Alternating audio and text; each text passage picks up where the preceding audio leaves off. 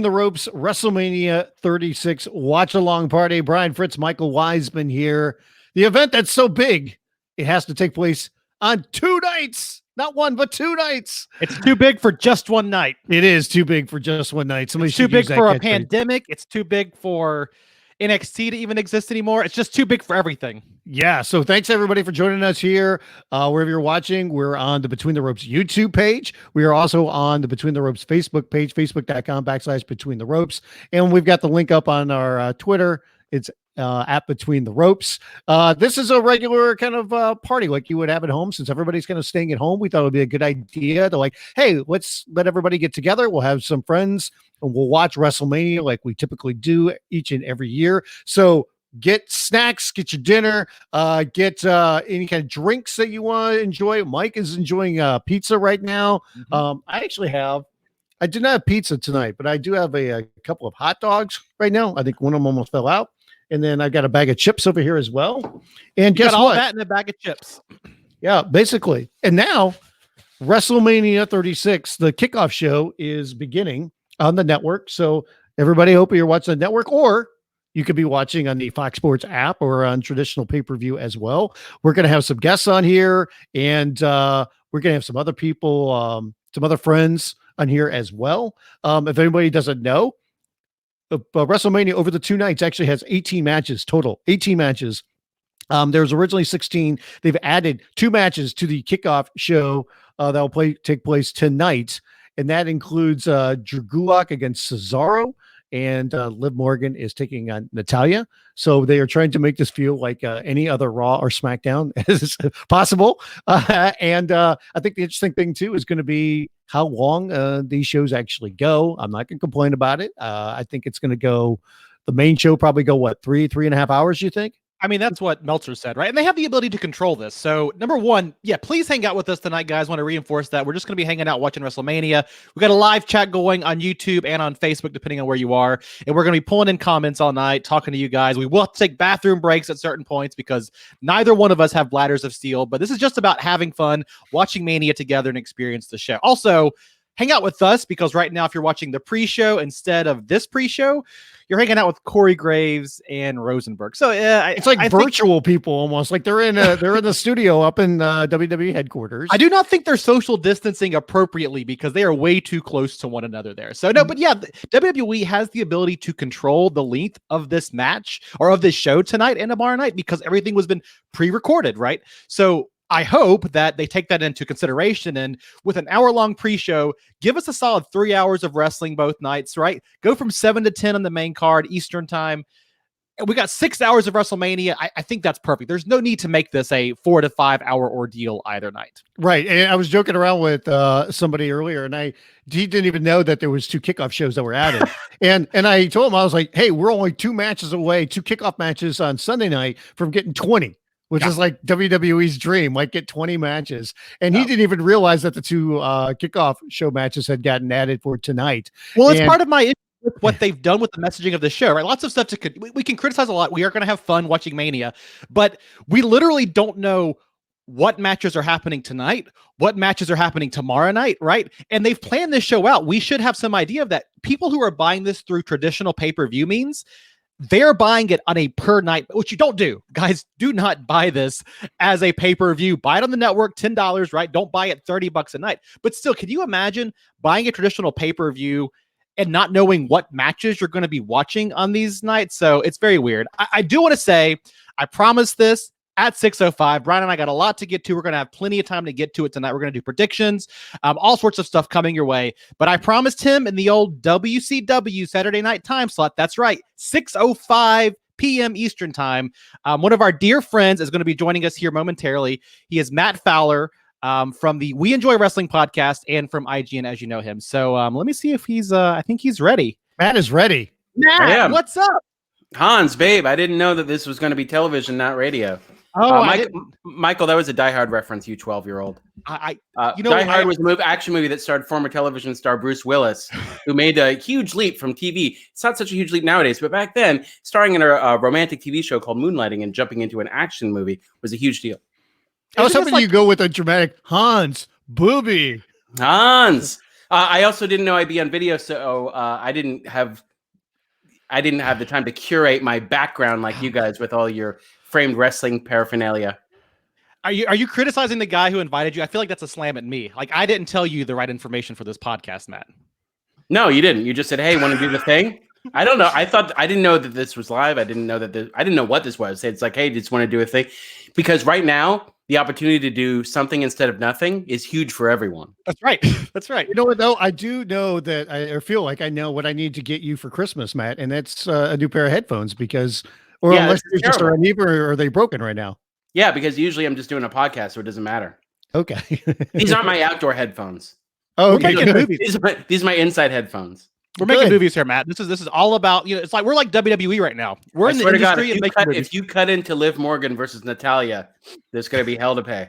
So, do you have any snacks with you? Because Michael's eating pizza. I'm about to begin my. No, I messaged him. I already ate my dinner early, like an old person. But that makes sense because I also bought the pay-per-view. Did you? What? No, I didn't. I didn't. You were talking about that. I was like, who does that anyway? Who does that? Well, I think it's interesting. And listen, y'all, Matt might have to peace out because you are doing live coverage for IGN tonight. So he has graciously given us his time. We have it up. We're ready to let him go at a moment's notice. But Matt, I think that's what I want to ask you about. So this year it's on the network, right? We have no fans in attendance. But does this mean that next year we should expect to see a traditional WrestleMania pay-per-view and have it pulled from the network? I thought you were going to say like WrestleMania on the moon because I don't know. Even fewer people around, right? Well, I mean, by this point, yeah, like the way that the mechanism was working is that they were looking to move all their pay-per-views and put them off site into some other streaming platform, possibly ESPN and so on. So by the time, whether or not that was going to happen by next Mania or just sometime this year, if all had gone according to plan, I don't know. But now nothing's happening because the world's obliterating around us. So pretty soon there might not be wrestling. That's impossible. Vince is not going to let that happen. By the way, we have some breaking news here, guys. We know the matches that are going to be taking place here on night one of WrestleMania. Tonight, we will be getting Seth Rollins against Kevin Owens. We will be getting the women's tag team title match between the Kabuki Warriors against Alexa Bliss and Nikki Cross. We will be getting, thank God he's okay, Elias against King Corbin. The triple threat match, ladder match for the tag team titles. I think the tag team titles are still on the line, even though it's only singles for each team. It's Morrison, Kofi, and one of the Usos. Daniel Bryan against Sami Zayn for the IC title. Becky Lynch, Shayna Basler for the Raw Women's Championship. The Boneyard match between The Undertaker and AJ Styles.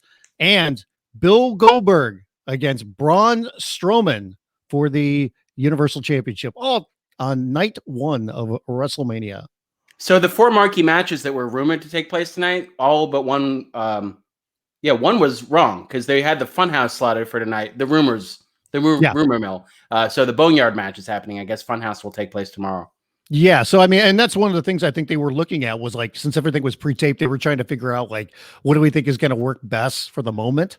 So, I mean, hey, let's talk about this real quick right now while we got you, Matt, because I think the big news that came out while we were watching SmackDown on Friday was we were all waiting to see what kind of angle storyline they were going to shoot to explain why Roman Reigns wasn't in the title match anymore. And even Triple H had done interviews earlier in the week saying there was going to be a very creative way that they were going to come up with to explain this.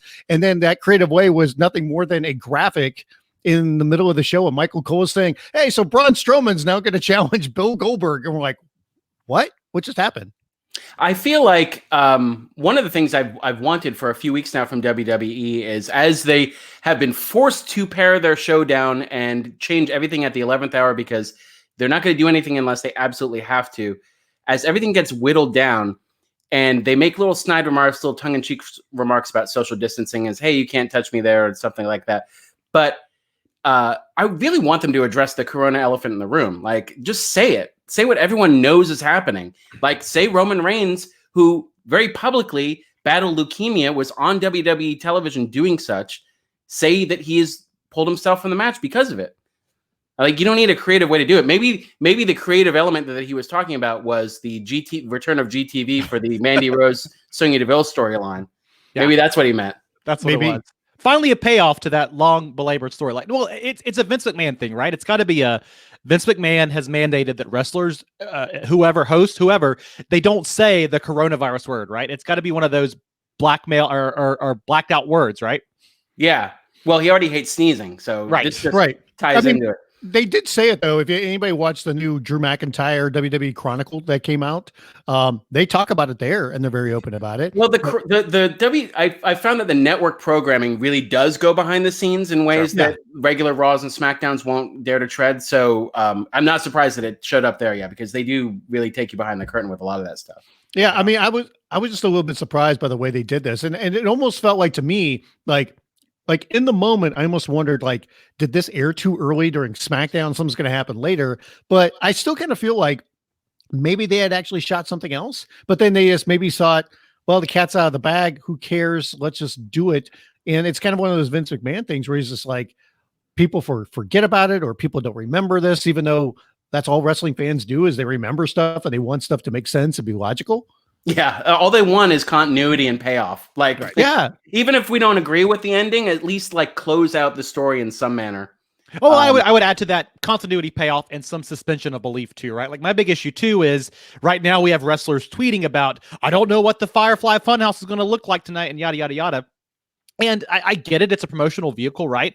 But you should also still be reaching out to fans to make this feel like we all know this was pre-recorded, so don't try to play me for a fool even on social media, right? How much do you think general populace knows it's pre-recorded? Michael, honestly, like there's people like us who like jaw about this garbage for a living, but like fair enough. How I'm just saying, like you can post an article about how things are pre-taped and you could have surprised more than a few people that they didn't know that was happening. I have no problem with them pretending it's not pre-taped and pretending they don't know what the match is. I don't know what to think about wrestlers tweeting in general. They've never really nailed how to balance character with social media, because every wrestler does it differently. Sure. Every wrestler treats some do it in character, some don't. There's no continuity to that either, and no payoff. Yeah. Well, that's fair, right? And they also do this with interviews. Some wrestlers do interviews in character, some don't, right? Some interview as Randy Orton or as Randy Orton. So yeah, it's a strange balance to strike. But I think it's Vince McMahon's thing, right? Like he is so convinced that coronavirus is whatever. It's not going to stop him from doing his show and making his money. WWE is the escape. And I almost feel like he lives in a world where if you don't mention it, then it doesn't exist to the fans, right? Like he has a certain belief that he can control the way fans think and the way fans interact with their media, right? Yeah, that's true. Part of it also might be the element of we're meant to distract and not remind, and sort of, if we don't say it, we don't make people think about the bad stuff that's outside their front door. And his goal has always been, as the greatest showman, to, distract and amaze and awe and so on, with varied levels of success. But just think, guys, by not having Randy Orton and Undertaker's WrestleMania entrance, we've shaved this show down a good 3 hours. Oh, it's true. It's true. I mean, we're still with 18 matches. I mean, you count 16, they're going to be on the main show. I'm still curious how long this show is going to be. I'm not going to be, complaining about like so many people do in years past, but I'm really curious, like, is this going to be done by like 10:30 Eastern on both nights, or is this actually going to extend longer than that? When they first announced that it was being split up over 2 nights, I understood it. I was like, okay, you need to break up the tedium of the fact that it is happening in front of no one in a smaller venue. And there's a lot of sameness there. It's a trudge to watch more than, say, 3 hours of it. So, split it up over 2 nights. But the more they kept adding matches, and now with these kickoff show matches, I feel like they've actually doubled the length of WrestleMania, and we didn't even realize it. I feel bamboozled here. So we were promised a short Mania for once in our lives. It's only been within the last couple of years they've done these super manias, though. I mean, they've been doing 4-hour manias for a long time, but it's felt like since the age of the WWE Network, they've had the liberty to just do whatever the hell they want to nowadays. Last year was the ridiculous one where the main event didn't even start until, what was it, midnight Eastern time? Yeah, it was midnight, and it was an East Coaster too. So it was midnight, and then obviously the awful getting stranded in New Jersey afterwards for so many people. And that, when you think about a Mania that long, you also don't want people pouring out of a place that late, but they don't have to do that. See, Michael, you didn't tell me about any of this setup because you guys have like your Twitter handles there. Sure. Mine just says Matt. You can change that at any time, baby. You can change that at any time. Oh, what do I do? I can even do this. Watch this. WrestleMania One Night pre-show, or if I want to. Uh-oh, he's going to go fancy here. Look at that. Oh, look at that. What if I did something and just blood started pouring down my screen? That would be incredible. It would be a WrestleMania moment. The showcase of the Immortals right here between the ropes. That's right. That's the real Boneyard match. So when it comes to the only thing that I'm really going to look for at the top of the show is go for it. No, go. What were you going to say? Oh, I just hope it's pirate themed. I think it's still going to be pirate themed. By the way, as bad as everything has been, and I know that everybody would love to be in Tampa for WrestleMania, I do feel that the silver lining in all of this is that most of the world is not going to have to experience the scumhole that is Tampa, Florida. Oh, wow. Well, I mean, as a Floridian, I take your word for it. I will say that before the pandemic happened and before it was announced that it would be Roman Reigns versus Bill Goldberg, my podcast partner, Eric Goldman, and I had decided we weren't going to WrestleMania this year. And a big reason was Tampa. And I didn't have the insider knowledge of Tampa that you had, but I just did not feel like going to a city I wasn't familiar with, renting a car, driving around after being in places I could walk everywhere, like New York, New Orleans, et cetera, with good public transportation. I didn't want the sprawl. And I didn't want to be in Florida without having easy access to Disney World. So it's funny you say that because I was not going to WrestleMania this year as well. I really wasn't, because Michael knew that, because I told him we had talked about it, and I was thinking about it, and I was just like, I'm not going to go for the first time in, over a decade. And then, all of this crap happened. So while we have you here real quick, let's talk about just a couple of the matches. So when it comes to Goldberg against Strowman, now that Strowman's in the match and Roman's not, I think everybody believed that Roman was going to win that match. Mm-hmm. So from both you guys, who do you think is going to win that match now? We'll start with you, Matt. Strowman. There's no way he can. Goldberg can't get him up in a jackhammer. So there's no possible finish for that match other than Strowman winning. I didn't even think about it. Is he going to do a schoolboy roll up? Yeah. It's Strowman, but I think they're going to do something goofy here, right? So this match is on our first night, and I think they're going to want to do something exciting, different, out of the box to tease night 2 and keep fans hooked, right? Send them home wanting more. And I believe that we're going to see. I don't know. I don't think Strowman's going to win it. I think something weird's going to happen the other night. Well, all they've said on the kickoff show about Roman Reigns is that there's been a change of plans. That's all they've said so far. I have thrown out this prediction, and I'll give credit where credit's due. It originally came from our buddy Jay Reddick with your Orlando Sentinel. I think Rob Gronkowski is going to leave as the Universal Champion. I think Gronk is going to win the title. And because like what Michael said, like they want to do something that really gets people's attention. They want to have their Sports Center moment. They want to do something that pops, with social media and with entertainment and everything. So maybe that's the route they go. I'm not saying I want to see that, everybody, because I know they're going to freak out. But I just have this sneaky suspicion, and hopefully I'm wrong, that Gronk could win the title. And I can't explain how they get there or anything, but you make me want to break the other side of my headphones. I'm going to pull this out, right? This chat user right here, Ratnick, longtime listener, brings this up. Braun Strowman's never won a world championship. How close has he been? How many times has he been to the top of the mountain against guys like Brock Lesnar and various other people? And they've never run with him, right? It's really just been Brock. He's only ever faced Brock and maybe someone else in a multi-man match, but Brock's been the champ when he's gone after it. But yeah, I feel Rob, I feel like the Gronk maybe will get involved in something and have, some physicality, but winning the title. The Gronk? Is that? Yeah, the Gronk, man. The Gronk. Is that his official name? He was on The Masked Singer this week. What? I'd never watched that show, and I watched it one time, and this dude's all over my TV now. If you hadn't watched it, he wouldn't have been on it. You drew him into that show. Is that what it is? I've never watched that show, and I've never watched American Idol, except for the last 2 minutes of it back in the day, because it used to be on right before 24. Oh, yeah. That's right.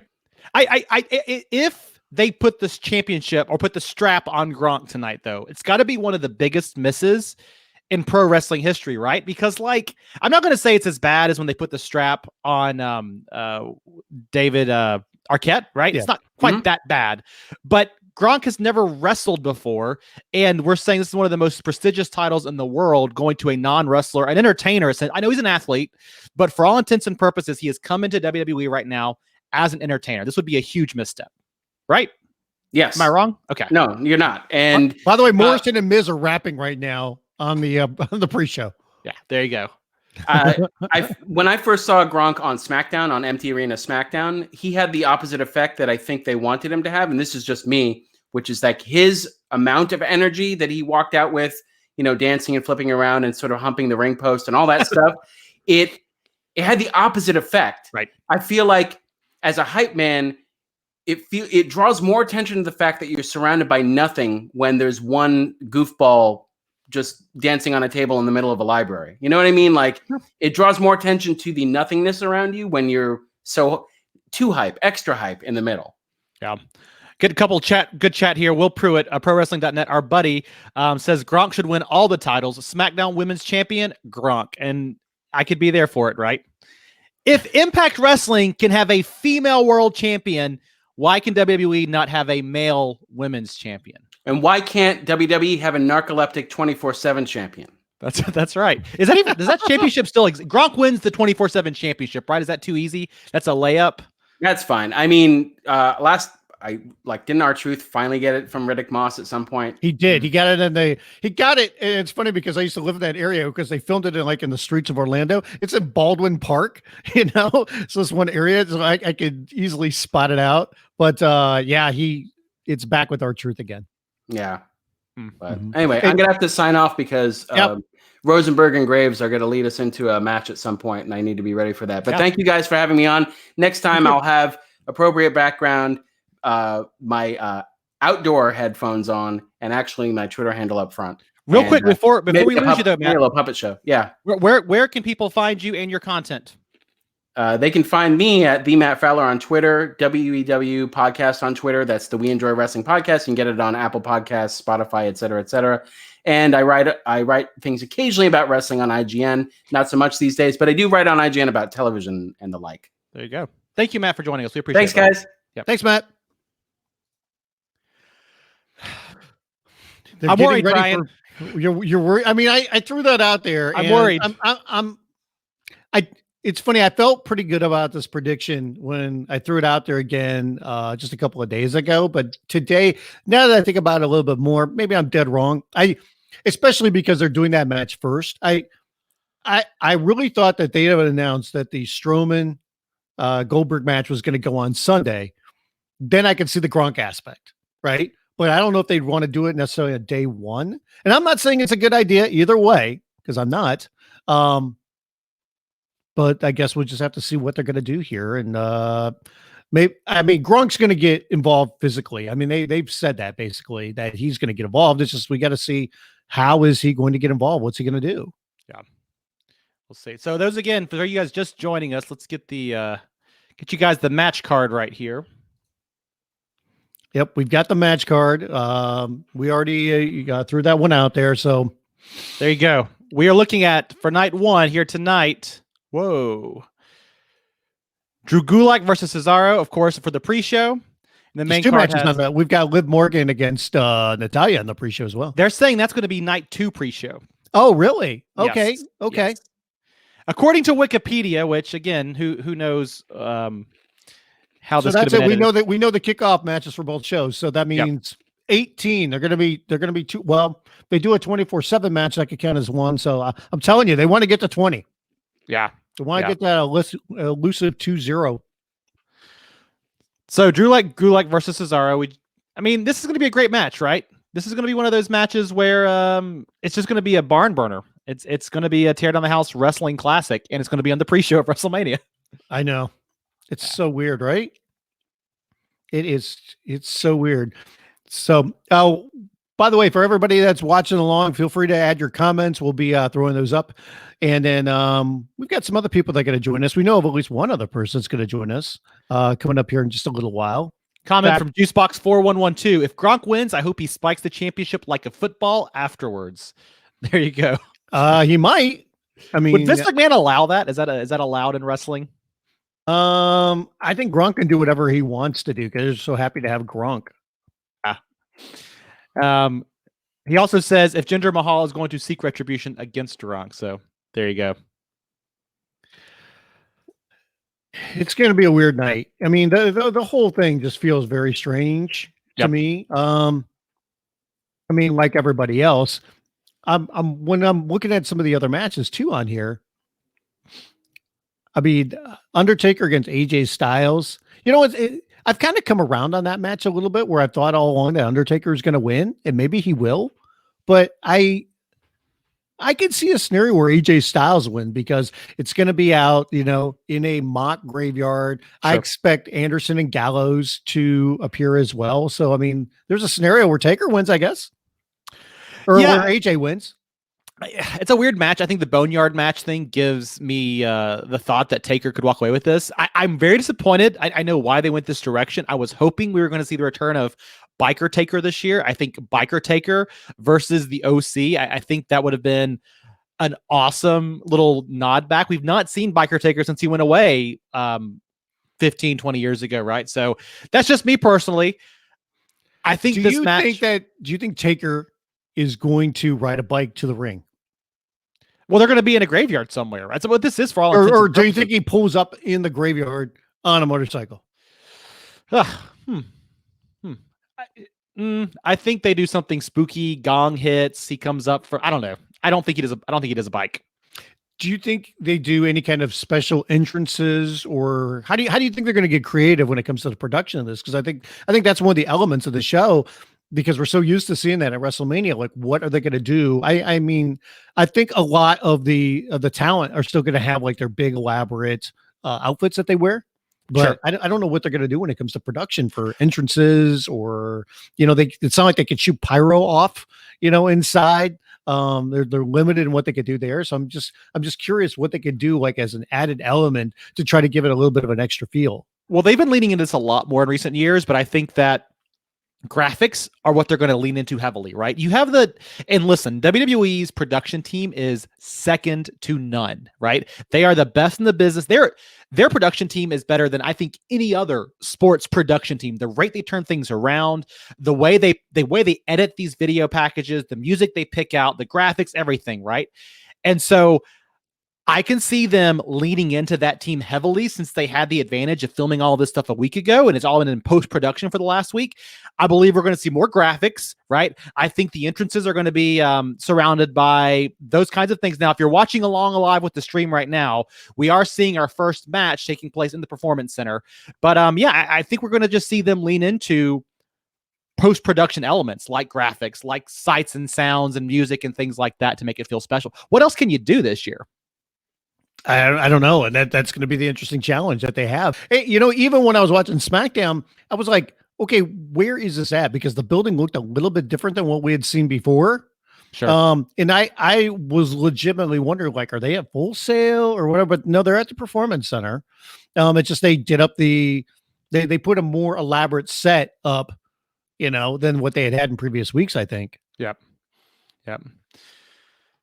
Cesaro versus Gulak is happening now on the live stream if you guys are watching along. And I'm glad they went back to this. I'm glad they did the whole hard cam facing the entrance ramp. I know they got that idea they'll never admit it, right? But they got that idea from AEW's broadcast during the time of Corona.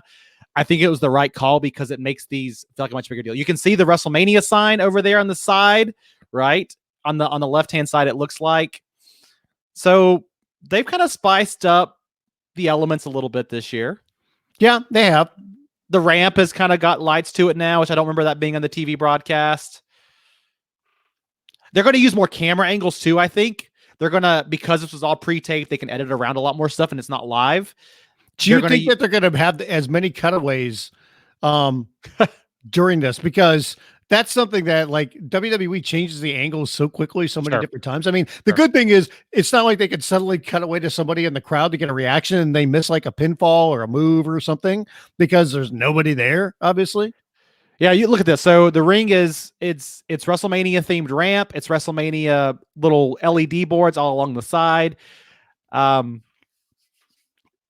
This is Michael Cole just said this is going to be a classic. All right.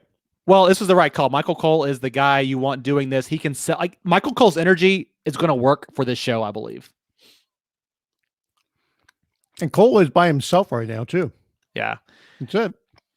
Yeah, they're doing more cuts so far. I can tell as part of this broadcast, leaning into different camera angles more. It's going to feel a little bit more cinematic.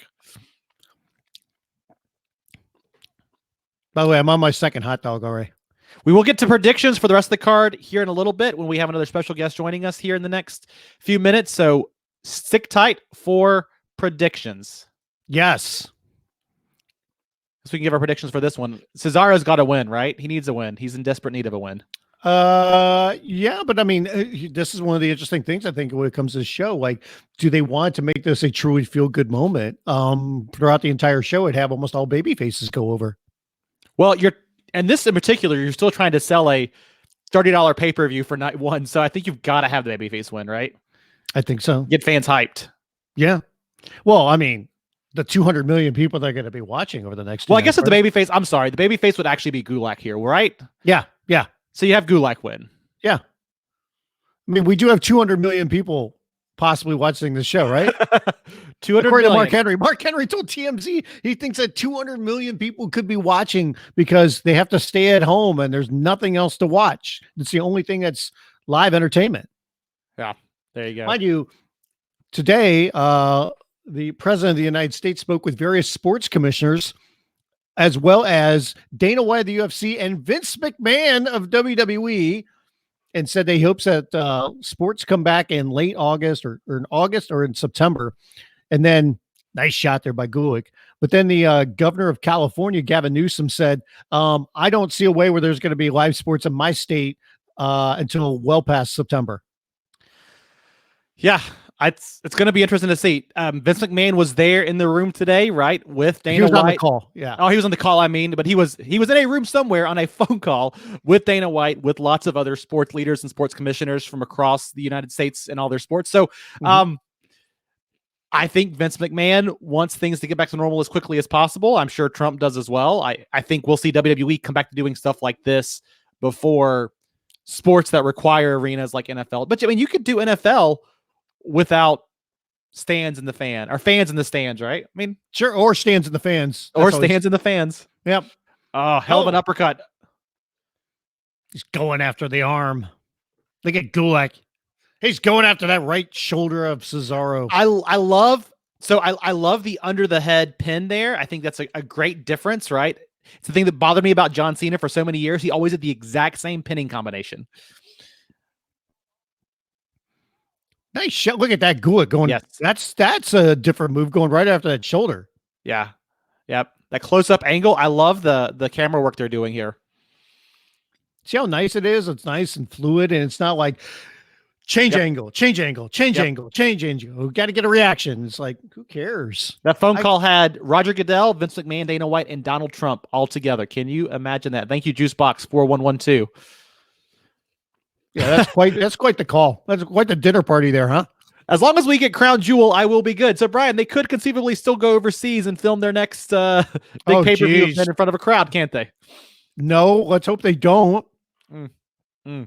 Everybody, you got to stay at home. And guess what? I know people say, well, we want to get out there as quickly as possible.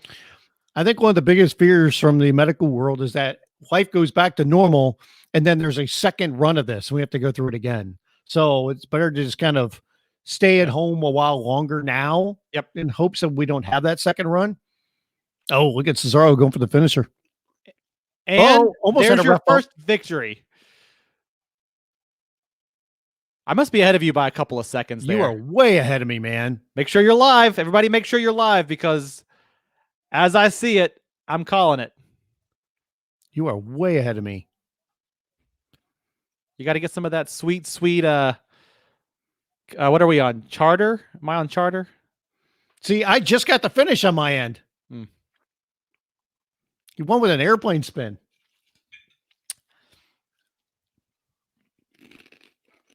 Well, you should stick with your first prediction.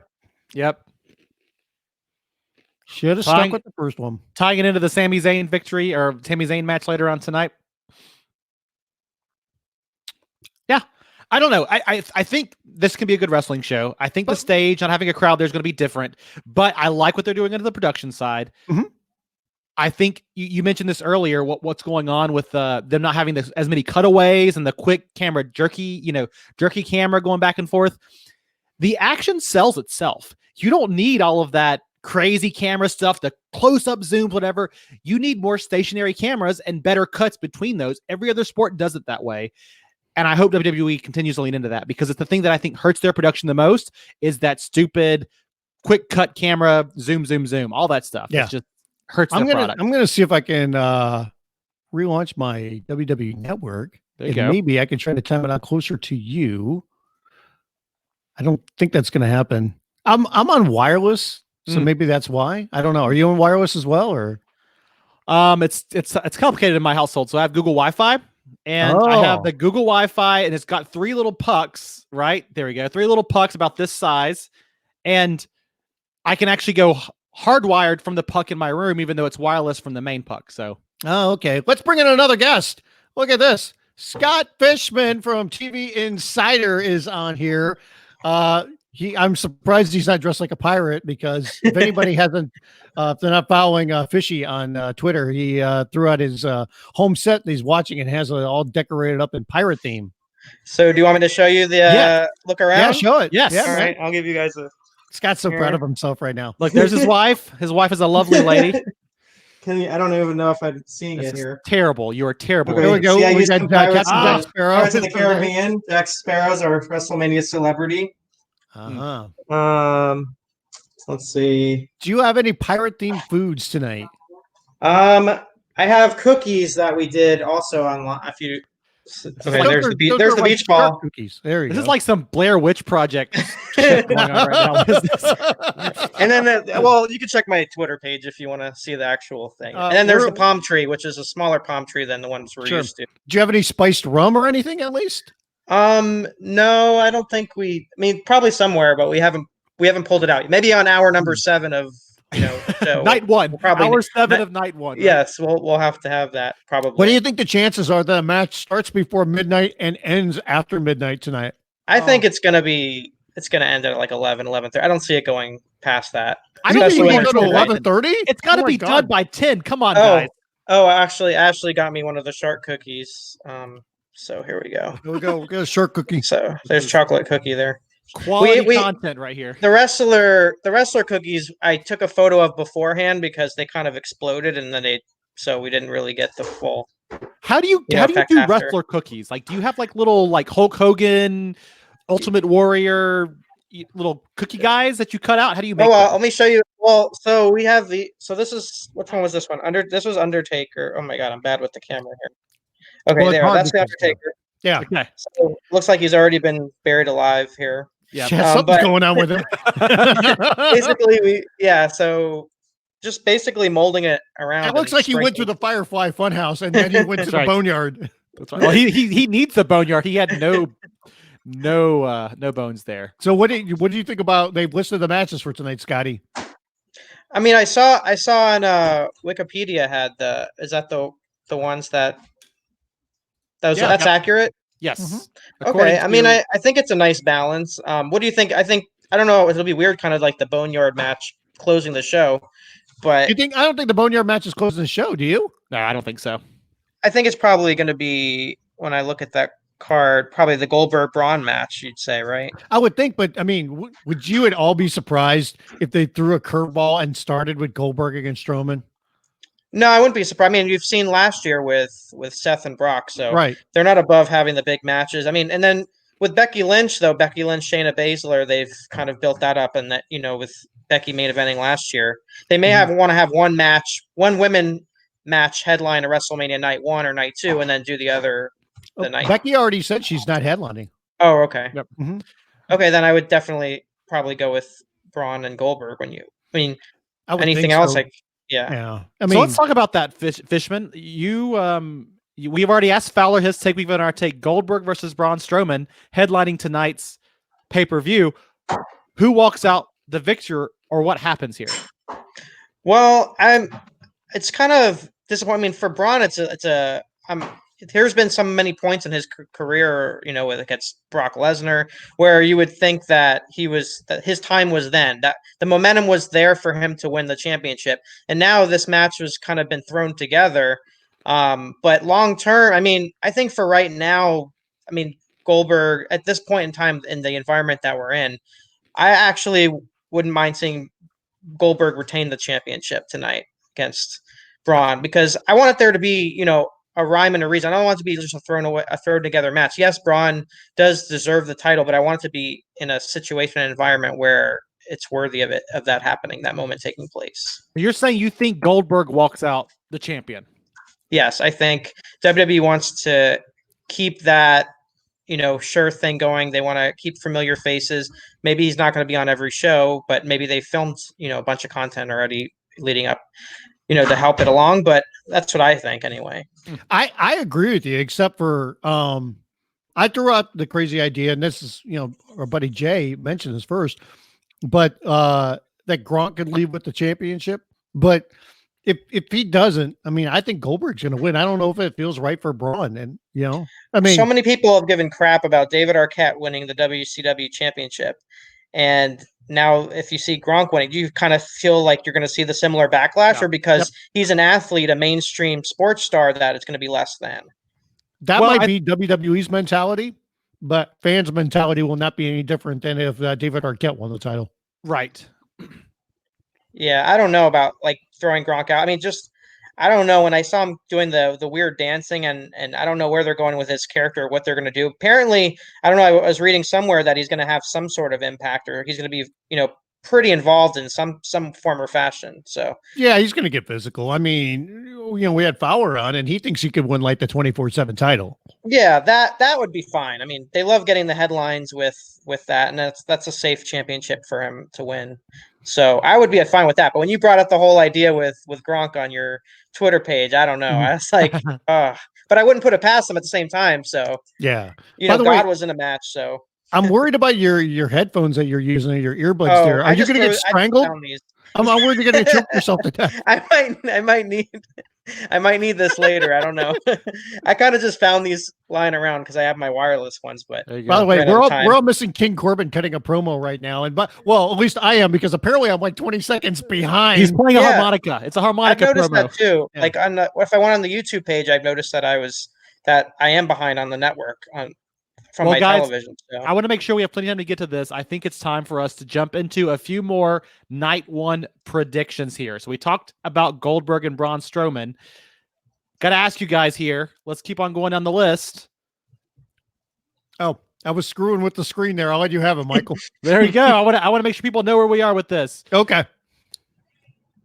Drew Gulak versus Cesaro just happened. Undertaker versus AJ Styles. We were talking a little bit about this, Fritzy. I don't know if I heard where you landed with this. Taker or Styles?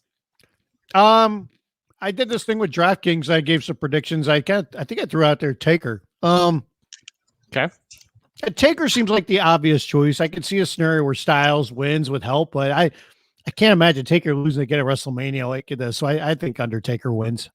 Yeah, I mean, he's given so much over the last couple of years. I think he needs a win here, and this is an environment that would give him a victory, and still AJ wouldn't, you know, be lesser because of losing in a Boneyard match. Yeah. Sure. Because everyone knows him as, you know, this in-ring performer, so he lost in a Boneyard match, so, you know, it's not as big, I think. And Taker's pretty, I mean, Styles is pretty invincible, right? He can bounce back from a loss fairly easily. He's a heel, right? So he can come back, he can work his way back up, and I don't think it's an issue. He won at last year's Mania against Randy Orton in a pretty high-profile match. So yeah, I agree with all of you guys. I think we see Taker walk out with the victory. Becky Lynch versus Shayna Basler for the WWE Raw Women's Championship. I know everybody, or a lot of people, think Shayna Baszler is going to walk away. I think Becky's going to win this match. I mean, I'm not saying that. Who knows what the right decision is, and I'm not saying. I think some people might think that like it's going to hurt Shayna. I don't think it really hurts Shayna if she loses here, and I just had this sneaky suspicion that Becky's going to walk out with the title, especially because I mean there were some rumors that maybe her wedding was coming up here. I don't know if that's true or not, but regardless, nobody's doing anything or going anywhere. Sure. So I don't think it's really going to change too much if Becky, retains here. I think it also comes into the picture if what happens with Ronda is Ronda being shown into the big picture here for SummerSlam. So if that comes into play, then I might go with Becky in that kind of scenario because, she's beaten everyone. And then now Ronda comes back, the one person that, she wants to avenge this victory. But sure.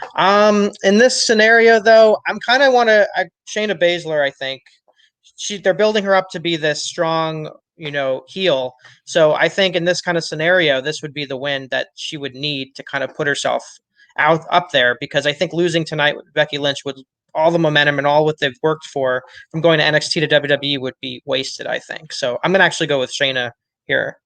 I like your prediction there about, I don't know, I think they're still behind Becky. I think they love this narrative of her being this really long champion, right? We've not had Brock Lesnar, of course, is a long reigning champion, but really for the full timers who are around all the time, it was CM Punk is the last really longly tenured champion that I can think back to. And I think they love the idea of maybe Becky Lynch breaking that reign and continuing to go on and lose. I think that Ronda Becky Lynch rematch, especially if it's one-on-one at a SummerSlam or another big event, would feel like a big money show to them. Also, I like Basler, but I don't think they're going to want to crown her on a show without any fans. I think that's going to be challenging for them to convince it's the right decision here. Well, I think that's going to be one of the big questions I have for Drew McIntyre. Yeah. Strowman, and then also the Goldberg Strowman match. Yep.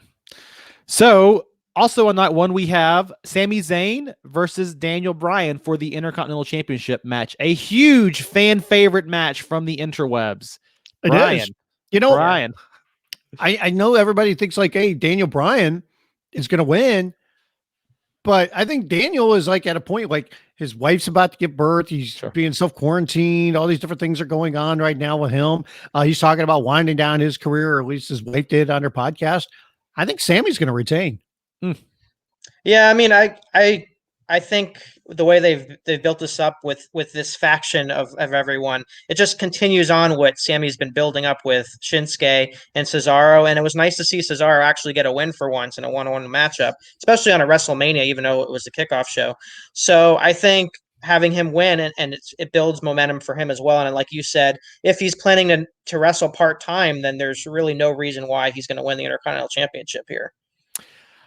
I think you all make great points, and I think Sami Zayn needs a big victory, but I also think that the allure of Daniel Bryan putting on a great match and coming out on top here, I think is a great story they want to tell. And we just saw Gulak lose to Cesaro, so it would make sense to me they want to balance the scales out here, unless they have big plans for this Sami Zayn, Nakamura, Cesaro faction going forward, which they might. I don't know. I'm kind of feeling Daniel Bryan tonight. Mind you, I'm probably looking way too deep into everything when it comes to their personal lives and what's going on and decision making. Because I mean, on the surface, Daniel Bryan, on the surface, it feels like Daniel should win, but who the hell knows?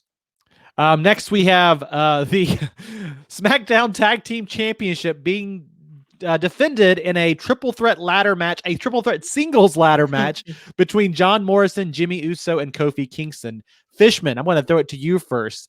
I was just going to say, did they even explain why this match is happening on WWE TV? Like, yes, the Miz is injured. The Miz is injured. Earlier today, they said in one of the brawls that they got, and the Miz got injured. So why couldn't they do that with Roman? I don't understand why, but I digress. But I think they're going to retain because, I don't want to see a title change. For me personally, I don't want to see a title changing hands when you're a tag team wrestler in a singles capacity. I just think that's kind of weird. It's very WCW like, in a bad way. So I'm going with Morrison here. Is there something with WCW in a good way? Hey, I'm a diehard WCW fan. I'm still mourning the loss of Nitro, and even during its darkest period. Mourning the loss. Do you still like on the night that Goldberg beat Hogan in Atlanta? Do you celebrate that every year?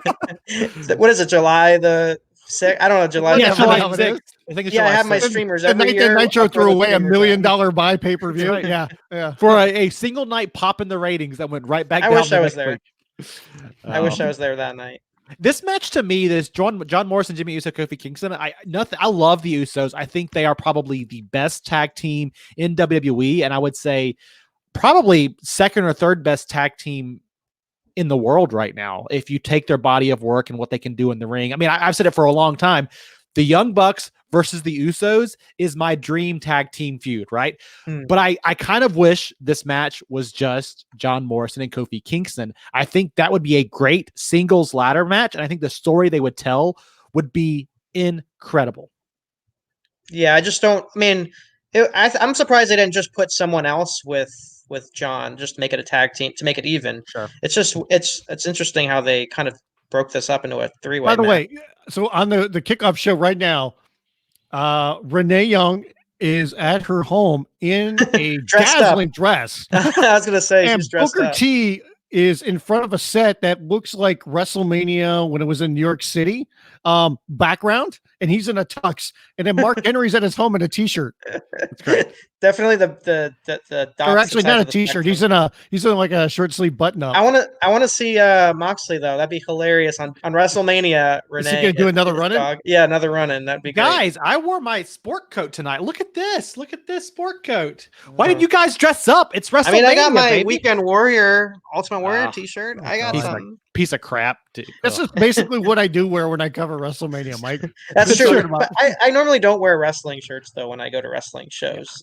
Well, depending on the situation. Fishman, how many wrestling shirts do you own?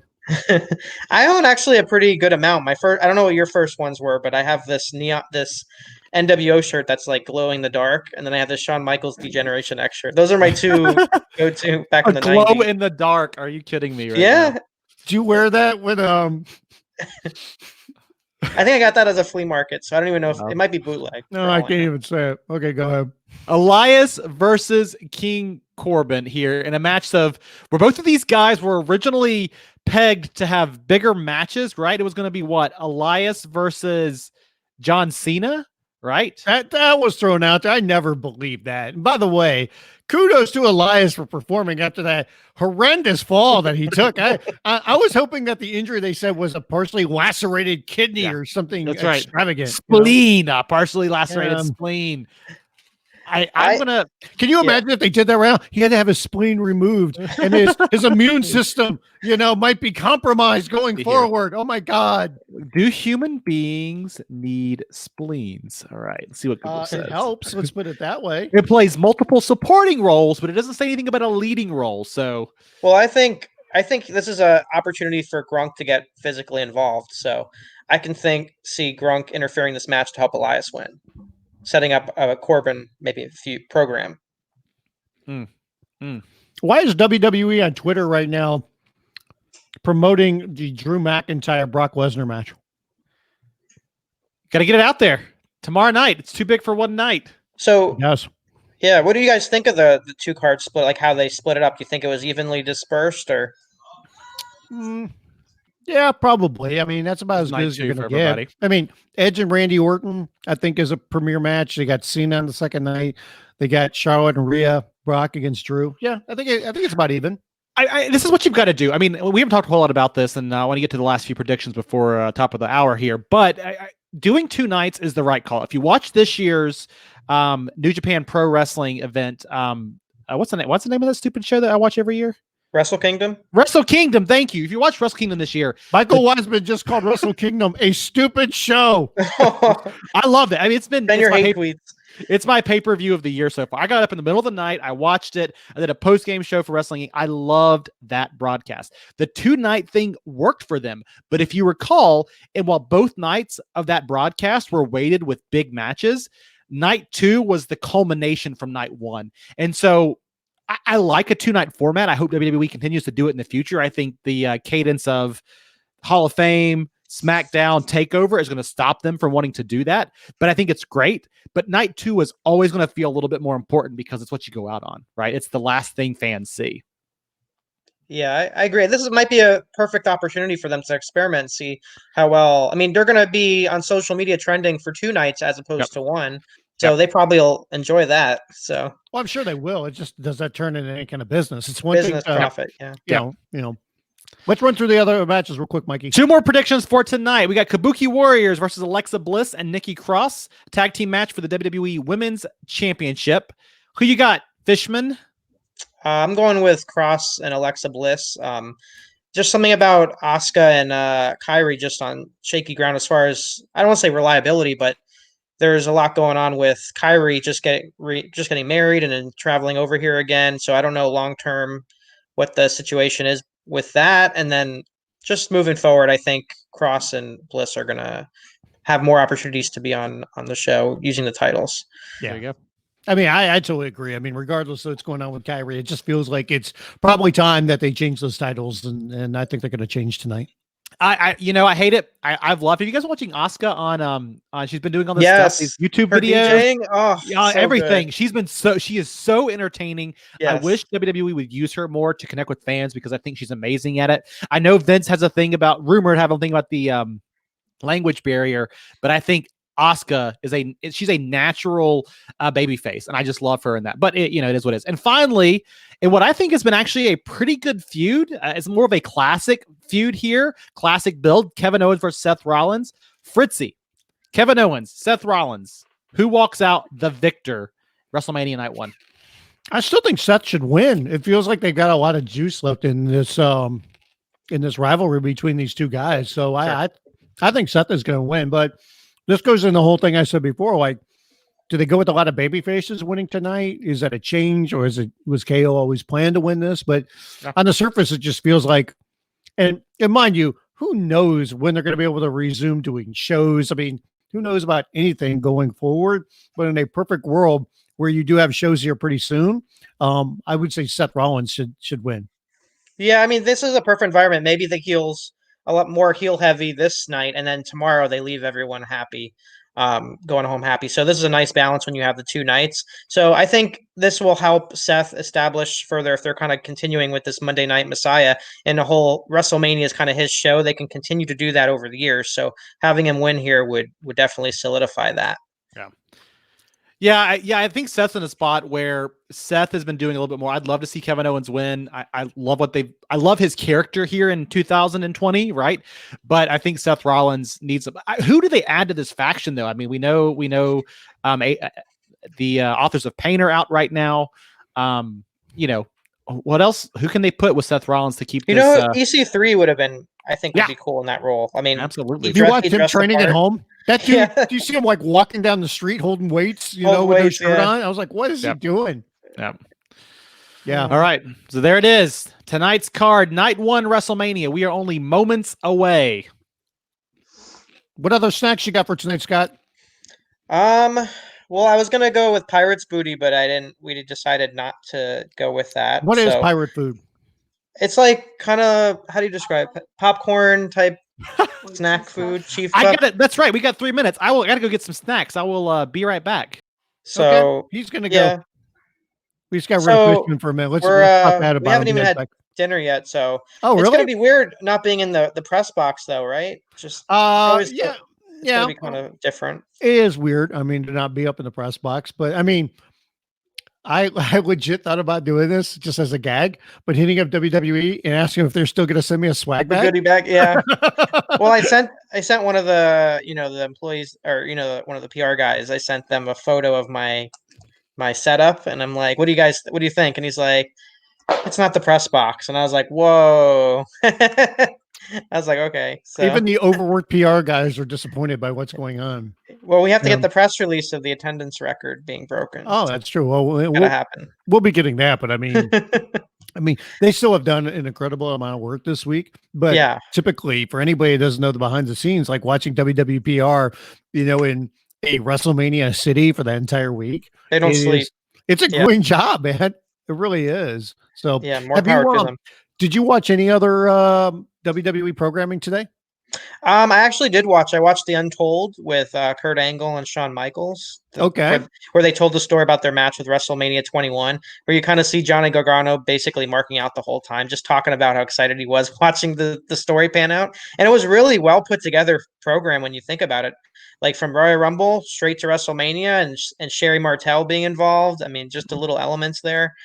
So that was kind of fun. I want to watch the Drew McIntyre. I watched that. It's really good. It's only about 35 minutes, but yeah, it's really good. And I actually watched the WWE 24 for WrestleMania 35. God, I can't imagine what this one's going to be. They have to release one, right? You would think. Oh, yeah, somehow. So the content. Well, WrestleMania is about to start. Mikey's back. So, Scott, go enjoy the show. Everybody can follow Scott on Twitter. It's at SM Fishman. You can find his work over at TVinsider.com. Go enjoy WrestleMania, you pirate. Arr. Arr. All right. See you guys later. See what? Bye. I thought Fishman was going to do a pirate talk originally when he came on. I was glad to see that he leaned into not just the pirate theme of this year's show, but he leaned into the Pirates of the Caribbean theme of this year's show. I know. By the way, we can talk about this more tomorrow night because that's when the match is taking place when it comes to the McIntyre-Lesnar match. Yeah. WWE missed an enormous opportunity to utilize that awesome video that was shot of Drew over in Scotland training. Yep. Like Rocky style. It was like Braveheart meets Rocky. They showed none of that on TV. And I know the whole thing's like 3 or 4 minutes long. I mean, they didn't show any of that on TV. They didn't show. We are live at WrestleMania. Please make sure you're tuned in. Yes. But they didn't show. They could have condensed it down to like 30 seconds. They could have shown the whole thing. Hell, on Raw or SmackDown this week, they could have showed like the whole Drew McIntyre documentary that they did, the Chronicle. Why did they put that on TV? I don't know. It makes no sense. No sense at all. So I still, you're way ahead of me again, man. Do you want to hit pause for like 10 seconds? Yeah, you're good like 20 seconds ahead of me, I think, man. Like right now, they're just showing the WWE Forever. You and your fast internet. Oh, here's Stephanie.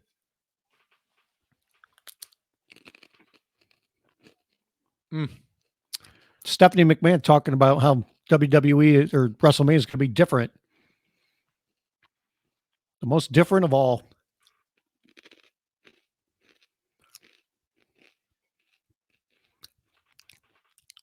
Current circumstances. That's the keyword, man. That's a buzzword. So you tell me whenever they catch up to the Welcome to WrestleMania and they fade out and I'll hit play and we'll be synced up. Okay. She'll say it here in 10 seconds or so. I will tell you here. This is quite the live feed we got going on here. Mm-hmm. Trying to sync up broadcasts. I can't be ahead of you. I'll ruin it. Yeah, I know, right? Thank you. And welcome to WrestleMania. When it fades black. Yep, fade to black. There we go. All right. Perfect. Let's watch the video package and we have another special guest joining us here. Yes.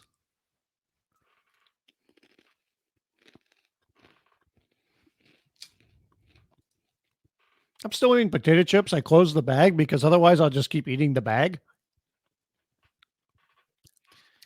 By the way, Little Richard there. Who did you call him that one day we were doing something? Did you call him Stevie Wonder? Stevie Wonder. There you go. Now, great. Now that you've screwed up my stream properly promoting, pointing out, now the chat will have spoilers for the hosts. Oh, damn it. Yeah. I can't tell if you have super fast internet or if mine's just slow. I think yours is slow. That's not good. Mine's normal. Oh, Aretha Franklin. They're going to play the whole America the Beautiful? So they're playing the montage of it. We're supposed to be quiet during this time? Probably. I forgot about Boys to Men.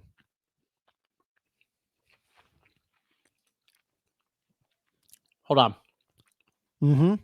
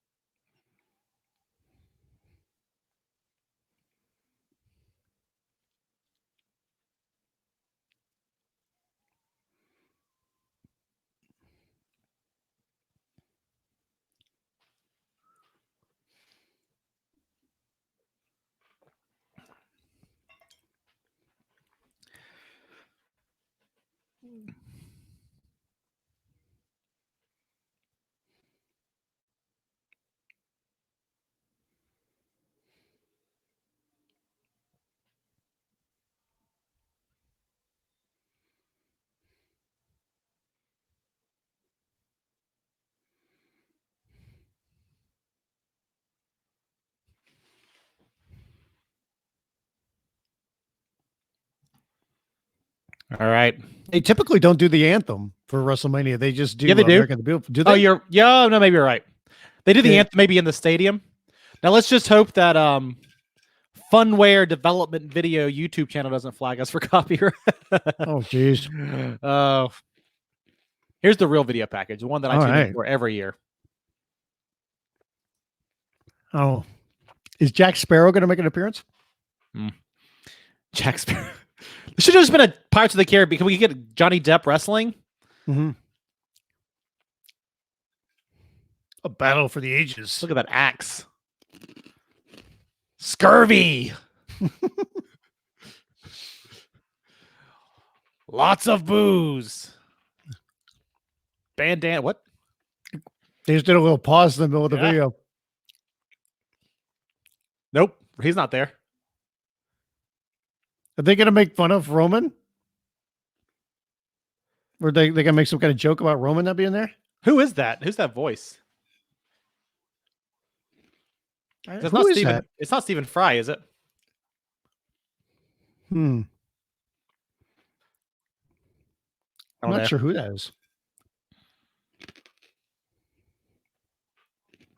Francis says it's Captain Birdeye. Don't know what that means. Is that a real person? They're doing a whole spoof for this. Yep.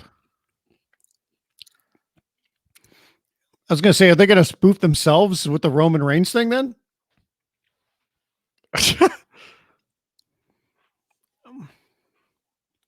They're doing like a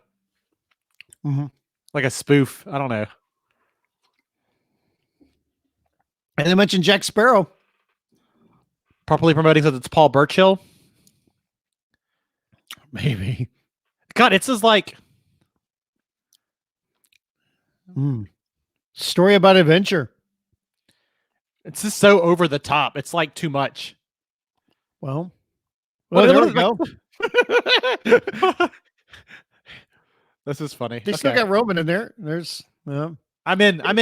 I like it. Everybody in front of green screens. Yeah. Having fun. Yep.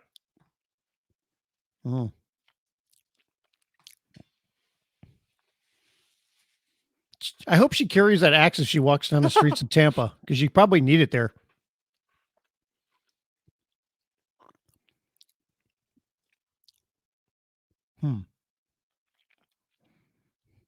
Kofi looks badass right there. Kofi does, badass man. Kofi Kingston right there. I know, right?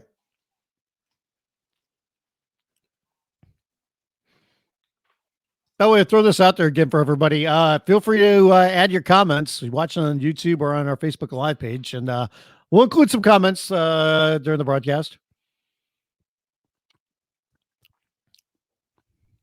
It's just everybody in dirt with very little clothing and screaming. That's all it is. It's all special effects. I mean, it's super talented. Is Seth Rollins fighting the Kraken? Yes. Oh, the WWE Championship just went into the water. This is a Hollywood level video package, what this is. It's a long one, too. How else are we going to get to midnight off this one night, you know? Mm-hmm. Oh, yeah, they're going to play some ACDC. There we go, ACDC. About to rock. Here we go. Yeah! God, that man, Vince McMahon loves AC/DC, doesn't he? Ever since he went to Saturday Night Live and got to see them play. Oh my God, he loves it. The Rock, we salute you. And those about to rock. I can't wait for Thunderstruck to come tomorrow night, man. Can we get a Highway to Hell again? Oh. For those about to rock. Fire! Do they have Roman Reigns? Fire the cannons! Look at that. Was again, Kofi Kingston looks totally badass in this video package. Are we getting a separate video package tomorrow night, I guess? We better. We salute you. I mean, it's advertising the big matches from both nights. Just imagine if you were in Tampa right now, okay? Just imagine this is a normal WrestleMania and you're enjoying this video package, okay? Imagine Vince in the back in Gorilla, just like, yeah, this is what I'm talking about. This is WrestleMania. I do miss it. I miss WrestleMania now. Thanks, Fritzy. I'm sorry. Thanks.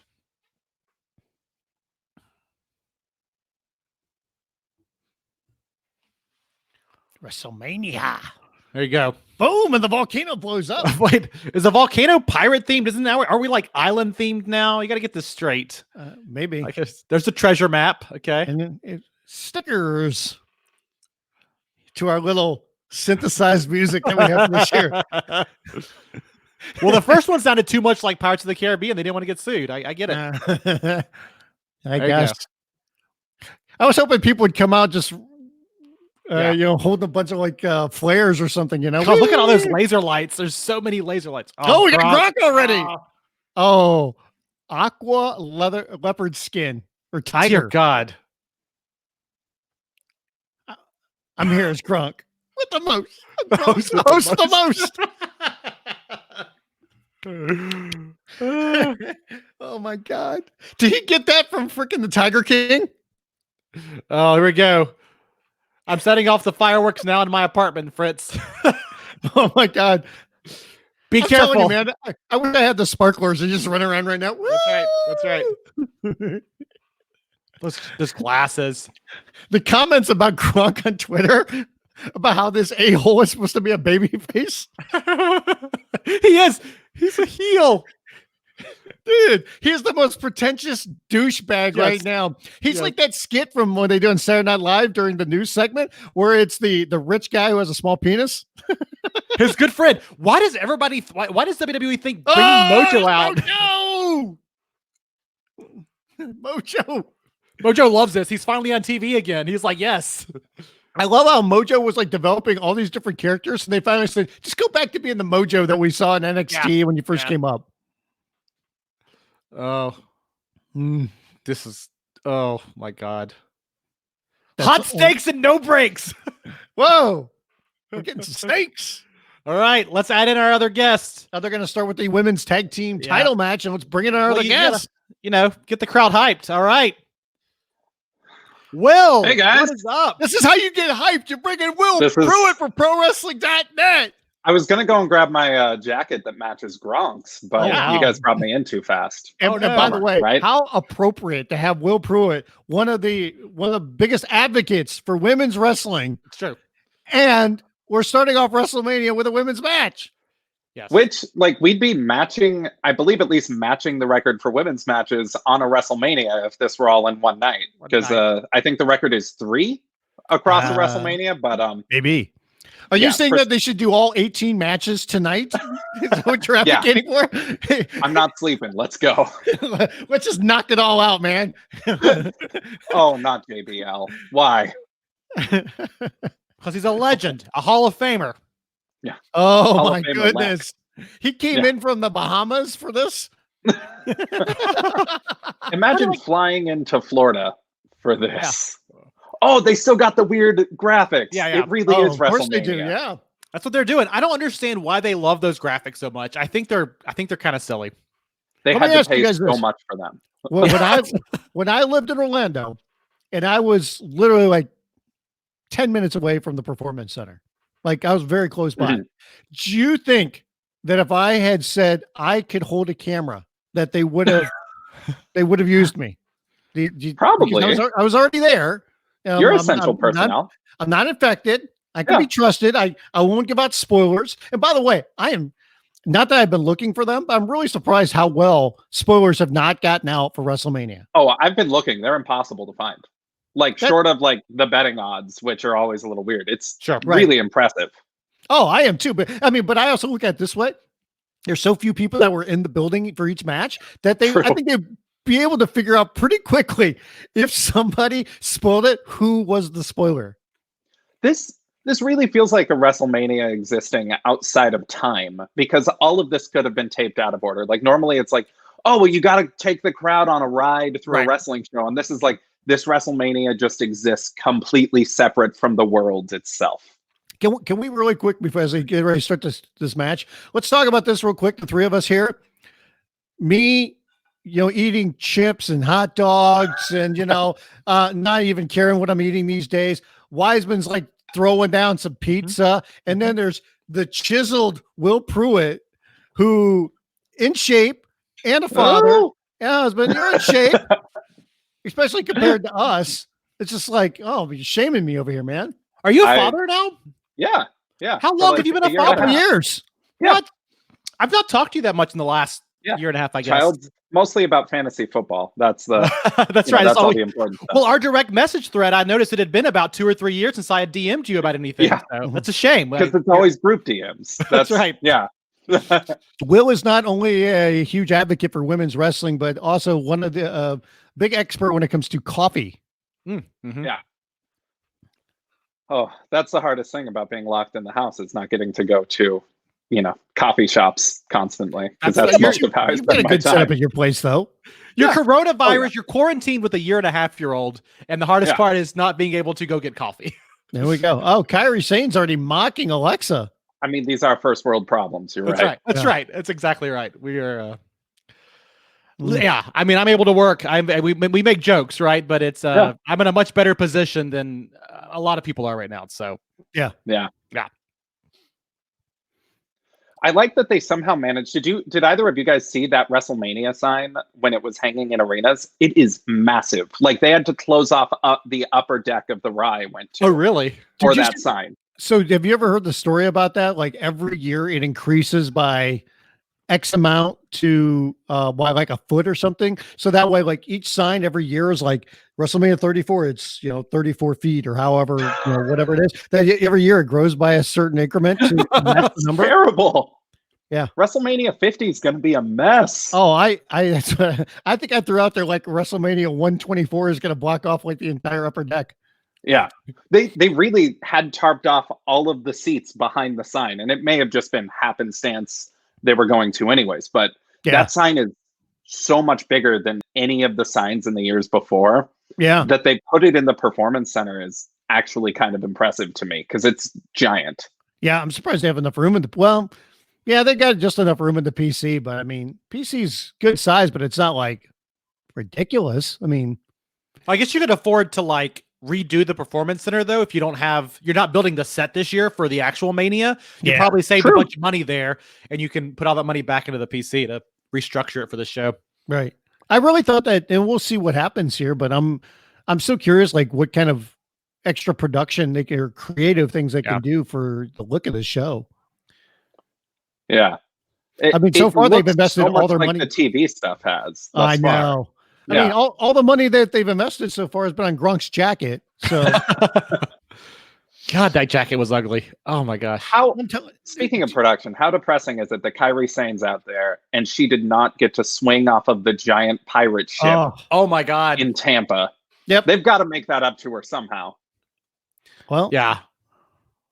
We'll see if they do it again next year. Well, they've already announced Los Angeles for next year, but I mean, the year after that, do they bring it back to Tampa? Yeah. You'd think they'd be looking to make it as a make good or running a special one night only type of show from that stadium to make it up to fans. Because I don't know. I mean, we'll see when they can, but I don't know that they can go a whole year without another big stadium show. Well, I mean, yeah, I'll be curious. I mean, hey, who knows when we're going to get back to having, shows with anything, when it comes to having fans. I mean, I'm not saying, hey, we're not going to have WrestleMania, in front of a sold out stadium next year, but I don't know. We couldn't. I mean, who the hell knows? People joke, but I think it is a real possibility they go back over to Saudi Arabia sometime. I mean, what's the coronavirus status of Saudi right now? Like they're really going to tell us. Down. Are they? Where are they on the curve in relationship to us? Everybody is doing better compared to the United States. Yeah. It's interesting because you have the perception of, not to make this about coronavirus, we'll get back to wrestling here in a minute, right? But here in the States, I think we're kind of insular with our own opinions and positions, right? But you ask the outside world and people are like, what the hell are you doing, United States? This is terrible. I know. Oh, no. Jason Powell doesn't approve me being here. That's an issue. What? Gotta go, guys. All right. Jason, get your webcam out. Join us. Yeah. Why isn't I want to watch Jason type on his comically large couch while watching WrestleMania. He does have a comically large couch, doesn't he? It's giant. Jason's couch is like the biggest thing. And then that's because he's got to fit both of his dogs. Well, he has smaller dogs, but the dogs don't like anybody but him and his girlfriend. So the dogs need their space. I snuggled one of those dogs the entire time I was at his house. Really? Like, they just don't like you, Brian. One of them kind of like me, and then the other one was standoffish with me the entire time. I might be clouding my memory. I was drinking a lot that evening, but shocker. Yeah. Powell, where's my invite? Where is my invite? Why am I left out of this? Yeah. Jason doesn't like me for some reason. Yeah.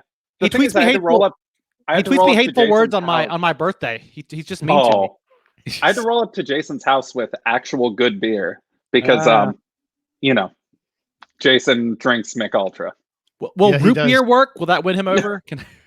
If it's a code red Mountain Dew, that might win him over. Yeah, that would do it. We get to finally see Kairi Sane back after we thought she might get stuck in Japan. I want to know what kind of hoops they had to jump through to get Kairi Sane to come back for this. I mean, probably similar to what they had to do to get Drew back. If you said you watched the WWE Chronicle, like that was legitimately dramatic, being like, is that dude gonna make it here? Yeah, I know, right? But I mean, he got back just in the nick of time. They were still allowing flights, so like he probably, because remember when they made that announcement, and then they said, not the UK. They made the announcement like on a Wednesday, and they said everybody's got to be back by like Friday at midnight or something. So he probably just came back, a day early or whatever. This hasn't been a bad match so far. It's pretty physical. Yeah. Yeah. That's always one of the fun things you're doing a watch along. It's like, how much play-by-play do you want to do, and how much you just want to, everybody else should be watching as well. So I think everybody can see what's going on. Yeah. If you're just watching us right now, you're totally doing this weird. wrong. Yeah. Watch the show, have the volume for the show up, listen to Cole and JBL call it, but also listen to us. That's right. I am curious to see how much of this show feels reshot, or like if there are any botches, like how many moves actually get messed up on this show, because they had the time to reshoot it to get everything right. If they were actually shooting it like they were in a studio, they could have a fully perfect wrestling show, which is weird and kind of against what pro wrestling usually is. Although, I mean, Impact Wrestling did pre-tape their shows for a number of years, and they never had a perfect pro wrestling show. So true. let's not get carried away, guys. That was hilarious. But they don't even have fans that would like complain about it in the arena now. That's right. Well, that's going to be the interesting thing is you're not going to have, in watching these matches, you're not going to have the fan reactions to also help alter your perception of how good or bad these matches are, right? It's just simply, what do you think in the moment? I mean, that's what you guys are for, to tell me how to feel. By the way, so we talked earlier about like when they did the kickoff show match about like, when it comes to production, like they can't cut away to, fans, because obviously there's no fans. Instead, what they're doing is they are doing the quick shots. They're just cutting away to Asuka on the apron.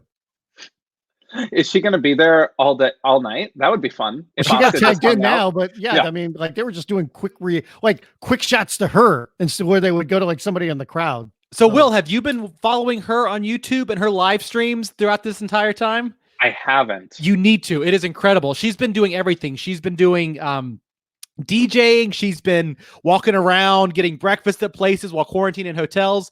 She is super entertaining. I mean, we all know this about her, but it's amazing. Go follow her on YouTube. Yeah. It's incredible. What is like Nikki clapping for? Like, let's go, fans. Yeah. Let's get this thing going. Yeah, she's looking around now. Where are the fans? Yeah. Gotta get the crowd, get her going, man. That's what amps her up, Come on. Get this party started. Is Byron Saxon just going to pop out and start clapping?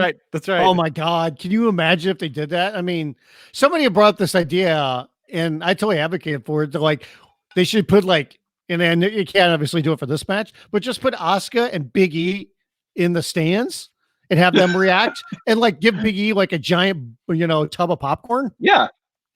Like, why not? And pay Big E like he's in the main event at that point, because it'd be the best thing. You would say why not, and that's because you really shouldn't have any more than this number of people out there to yeah.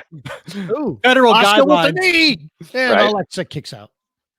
How would like a 6-person tag work? You know, like they got 4 out there right now, but you start to get more, and you've got over 10 people out there easily between the commentators, the ref, and the wrestlers. And you got a couple of plus video camera people. Yep. Yeah. I'd assume, I mean, you've got 1 person on hard cam, at least 2 on the ground. I'm kind of surprised they haven't brought in more like robo-cams to do this thing, because usually they're decked out with them at a WrestleMania anyways, and they make cameras good enough that they would match WWE's normal production standards, and you don't have to have operators even physically in the building at that point. And we got a hot tag coming up here.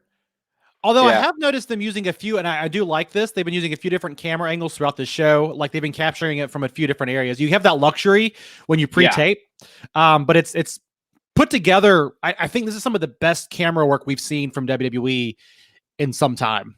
Nikki's just screaming and taking off her clothes. Nikki Cross screams, unzips her vest. Real weird.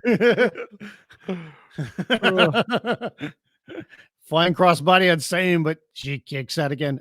There some people are wondering, like, could they do like screens and have like virtual fan reactions as the show was going on? But they'd all be delayed like yours. That's what I thought. Well, like Brian, it's not like mine. I had to delay mine manually to catch up with Brian. Mine's always like a little bit more behind than everybody else's for some reason. And I have really good internet too. Matches your personality, I guess, huh? Oh my God. Oh. Jeez. I think I should have my wife make me some cookies. Yeah. That seems like that's very No, but I mean, what's the word here? No. Let me go get my wife to make me some food. No, she knows because we talked about this in advance. She said she'd be happy to help make anything I want for tonight. That's called gaslighting. That's wow. Okay, that felt like some really obvious editing happening in there, but it looked good. Yep. You can just kind of feel that those were probably different takes. Yep. Can you imagine somebody's like, stop. All right, let's pick it up from there. Where were you at? Did you see the video? It was taken when they one of the first SmackDowns from the PC. Yeah. Middle of the opening tag match. You watch the wrestlers just cut and stop during the break, because why would they wrestle during a commercial break at this point? Like, save it. It was really fascinating, actually, to see them basically do that. And Triple H is yelling out notes from the commentators table. Yeah. Oh, look at this. My wife already baked the cookies. Look at that. How nice. You guys remember how good the last woman standing match Nikki Cross and Asuka had in NXT? Yes. Just thinking of that. Twisted Bliss. Great. Look at that. Oh, shades of Roman Reigns. The shades of Roman Reigns out there? Yeah. Carnage. Alexa Bliss comes off the top rope, hits Asuka, who was laying on top of Nikki. And there's Kairi Sane with the spear. Imagine having to reshoot each of those, though. Like, okay, now get in position. you want me to jump off the top rope again? Really? That's like, where was I at? Yeah. By the Maybe way, that's what all the camera cuts are still for. By the way, Michael, my wife already made the cookies, so I don't feel so bad. You shouldn't feel so bad either. Already made the cookies. She did. It's like you have her trained, right, Fritz? Is that what you're saying? I texted her, asked her if she could make some cookies, and she already had them. She handed them to me. So obviously, she was already eating cookies. They're giving them some time to. This is been a 15-minute match so far. Yeah. We've got 8 matches on this show, but remember that we're going to have a cut down on the intros. So, I mean, and they don't have the standard video package of WrestleMania week in the city, all kind of, the stuff they usually do. I mean, even if you did 8 matches, the pyro for the attendance record, all of the stuff that normally takes some time. Whoa, close. Nikki kicked out. Yeah, Pac-Man. I'm waiting for someone's ring gear to change mid-match, and so not even trying to hide the post-production. Yeah. Well, if everything averages like 15 minutes, I mean, you can have a show that's under 3 hours, but do you think Undertaker looked at the ramp and was like, no, we got to film my thing somewhere where I can walk for 20 minutes. I think he's going to ride out on a bike. I thought they're literally going to be in a graveyard somewhere, aren't they? Like they're not actually going to do it in the arena. Are Limp Bizkit is Limp Bizkit considered essential personnel? I hope. Do you think like Limp Bizkit's busy being a filmmaker? He made that movie with John Travolta last year. What? That nobody heard of? It was terrible. Do you think he still wears the red hat while he does it? Yep. Isn't he like he's like a game streamer now, right? Twisted Bliss on Kairi Sane's legs, and we've got new champions. I would have reshot that. Yeah, because she almost would have reshot that. Right, and then also she almost kicked out. Like you saw her hands go up, like she was going to kick out, and then she didn't. That wasn't too bad. I know some people are saying it was too long, but no, it was fun. No, nothing wrong with that. That was totally fun. Yeah. A career-defining moment for Nikki Cross. That's fun. Yeah. Alexa's almost in tears. Some people don't like Nikki Cross. What do you guys follow Nikki Cross? I think she's great. If anything, underutilized being in the tag division as opposed to like in the singles title picture for as long as she has been. I mean, I was very disappointed that they didn't have her come in with Sanity originally, but then they didn't do anything with Sanity, and Nikki Cross has had a much more successful career so far. And they've stuck with this partnership with her and Alexa Bliss longer than I thought they would. I think I was concerned they were going to bail on that pretty quickly and she would fall back down the ladder, but they've stuck with it. So, yeah. It always felt like she was going to turn on her. Like Alexa was going to turn on Nikki, and then they just never did it. Yep. DSG label. All the screaming is really doing nothing. I actually really think the screaming helps. Like the noise helps make the match feel more alive. Yeah. Well, guys, I should get going. I got to make dinner while I watch this. Nope. Thanks for having me, great to see you, man. Thanks for joining us, buddy. We'll catch up some more if you guys will have me. Yeah, absolutely, man. Get us join us for the pregame show, and we'll get you some predictions in there. All right. Nice. Yeah. All right, man. We'll see you. See you, buddy. Sami Zayn dressed as a member of the Contras. Is he going to fight Sandinistas or something here? Or by the way, Sami Zayn, now that he's back, he's put on some muscle. Yeah, he's been bulking up a little bit. He's also been wearing that weird Cuban outfit that's very like that's Fidel what I'm saying, man. That's why he's like he's a Contra, man. He's fighting Sandinistas. Yep. The great liberator. So if any of you guys are currently not synced up with us, we're gonna break the rules for a minute here. Yeah, break the rules. Break the rules. Let's see you guys where we are.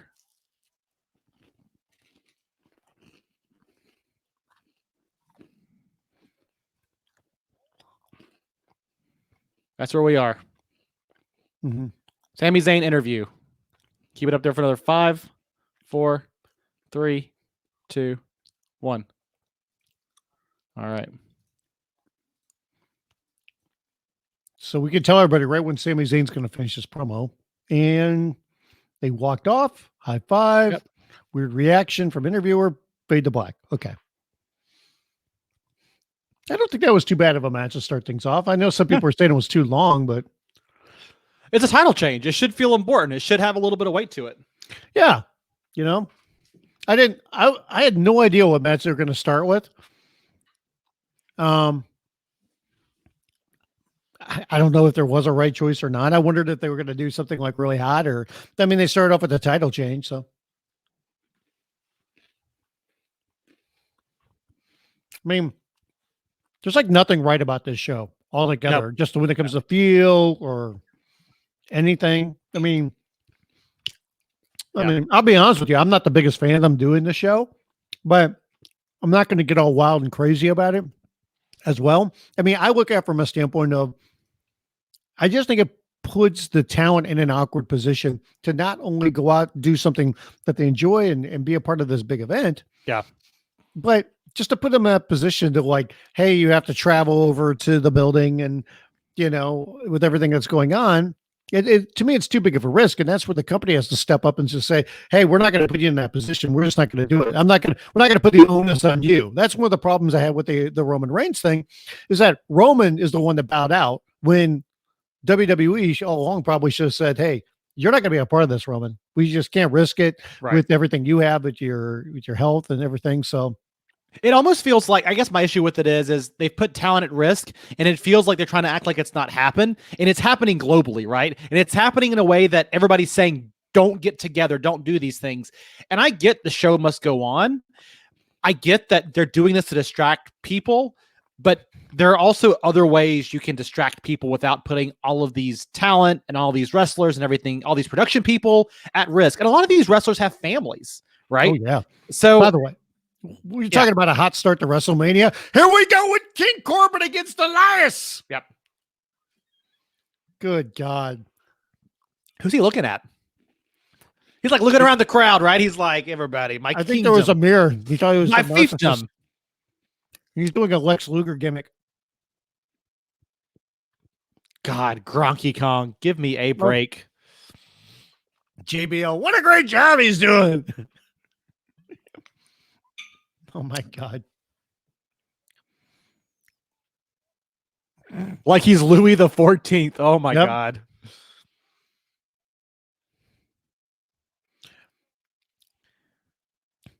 I'm not that down on Corbin, but it's like there comes a point where it's just like, man, I can't believe he's still doing the King Corbin thing even. Yeah. I mean, I think this gimmick works better for him than the I have hair and I'm a wolf gimmick or whatever the hell that was, right? Right. So I think this works better for him. I think they've got to let him pick up some meaningful victories. I know he beat Kurt Angle last year, but he spent the last 6 months embroiled with... Oh, God, he's cutting a promo on an overmodulated microphone. Yep. Oh, we got a video package. Oh, are they really going to show us again? Yes. Oh, my God. Showing how he injured him again. Yep.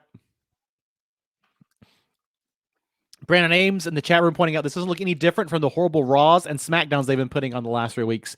No. So this has been a painful few weeks of television. Not to pile on WWE here, but it has been tough. It's been a tough slog lately. We talk about Francis here. The P-break match. The P-break match. Francis, thank you for joining us, buddy. It's been too long. We're going to watch some Total Divas here in a little bit, He's not the only one who properly promoted over here. Bathroom break time. Man. Juice box here. Shayna versus Becky should close tonight's show. Yeah. I don't think it is. I think they're going to close with the Strowman Goldberg match. I think Strowman Goldberg still feels a little bit more like a bigger main event. Yeah. Nothing against the women. I just think that Shayna's not the same level of not the same stature on the card as those two. I wonder if we should have broken down that horrible camera work again. I just like that the next thing you know is they show Corbin standing there and you hear this thump. And then Elias laying there with his head only inches away from the guardrail or the barricade there. Like, could have legit killed the man.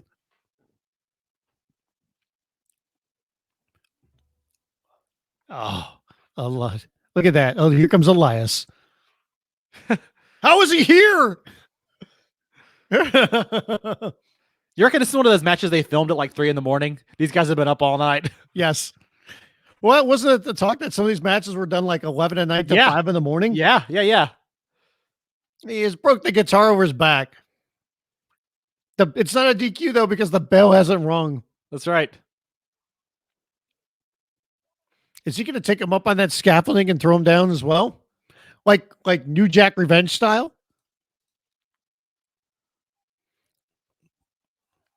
Oh. I like that Elias doesn't have anything on his back. He didn't limp or nothing. He just has a little kinesiology tape or whatever it's called on his shoulder, and that's it. Yeah.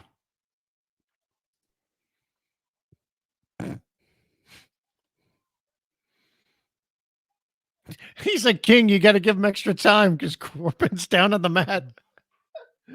JBL, man. Wait, did JBL call Gronk Gronky Kong? Did we miss that? Yeah, he called him earlier, Gronky Kong. Yeah. That's oh, my God. That's why I called it out. It was a terrible nickname. Oh, geez. It was a terrible nickname. Gronky Kong. He's going for a pin. He hit him with like a clothesline. Jeez, that's it. You hit him with that, then he goes for a pin. Good Lord. What kind of concrete are they putting in the PC where a guy falls from 2 stories and it doesn't cripple him? Right. Can we talk about that for a minute? Well, he's got a red flag out his backside, but only on the left side. Yeah, that's the Crip side. What is he doing right there? I don't know. Goes for a neck breaker. Oh, Corbin kicks out a 1 out of a neck breaker. It's like, I'm not putting up with this crap. That's right. Is it wrong that I kind of want Corbin to win? I mean, I think Corbin needs the win. That was a hard toss. Oh, geez. Yeah. What was that? He almost launched him out of the ring and just, Elias lucky cut the ropes.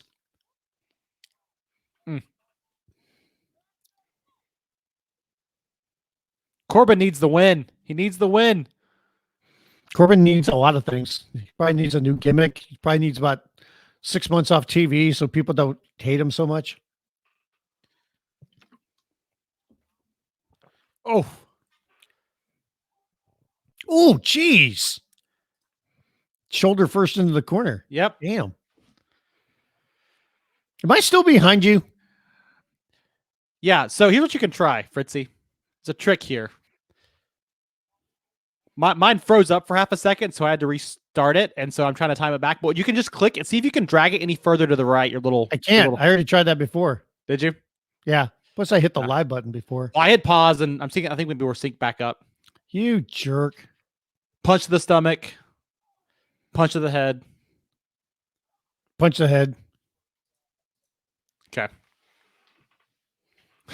Francis says, Corbin needs the Mania streak. Yeah, can we get an undefeated streak for Baron Corbin going at Mania? God, can you imagine if they did that? Starts with Kurt Angle, continues with Elias. He's going to be fighting Test and A-Train later on. Oh my God, that's horrible.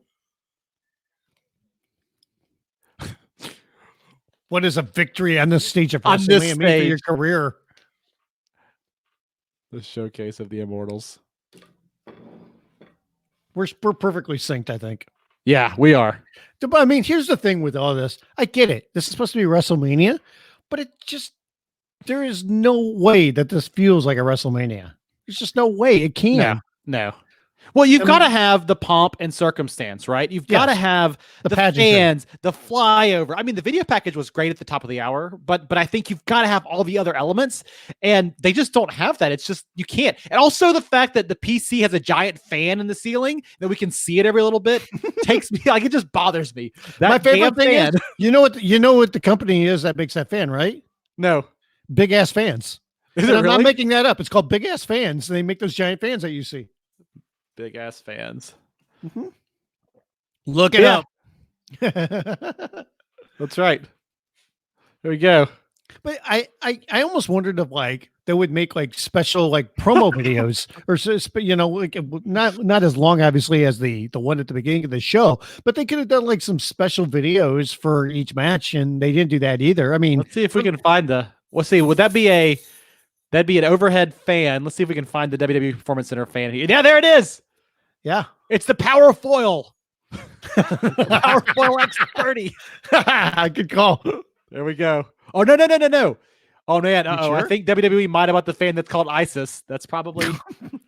I don't think we need an ISIS fan. It might be Essence. ISIS.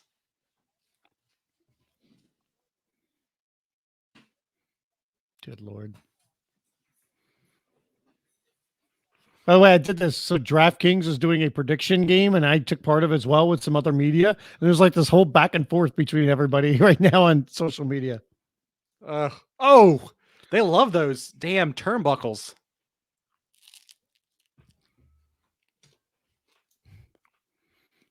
That was a bad edit. Yeah. There's been a couple of those already.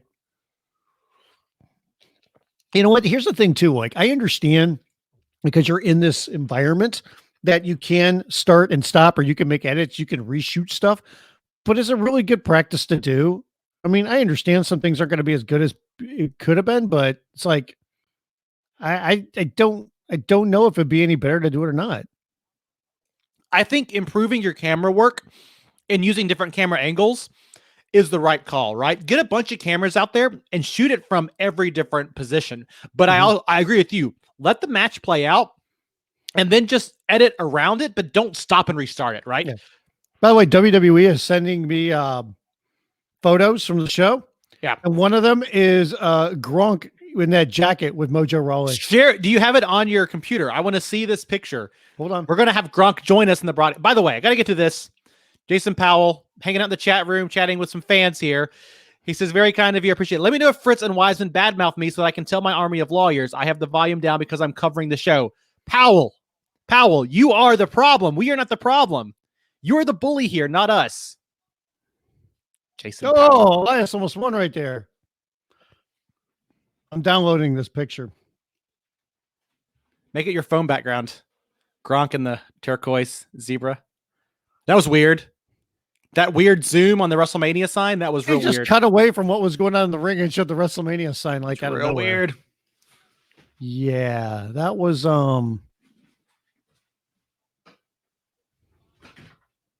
different, shall we say.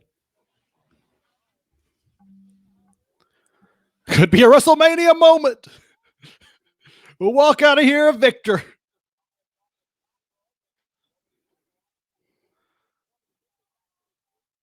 I do like that deep six move. I think it's just a really, really dynamic move. Mm-hmm.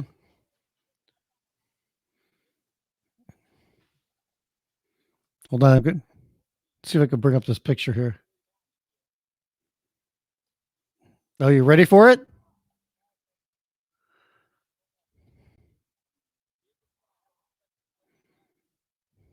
There you go. There's the picture. That's me and you. Can we do that for Halloween? You be Gronk, I'll be Mojo Rawley. That'll be perfect. We can do this. That would be good. That would be. Or maybe really, I should really be. good. Maybe I should be Gronk because of the. Maybe. That's something there, huh? I thought you'd enjoy that. Nice. Corbin's down, everybody. Elias with the cover. I think Elias has such a great look. His physique, the hair, the jeans, the boots, everything. I think he has a fantastic look. The fact that he has not been more heavily positioned to be a future world champion is beyond me from a look perspective, right? From a look perspective, yes, and I think he could talk very well as well. I think it says what they think in his in-ring work right now, though. I mean, I don't think you have to be like the greatest wrestler of ever, obviously, but I mean, there is a certain standard unless you were just so unbelievable charismatic. Yeah. And I guess he hasn't surpassed that threshold, Corbin's got his foot on the ropes. Yep. Oh, she caught him. Look at that. Look at that great ref work right there. Look at that great ref work. Oh, schoolboy. He's got the tights. Oh, he's got the tights and Elias wins. Okay, that was a true Raw finish, okay? Yes. That's exactly what they do on Raw every week. Yes. That's a Mania moment right there. Roll up with the tights. WrestleMania moment. By the way, if you go to the WWE on Fox Twitter, the picture of Elias that they have there is incredible. Yeah, is it? Show it. Share it. Let's see it. Hold on. And Corbin is pissed. Well, can you blame him? Oh. Tell you what, stuff echoes, just has great echo in that space. Yeah. Here we go. Here's the picture of Elias. Oh, that's good. Isn't that incredible? That's good stuff. Look at that. It's good stuff. Walk with Elias, baby. A couple of you guys asking questions in the chat room. We pop a couple of these up right here. Juicebox, Michael, just noticed the Spider-Man 2 poster. That's one right behind me if you can't see it.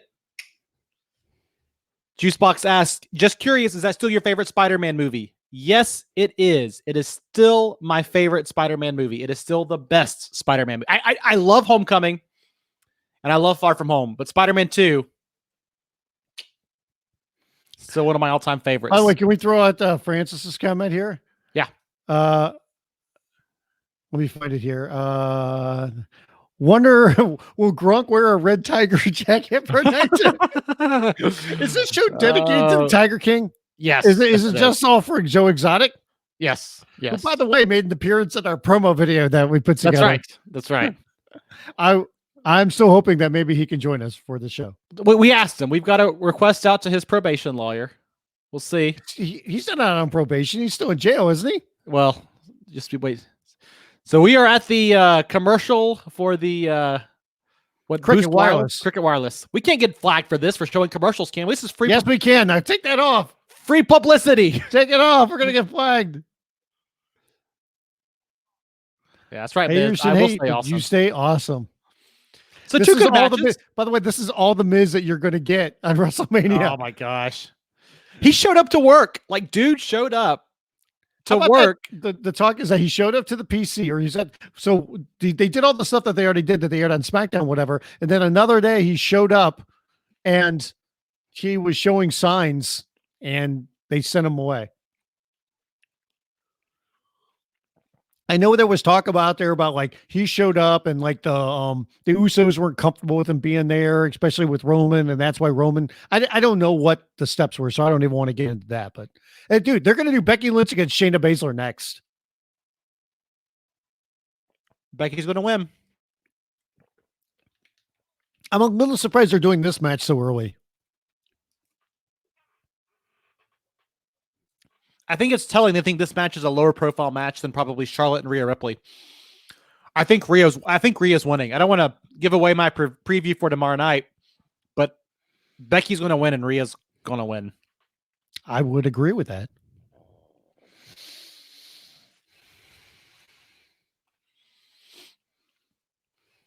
The vampire. Vampire. Well, while this is going on, can I give you a headline here? Yes.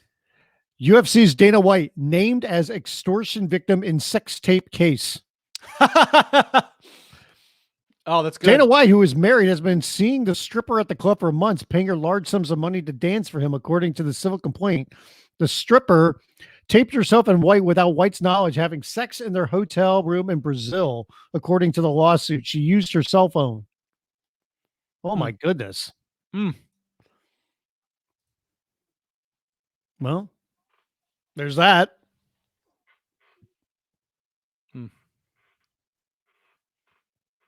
So why did they have Shayna Basler bite Becky Lynch? Wait, what happened to the vampire storyline? It's supposed to be True Blood meets WWE.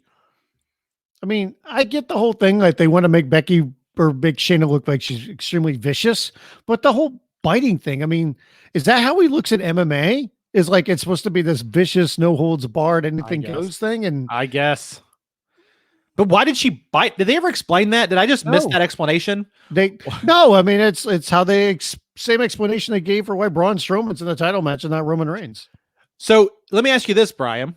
Mm-hmm. How do they do that? How did they do the bite segment? Like, how did they stage that? Blood pack, I guess. Shayna had a blood pack in her mouth. Yeah.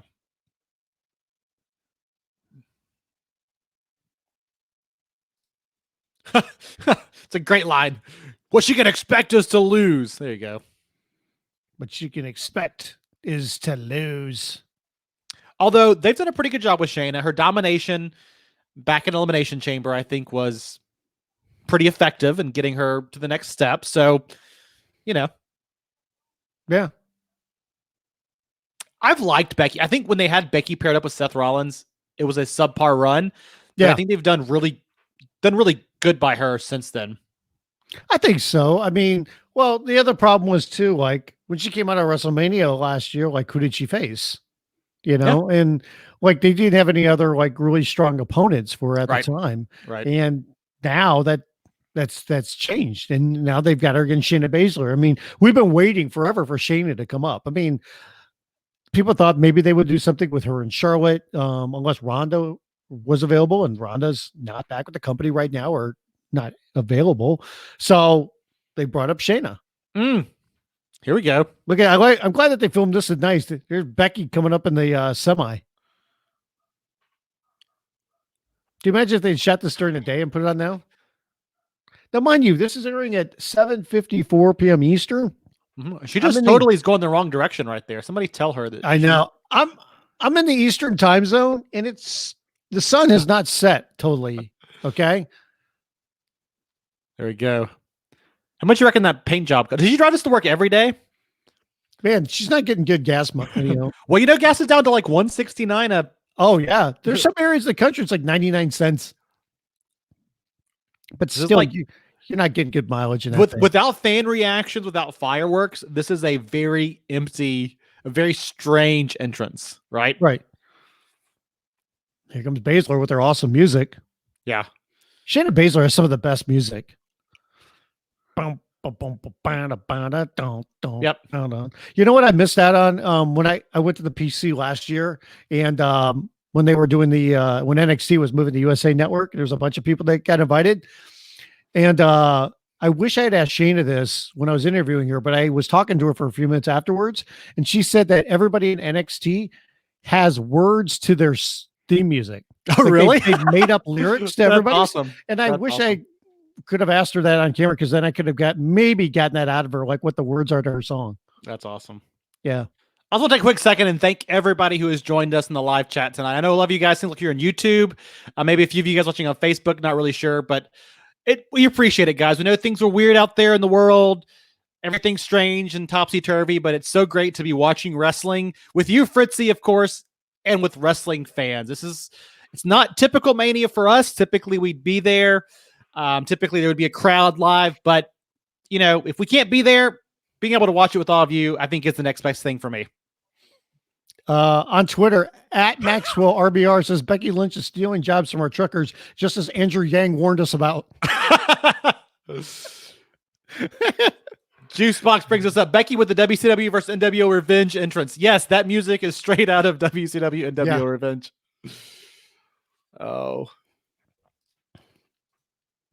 Just think, I could be live blogging this, but instead I'm doing this. I think this is much better. This is a much better use of your time, Fritzy. Don't worry. It is, because so many different times, like when you're live blogging a show, like your head's down. Yeah. You're not watching like all of it. It's kind of weird how you do that. So I don't miss too much in a match, but it doesn't feel right. Like you're enjoying all of it. Yeah, absolutely. I mean, and you've seen me do it when I've been at like WrestleMania. We've been sitting right next to each other, the whole setup that we have, and everything's going on. Because then you're trying to look at Twitter and you're trying to watch the match, and you're up in the skybox of the media area. Can I just show you?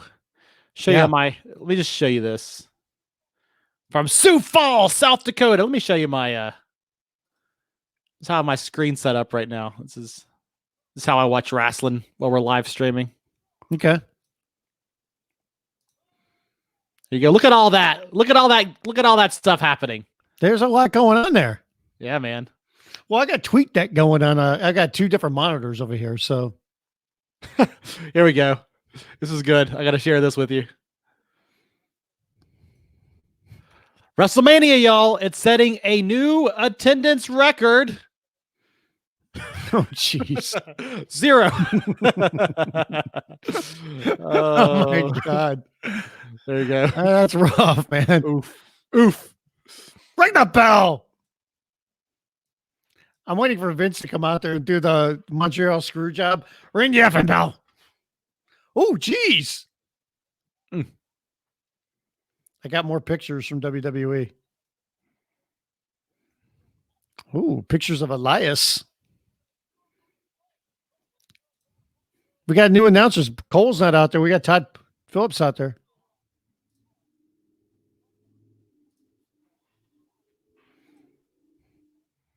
We got Phillips and Saxton out there for Raw.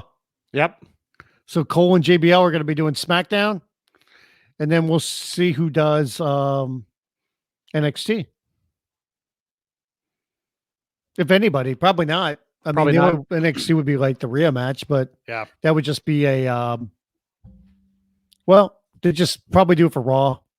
Or no, they do it for SmackDown, actually.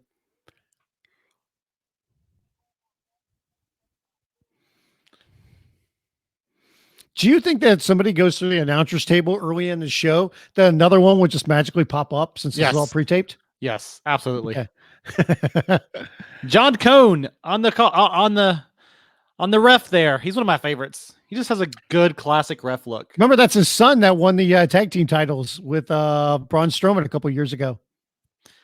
Had a question about made the joke earlier about the fans in attendance count. Juicebox asked, do they normally count performers in attendance numbers? Those attendance numbers are fudged, okay? And McMahon has even admitted this before. Like, they typically count ticket counters, security personnel. Anybody in the building. And then they inflate it even more than that. So a couple of years ago, it was like 102,000. Vince, on a conference call with investors, just a few months later, admitted that it was something closer to like 90-something thousand or whatever. So...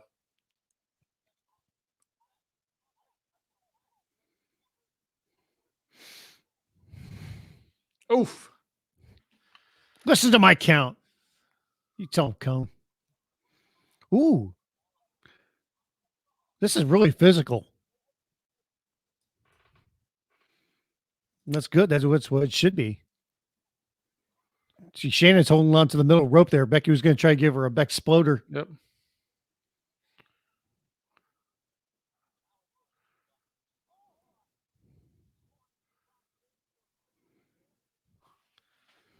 Temporarily stunt the offense. Yeah. This is a big moment for Shayna Basler. I mean, to be in this is a tough match already, but then like to be high profile at WrestleMania. Maybe that's one of those things, because remember there was some talk that Vince wasn't too high on Basler, or had some questions. Maybe that's why this match is so early. I don't know.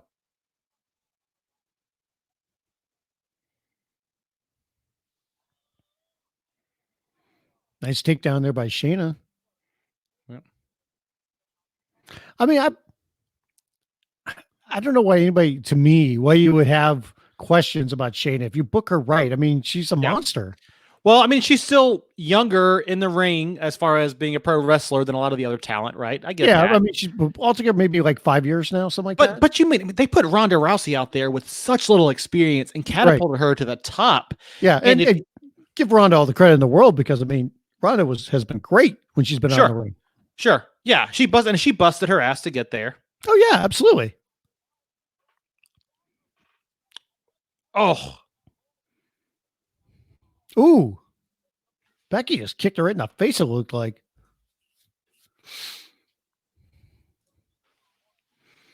They're pounding on each other. Yep. It's a good match. It's a good match. It's tough. It leans into what Shayna Basler needs. I mean, maybe we should have like a crowd reaction in the background. Just right. But should we do chants at some point? If you had done the WWE watch along with fans, you could have had fan reactions posted back there, capture them off of a YouTube stream. Ooh, right on the apron. Yep. That's the hardest part of the ring, in case you didn't know. Byron Saxton on cue. Thank you, Byron.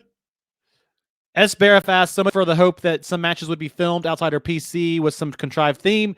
I think we will see that tonight with the Boneyard match. And I think you will see it tomorrow night with the John Cena Firefly Funhouse match. Guys, this is still a typical WrestleMania, right? I mean, I want to see some variety here. We'll get a little bit of it, but I don't think they're going to go too crazy here. I'm really curious to see. Ronda can at least run the ropes. Shayna hasn't learned that even after 5 years. Oh, wow. Come on, man. A little bit of the haterade there, huh? Let's see what Becky's going to do here. Should we do chants? Come on, Becky. Becky sucks. Let's go, Becky. Becky sucks. Oh.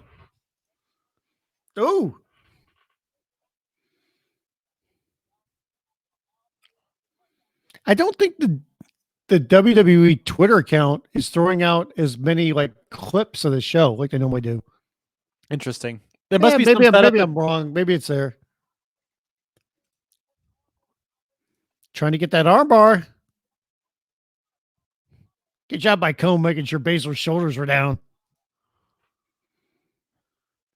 Look at that. Shayna Basler's going for the disarmer. She's got it. And Becky gets out. Nope. Boom. Nice knee there by Basler. Just flattened Becky. WWE 2K20 is the Boneyard match. I'm going to be curious where they filmed that. They might have filmed the backline at Full Sail University. Oh, just go to an actual graveyard. Is that allowed? No, is there a law against that? I don't. Yeah, probably. Didn't they do old stuff at graveyards back in the day, like Undertaker, Austin shit? Probably. Am I allowed to cuss on this stream, Brian? Yeah, sure. Why not? Okay.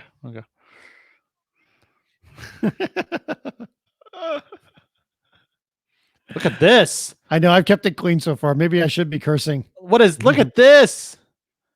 Going for that. Yeah, but it's a rope break by default. The Karafuda clutch. Yeah, but you're choking her and hanging her outside the ring. Look at that. Oh. And then Becky's body just goes limp as she falls to the floor. Good sell. She got a little bit of Dolph Ziggler in her right there.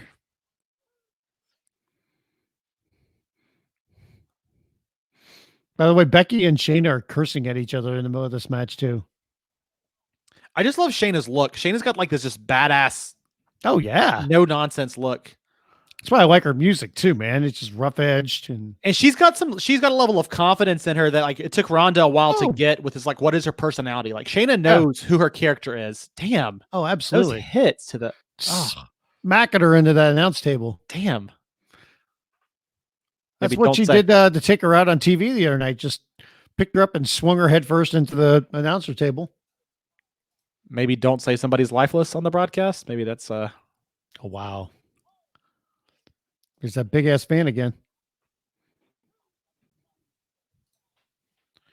Lynch finding out how big the challenge is. Okay.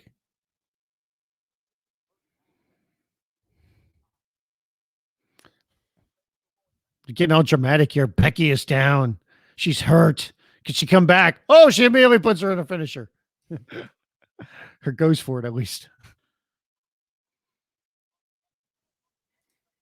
Oh, here we go, man. Basler's got the Karafuda clutch and she's keeping her in the middle of the ring. Yep. Yeah. Oh, Becky's fading.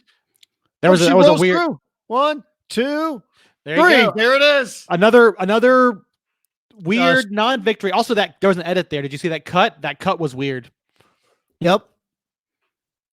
But I thought Becky would win the way, I mean, especially once they put this match on earlier. It sure felt like a telltale, Yeah. Yeah. But again, you had another not clear victory, right? I think the first match of the night, the women's tag team match, they won it clean, but the last two have been kind of roll up or fluky. I got you when you weren't expecting it kind of wins. So Shayna's claiming that she got her shoulder up, but I mean, that was a quick match though. I mean, how long was that? Maybe like 7 minutes? Yeah, it wasn't very long. Well, that makes more sense here. Like the Corbin Elias stuff bothered me because it feels like even Steven booking. Here, I get why you'd want to protect Shayna, right? I get that like you can't have her lose too convincingly or else it's going to take away her momentum and save that moment. I mean, they could be saving this moment for an NXT broadcast. They could be saving it for a future event with the crowd to get that pop and that reaction, right? But I think it's an interesting story to tell. But that was a good match. I mean, overall, that was, I mean, it was short, but I think that was a pretty good match. Yeah. Yeah. And they were banging on each other in that one. It was effective. Yeah. All right. Why don't you hold down the broadcast for a minute? I'm going to go use the restroom. Okay. We're going to shop for fans while you're gone. All right. Okay. Go for it, man. There you go. If you want to be like the Performance Center here, get you guys one of these Essence fans. 8 to 14 foot diameter, 10-year mechanical warranty.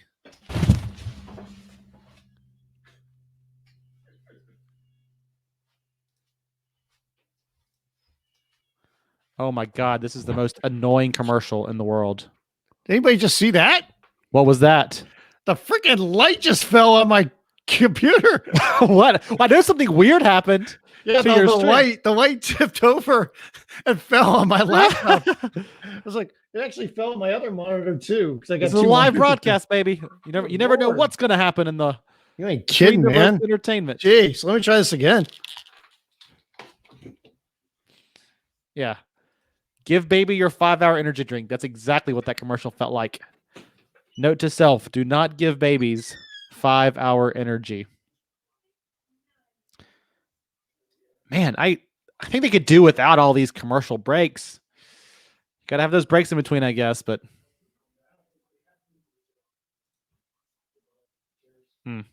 Roman Reigns did make an appearance at WrestleMania this year.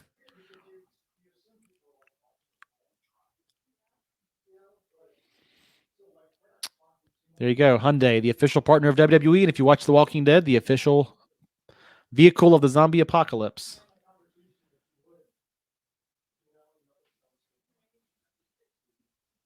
Oh.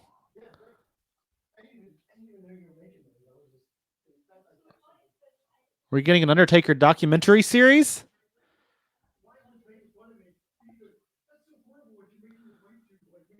Look at this.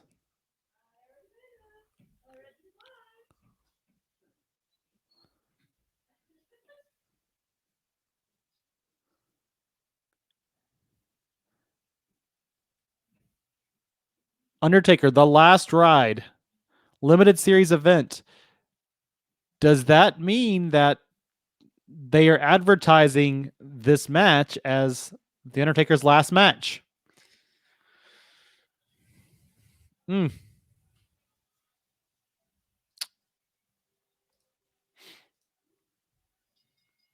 be interesting to see. What do you guys think?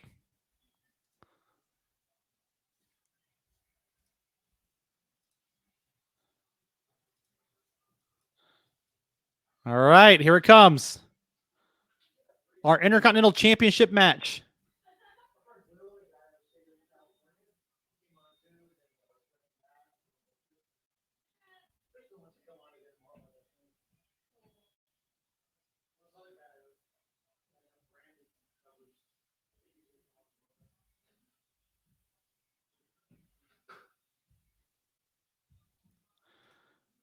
Question, guys.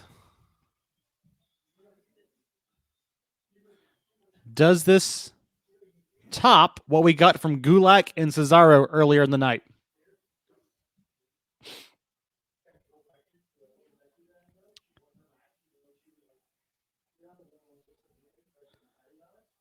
Francis thinks that after the little Taker preview, Taker might be the headliner of the Hall of Fame class next year. That was an interesting commercial if you saw it. It almost seems like they were kind of saying that this might be, he said he was going to go out as a match that's befitting of his character, and a Boneyard match sure seems like it. Yeah. Maybe they can add Undertaker to the Hall of Fame late entry. Yeah, they haven't done Hall of Fame this year yet. Although you already have your headliner there. You got Batista. What else do you need?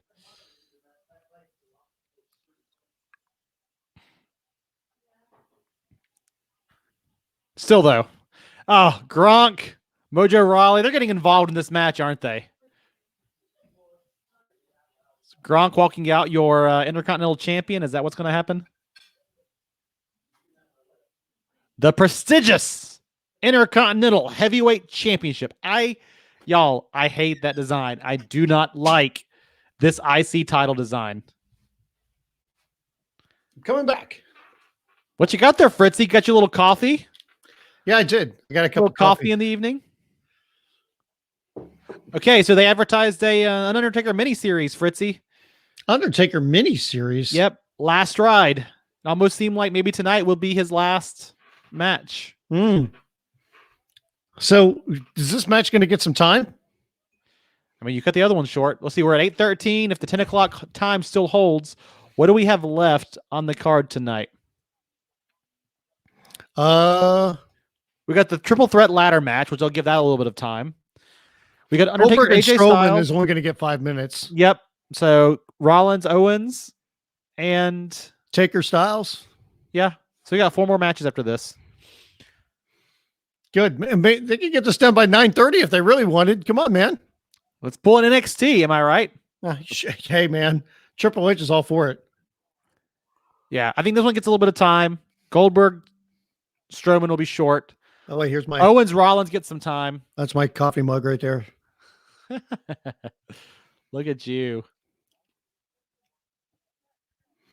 I just figured since I stepped out, I might as well get a cup of coffee too, you know? There you go.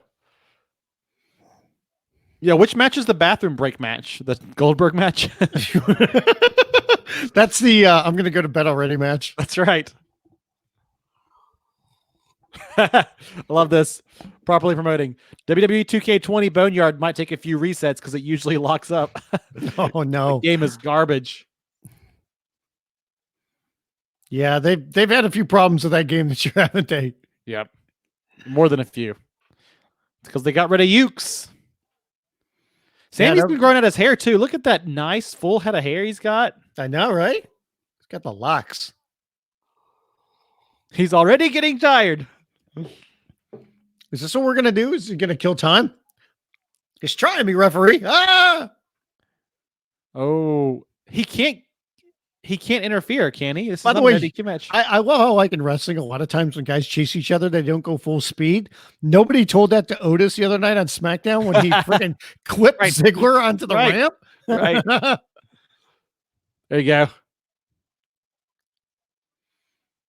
Look how the ref is mad. Shinsuke, you stop that. Don't you touch him. Don't you touch him. Mm-hmm. What's Gulak? I like this. Gulak. WWE Twitter. After seizing a WrestleMania kickoff victory, Cesaro promises one more for the good guys.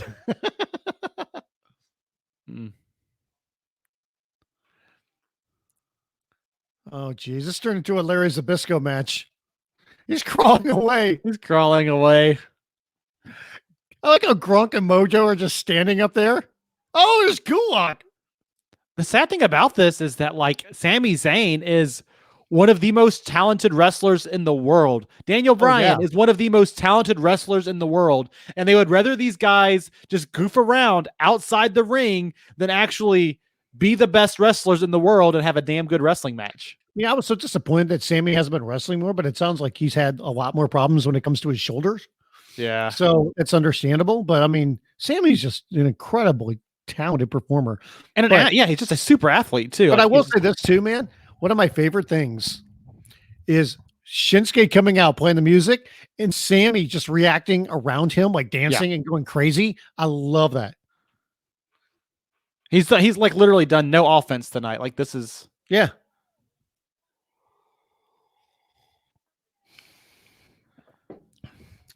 Oh, look at that takedown. Look at that takedown. Nice takedown. That was a Kurt Angle style takedown. That was double leg, man. Damn. By the way, my wife says that she can hear me in the other room. Tell her to tune in. Watch WrestleMania alongside us. She just turned on Disney Plus and was watching some Disney movie. Some Mickey Mouse bullshit, dude. It looks like the most generic Mickey Mouse thing I've ever. Oh man, Daniel just slugged him right in the face. Look at that. Damn.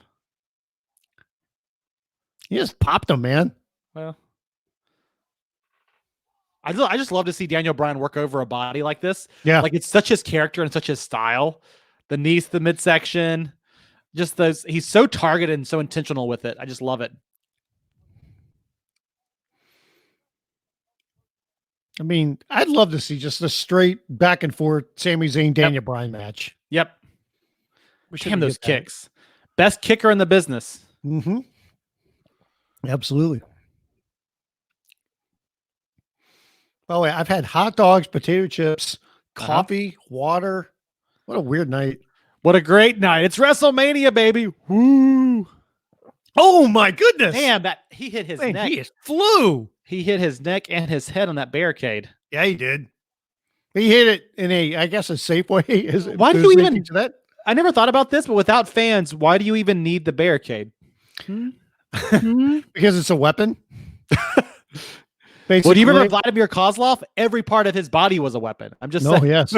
Well, I mean, the other thing is too, like if he didn't have that, like when you do dives, like there'd be nothing to even help save you. Yeah. I mean, nice of Daniel Bryan with that shotgun drop kick off the top rope. Yep. Look at this. It's gonna work. Oh, give her that nose. Just dismantling him. Brandon Ames in the chat room says he's rather watch an El Generico versus Bryan Danielson match. Who's El Generico? Where's he at? I mean, Bryan Danielson.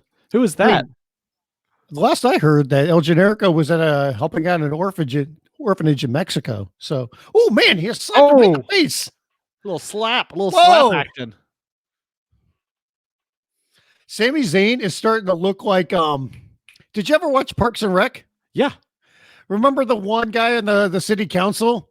Jams? Oh yeah, Jams. Like Jams.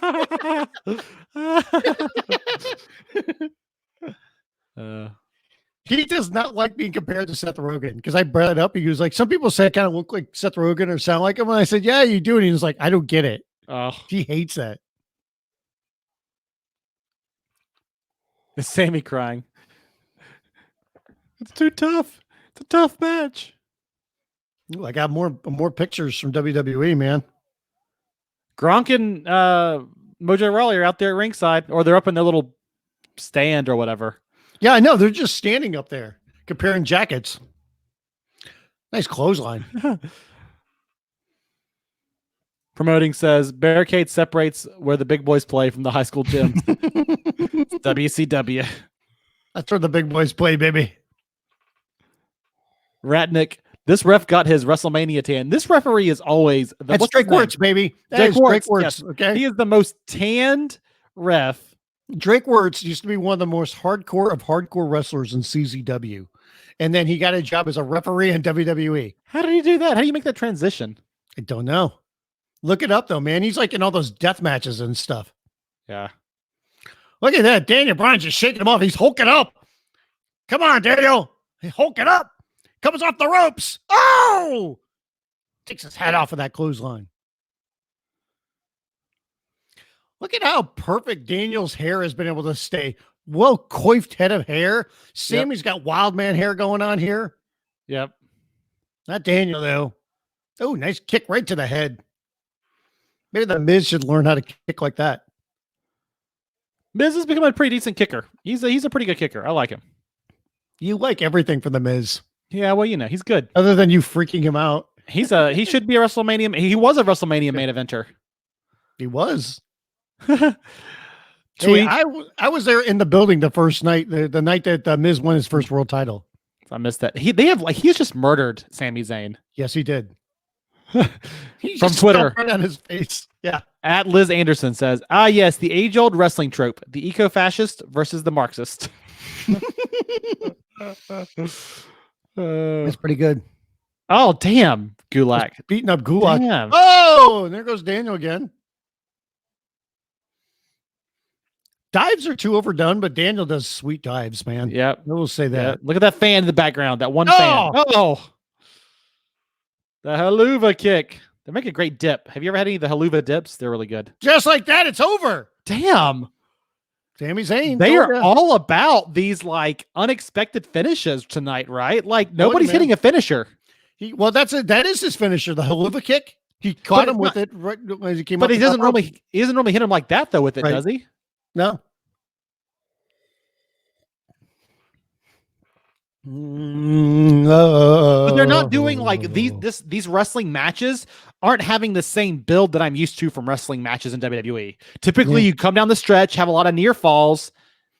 Well, the other thing is too, these matches are really short, and they want to keep it that way. I think because of there being no fans, you know. Well, so they're and near falls don't work as well if you don't have fans, right? Like if you don't have an audience, if you don't have a crowd, the near falls don't have the same reaction, I guess. Yeah, that's why I kind of wondered, like, do you want to have a match with as many near falls? Yeah, you don't. I guess you don't. All right, I guess this is my snack break. I'll I'll be right back. All right, so Michael's going to go do that. If you if anybody has any notes or messages or questions or anything like that, pop that in right now, and I can get to some of those while Michael steps away. We still have 4 matches to go on this show. We still have the Boneyard match. We have Seth Rollins against Kevin Owens. We have the SmackDown Tag Team Titles ladder match. And we have the Universal Championship match. So, I mean, you look at this, it's 8:23 Eastern. So we're an hour 23 into the main card and we're halfway through. So they're moving at a pretty good clip here, man. It's been a really good clip. And yeah, Juicebox, I totally agree with you. We're on pace to finish by 10 p.m. I think they're going to finish by 10 p.m. So the 24 Edge, which they're showing right now, the promo for, which I think debuts tomorrow night after WrestleMania, it looks really, really good. I mean, most of the stuff that WWE does when it comes to these documentaries and things are fantastic. I'm sure we could talk about this a little bit more tomorrow night when we do this, because that's when Drew McIntyre is having his match. But the McIntyre Chronicle that they did Very, very well done. And I would encourage everybody to go watch that tomorrow before night 2 of WrestleMania. It's only 36 minutes long, I think. So if you're watching on the network, and I assume that most people are watching on the network, I would suggest watching that. What is your favorite WrestleMania pre-WrestleMania 2000? That's from properly promoting. Well, WrestleMania 2000 have been WrestleMania 17. So I like WrestleMania 10 a lot.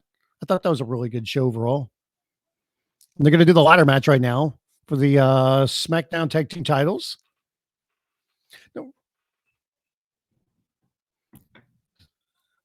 The first superstar to climb the ladder and get both titles, he and his partner will be declared the tag team champions. So, okay, sure, why not?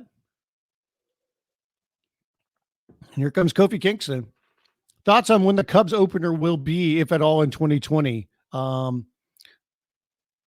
There isn't going to be a baseball season this year, guys. I'm going to tell you right now. The NBA season's over. There's not going to be a baseball season, and we'll see what happens with football. I am not confident we are going to get a college football or an NFL season, and I'm not trying to say this to be doomsday and all of that, but I really don't think we're going to get any professional sports until 2021. So.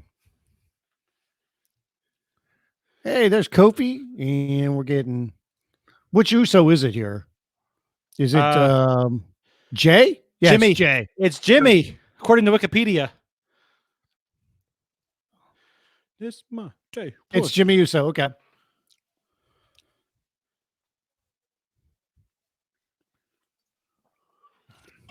The New Day and the Usos have had one of the great rivalries of the last decade. Have they, though?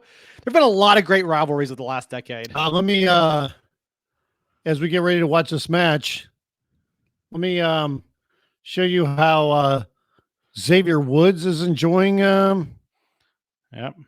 the show tonight. There you go. Xavier's awesome. He's all dressed up. He's all dressed up. Yeah, that's pretty fantastic there. I can tell you we're full of hot air because my room is a little bit toasty roasty. Is it really? Yeah. Got the door shut. Is that shut. because of the lights or what? I got the door shut. Got the lights on. It's funny because my office is like the coldest room in our place. Because of your cold heart. Mm-hmm.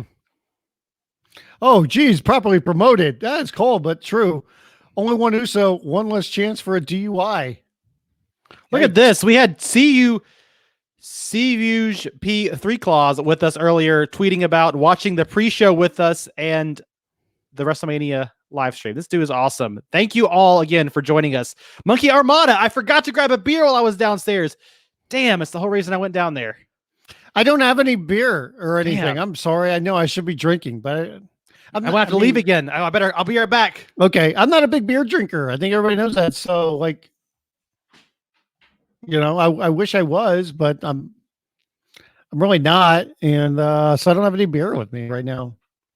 I'm wearing I'm wearing a hoodie is what I'm wearing. It's just kind of for aesthetics. When you're somebody that doesn't have exactly a chiseled body, you wear a hoodie kind of to cover everything up. That's what I'm doing here. So yeah, that's why I'm wearing a jacket.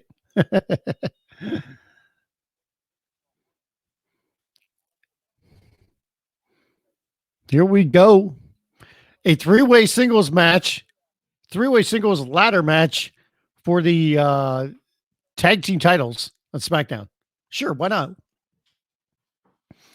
Welcome to WrestleMania in the year of pandemic. Look at this. I mean, the three guys that are in this match are incredibly athletic. Monkey Armada says, how are you watching this sober? Very carefully. All right. Yeah. They're going for the ladders already. Let you guys in the chat room choose. I got 2 beers to pick from. Got the old Tuffy. Yeah. Old Tuffy. The premium lager from my alma mater, NC State. Mm-hmm. Or the Blowing Rock Kolsch. Sure. Good stuff right there. These guys are already fighting on top of the ladders, man. It's gonna be a quick match, quick victory. They got to speed up so they can get out on time. Oh no, there goes Jimmy Uso. Oh, this is bad. Chat room's getting bad. In honor of the Usos, Michael Wiseman goes to get a brew. Oh, that's not good. That's not good. No. So they're acting like Jimmy's already been injured. He's okay. Let's back up. Like there's 3 ladders in the ring. Like you can barely even see the people in there because there's so many ladders. Look at that. Morrison's already got his hands on the freaking titles.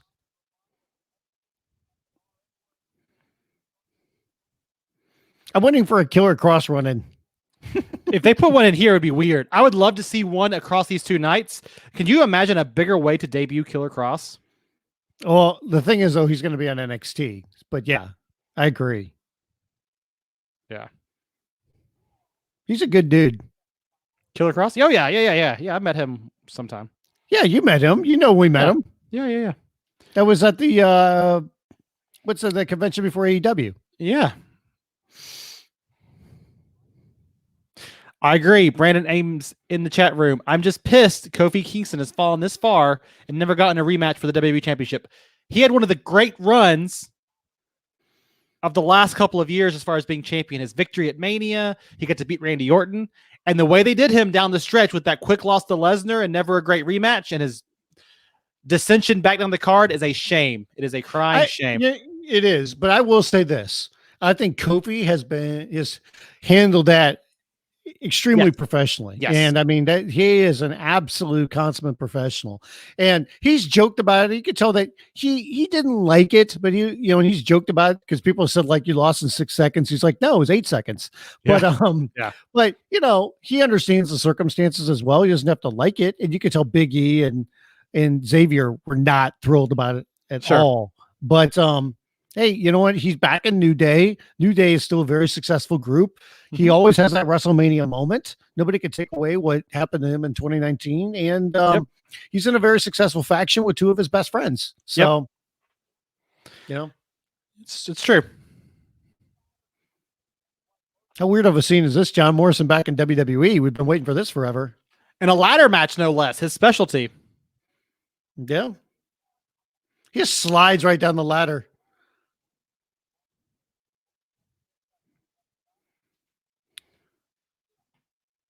That noise. What is that noise? Is that the ladder scratching across the mat? That is a good question. What is that noise? Is that those? You know what that is? That's somebody's pants across the mat.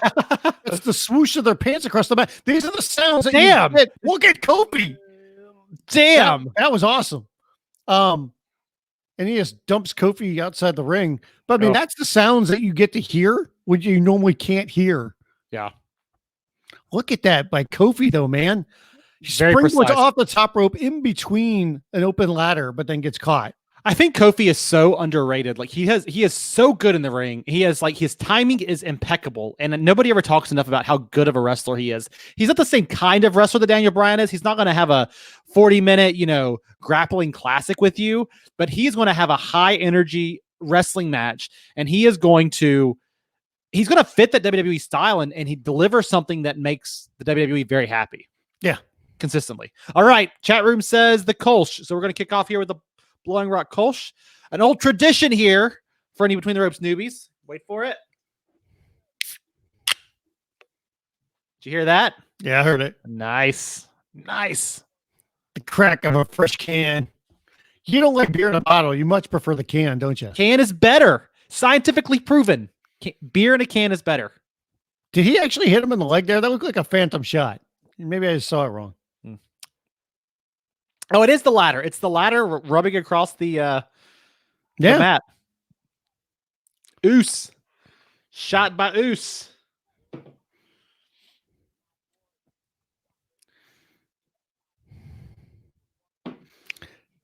Brian, I got a confession while I was downstairs. Yeah. You might have your cookies, but I have my cookie dough. Oh, you got the cookie dough. Delish or Dolish, ready to eat. Mm-hmm. It is raw cookie dough that you can eat Yeah. Without worry of salmonella. Look at that. So you think. Look at that. It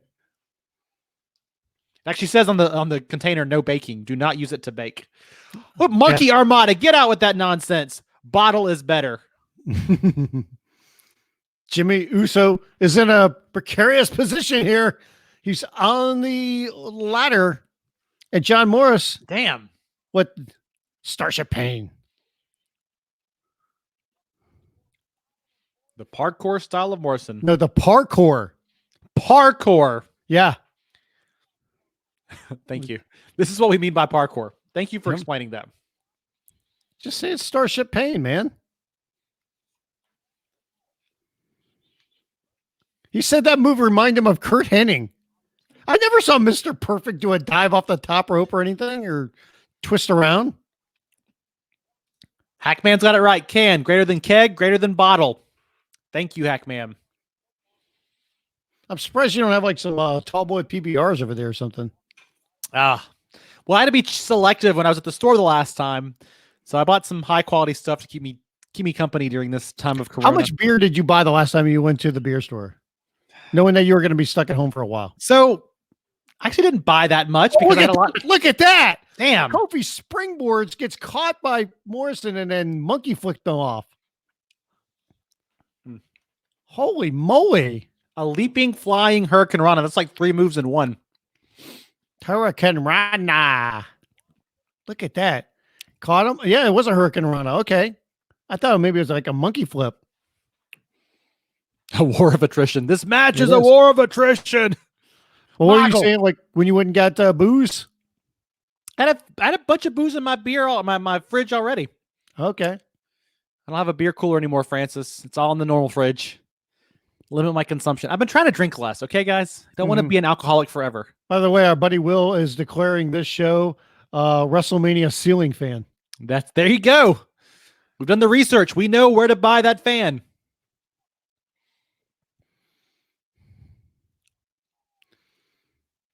If the titles change hands here, okay, and does the other person that was not in the match that's part of the tag team come out to celebrate?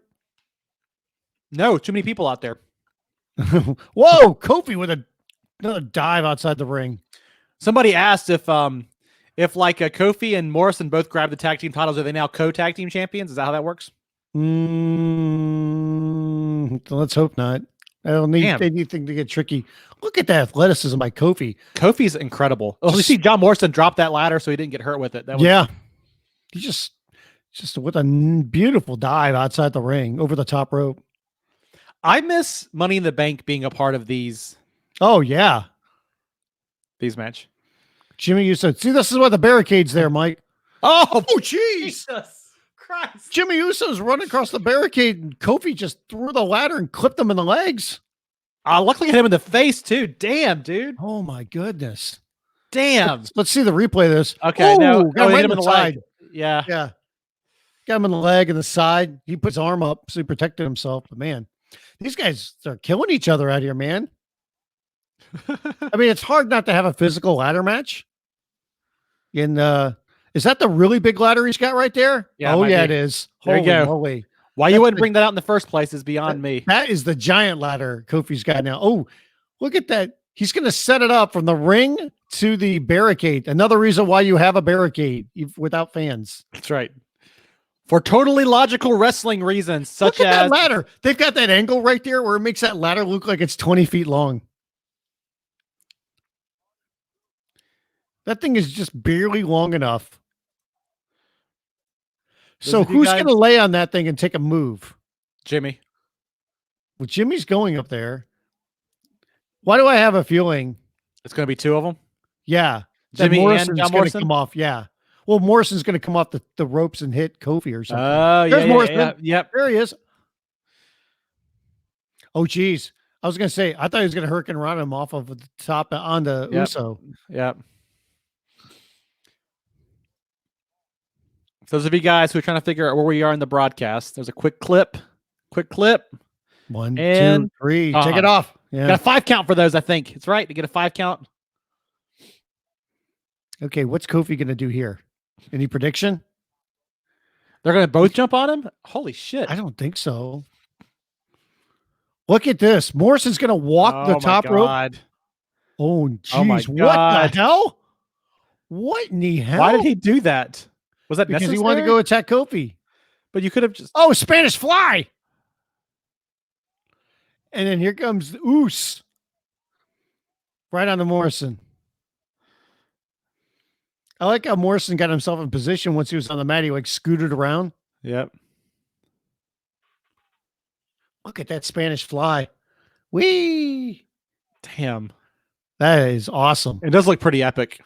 They're in the space they had to land that move. Oh, yeah. In between those ladders, that's a pretty precise move. The way that Uso does the splash off the top, he takes so much of that on his own knees. Yep. He doesn't even squash his opponent.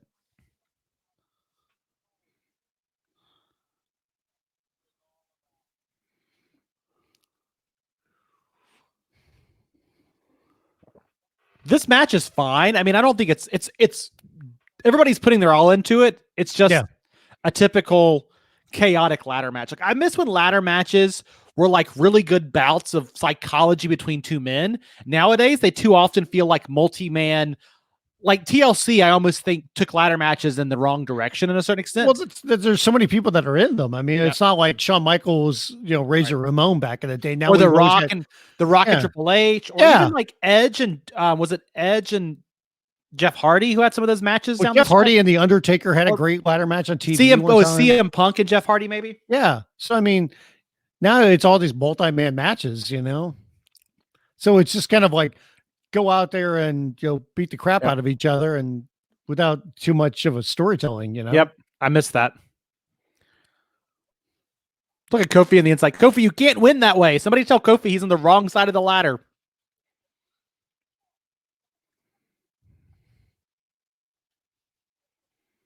JBL's laughing on the broadcast. It's unbelievable what we're watching. Somebody just dropped a ladder or something. Too bad they didn't put the belts on the fan. They could be spinning around.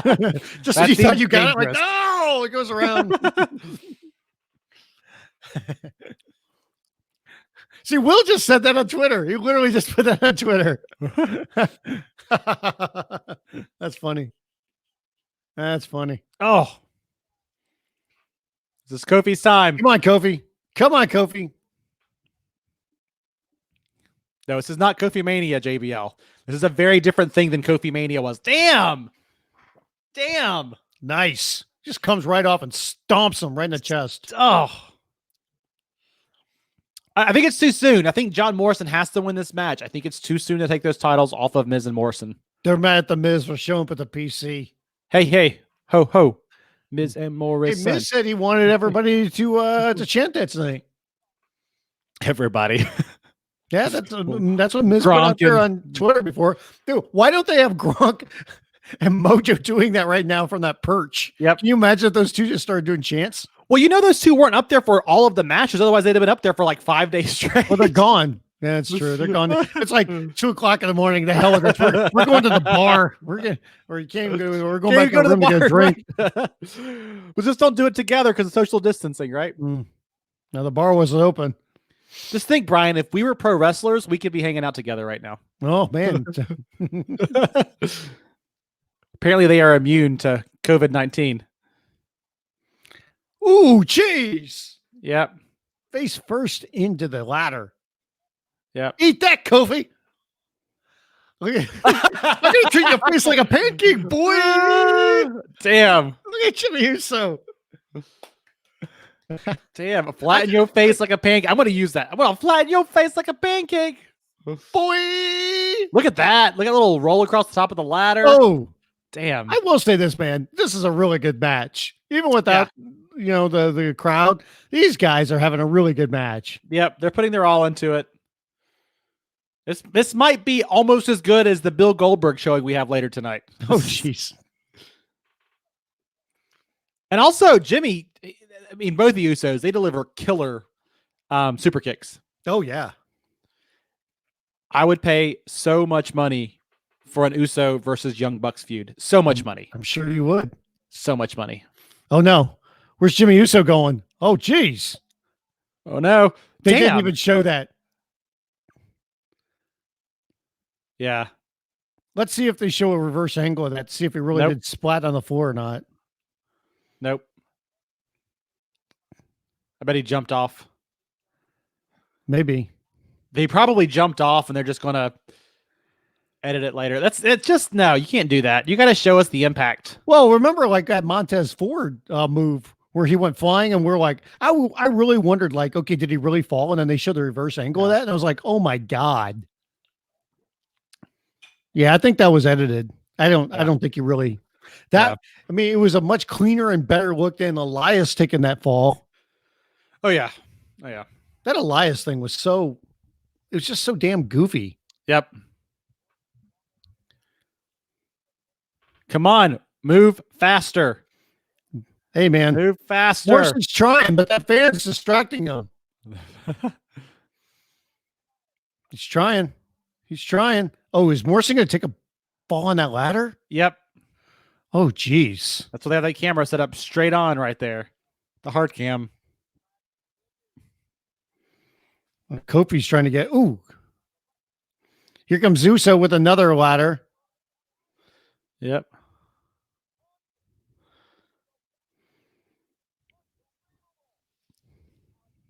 Unbelievable. Who am I? J-Bill's trying really, really hard. Unbelievable. This is incredible. On top of the ladder now. $9.99, Margo. Uh-oh, yeah. I don't say all three are going to hang by the titles. Oh my gosh. Guess you could do it, right? You could try to do it. Well, you could put it. Oh, wait. Oh, geez. They pulled the titles off. All of them have it. Oh, no. Good God. Again, another dusty. Oh, damn. Did he take the titles down with him? The titles fell. Yeah, he took them down with him. He did. That's hilarious. Geez. That's the finish? Oh, my God. God, this is going to be the WrestleMania of 1,000 bad finishes. It's too many bad finishes for one night's the problem. It was a hell of a match, though. Like, why did they let somebody win clean? You've had 3 matches in a row now with these kind of anticlimactic finishes. That was something. So they pull down the titles. It's still like on that rung that is hanging on or whatever above the ring. Yep. And they're fighting over it because they pull that off. And then Morrison gets pushed off. But as it gets pushed off, he grabs the titles and takes them down with them. Yep. Okay. Look at this. But the titles just fell. That reaction. Like Jimmy Uso and Kofi just stare at him like, what? Morrison took that bump on the ladder, but both of the titles fell on the mat, and then he just grabbed them. Has nobody told you to respect the championships? You can't just throw them around like that. Come on. Yeah, Brandon Ames. Morrison was climbing the ladder like a WWF No Mercy character, extra slow. You got to tap A real fast.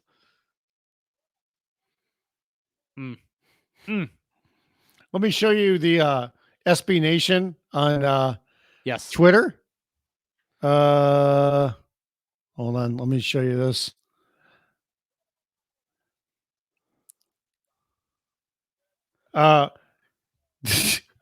You like this? The triple threat ladder match, WrestleMania. There's the reaction. The official scale. That's the official scale right there, man. Oh man. Oh geez. Damn. Brutal. Oh. Well, we got what? 2 matches left? We've got the Boneyard match. Yep. No, we got 3 left. We've got Rollins and Owens. We've got Taker and Styles, and we've got the Universal Championship match. So, if Rollins and Owens doesn't deliver, this will have been a very disappointing match. Yes. Night. I mean, are you saying you don't have faith in Taker against AJ Styles in a graveyard? The match is going to be heavily edited. It's not going to be as good as one of the Ultimate Deletion matches. It'll be fine. What's the finish? A tombstone on a grave? Chokeslam into a grave. Maybe. Having AJ in the air and then bringing him down, he just sells that too well. Mm-hmm. Those guys, that last match, though, say what you will about the finish, those guys busted their ass. Yeah. They really busted their ass that match. That was a good match. It was. I don't care for that finish, especially not a night where you've had a lot of like Well, the Becky Lynch finish came out of nowhere. The Sami Zayn finish came out of nowhere. And then you had that finish. I mean, they gave those guys some time at least. I mean, they probably went close to 15 minutes, I think. DSG Label says we should be out of here by 11 p.m. at the latest. I hope we're out of here by 10. Oh, we're going to be out here by 10. I mean, it's 8:50 right now. And we got 3 matches. Through them, we could get out here by 9:30 if you do it fast enough. Because, I mean, they're going to do Kevin Owens and Seth Rollins right here. But, I mean, you can't tell me that the main event,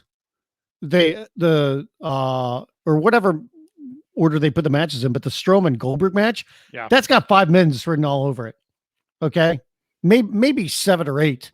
But I mean, that's it. I mean, with entrances and everything, that's like a 10, 12 minute, altogether thing. Now the Taker AJ Styles, that might get some time just depending on what they do production wise and rolling around and stuff, whatever. Yeah. By the way, unfortunately, another tradition is held up for WrestleMania this year. It is Samoa Joe gets injured right before WrestleMania and can't be a part of the show. You know that I believe, and somebody correct me if I'm wrong, for all the years that Samoa Joe has been with WWE, he's been on one WrestleMania, and it was during the Andre the Giant Memorial Battle Royal during the kickoff show. I thought he had an actual match one year, like a tag team match. He has. I mean, somebody correct me if I'm wrong, but yeah, he fought Rey Mysterio last year. Yeah. Did he? Yeah. Was that on the pre-show? No, I'm pretty sure it's on the actual show because it's for the U.S. Championship. Okay. It just feels like he hasn't done anything at WrestleMania, What is he doing? Oh, he's suspended for a wellness policy violation right now? Well, he was, but he had a concussion. Yeah. Remember, supposedly he suffered a concussion. That's right. Samoa Joe against Rey Mysterio last year in that 1 minute match. I forgot about that because it was such a quick match. It was a 1 minute match. Liam Vaughn says Owens to win. What do you think, Brian? You changing your prediction from earlier? No, I'm gonna go with Seth, but I mean, how many heels have won already? I mean, Cesaro won, Zayn won. Yep. Morrison just won. Morrison won. But Becky, she's a babyface. She won. The Bliss and Cross babyfaces, they won. Yep. Have they had 2 heels or 2 babyfaces win back-to-back matches yet? No. I don't think so. So they've kind of ping-ponged. So Goldberg's going to win, and I feel fairly confident about Undertaker. I mean, if Goldberg's going to lose, I think Rollins has got to win here. Yeah, but I mean, it'd be 2 heels winning back-to-back matches. Well, no, because Rollins will win here, Taker will win, and then... But I'm saying the last match, a heel won.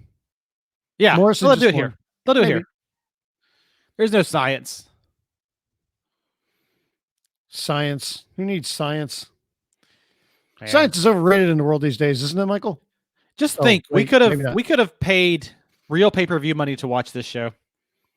How many people do you think are paying $59.99 to watch it on traditional pay-per-view or on Fox? Well, they'd be paying $30 for just this part. How many? Do you no, I think it was. You could pay $60 and get both nights. Oh, really? Okay, I thought they couldn't do that for some reason.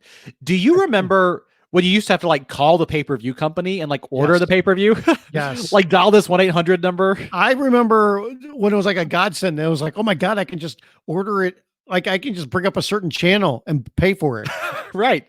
It was just like, oh, this is so great. What was that like? I mean, if you had to order, one of your adult films back in the day. I never did that. Or I remember. Excuse me, Mr. Cable Provider. Can I get horny honeys for $9.99? There was times you could go. You would just go online, you'd go and then order it that way, and it would just show up. Well, that was probably. Look at what Seth is wearing. He was wandering in the desert for 40 days and 40 nights. You ain't kidding, right there. Then he showed up to WrestleMania. At least he's got a pretentious man bun. Look at this. Look at that. He's got the man bun. That's going to do right yoga. There. He's going to do some yoga right here in a few minutes. Is he going to be? Is he like that yoga master guy that's been accused of sexually assaulting multiple women? Oh, too soon. You know that guy, Louis right? C.K. Louis C.K. No, the yoga instructor. He's like baby oiled up. Look at this, man. I'm glad. Listen, they had to do something to get his heel heat back, and I'm glad that they finally figured out that this is the way. Look at that smile. That smile. I'm talking about the guy behind Bikram Yoga. Did you not see that on Netflix? I don't watch nearly as much Netflix as you do, apparently, is what I'm learning. Oh my God. I watched that documentary. You literally went through, we were watching McMillions, and you literally are like, oh yeah, I'll watch that. And then like 2 days later, you're like, I've watched all of it now. Yeah, you do. I was going to watch it, so you just gave me a reason to watch it. I watched all 6 episodes. It was good. Wasn't it good? It was good. It was really good. I started watching Scrubs again. It's on Hulu. Oh, yeah? By the way, I have Hulu for 99 cents a month. Like, yeah, but you have commercials. We don't have commercials. So what? For 99 cents a month, I'll put up with commercials. I watch enough commercials on the WWE Network. Look at that KO Mania shirt. That's nice. Once you get that, one of those, if you get that, how much do you think you can get the I wasn't there shirt for like $1 or something? Oh my God. Have you seen all this merch? Like all of this merch. On our next commercial break, we'll go look at some of it. Okay. Do you think there's any chance that the Taker Styles match goes on last? I doubt it. Yeah, me too. I doubt it. I'm telling you, man, Seth is like Bikram Yoga out there, man. Just not as creepy.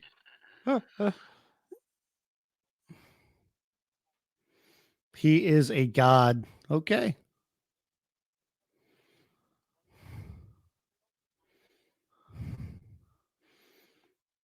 These guys are in ring the bell. I mean, everybody's in a tough position, but these guys, after a very violent, all over the place, athletic ladder match, and then here they go with just a regular match. It could be a tough spot.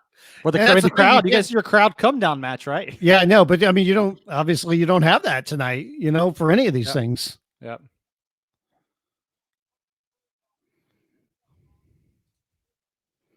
Do you think wearing the white makes you more of a heel?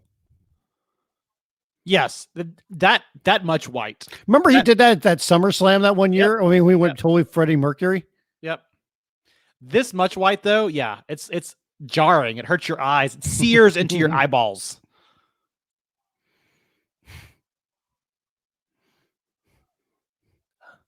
I think these guys are putting out a little extra, like yelling for the selling. Yeah, they've been doing it all night. Yeah, they do. I mean, you got to fill that space. I don't blame them for doing it. I have no problem with it. No. Somebody put out the Seth's entrance when he turns around in front of his graphic and says, "Peace be with you."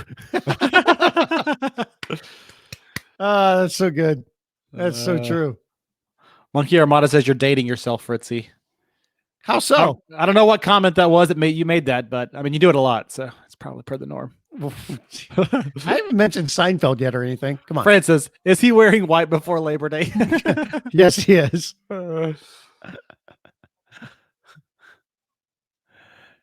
WrestleMania moment. Yeah. You went your WrestleMania moment. Oh, jeez.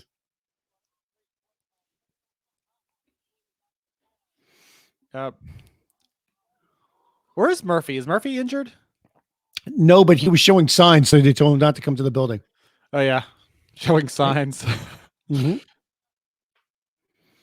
He was showing signs, and damn, there's a lot of just people. We're gonna have fun with this merch. Oh my God, I don't know who would buy this garbage. I can't wait to look at it because I haven't seen all of it like you have. Oh my God, there's so much of it. You're more of a merch expert than me. There's so much of it. Oh my God. Is there an Undertaker Boneyard match one? Oh, I will show you this merch here in a minute. Okay. Oh, damn, not on the hardest part of the ring. Come on, man. Oh. Under the hardest part of the ring. Tom Phillips. They didn't let Byron say it that time, but Tom said it. The hardest part of the ring. They gotta stop that, man. I don't know what's worse, guys taking bumps in that part of the ring, or the announcers totally every time saying it's the hardest part of the ring. Hardest part of the ring. Like, we get it. Oh, jeez. He gave him a Falcon Arrow on the apron. Falcon Arrow onto the apron. On the hardest part of the ring. Yes. A Falcon Arrow on the apron. That's fantastic. That's painful too, though, but. What's one-on-one right here? What does that even mean? How's it working out for you, Kevin? He's goading him. Come on, Kevin. He's going to take a dive. Ah! Everybody's diving tonight. I guess because it's a pirate ship, you got to dive overboard, right? That's why you got to have the barricade, man. Kevin. Like, I love that you can hear the click of the camera right there. I know. Do you think Seth should have kept the man bun for the match? Yes. Forever and ever and always and everything. Not just for the match. Just for life. He's going to go for another dive.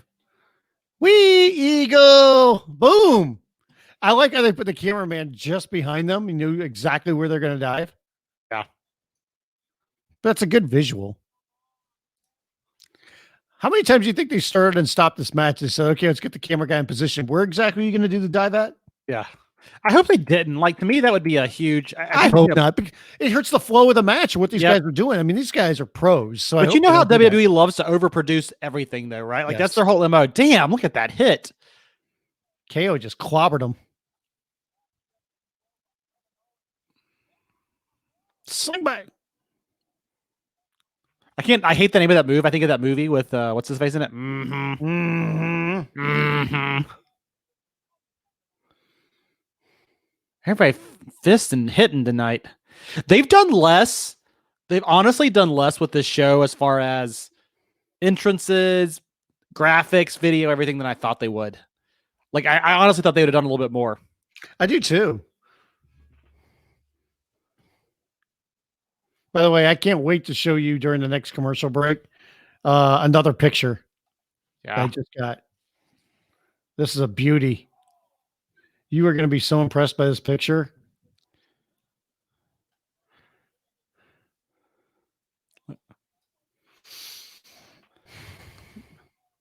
Oh, nice DDT, man. The ref checking on him right there. Better check on him.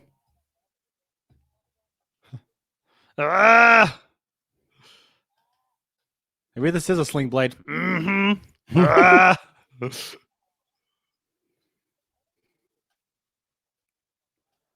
He's reeling.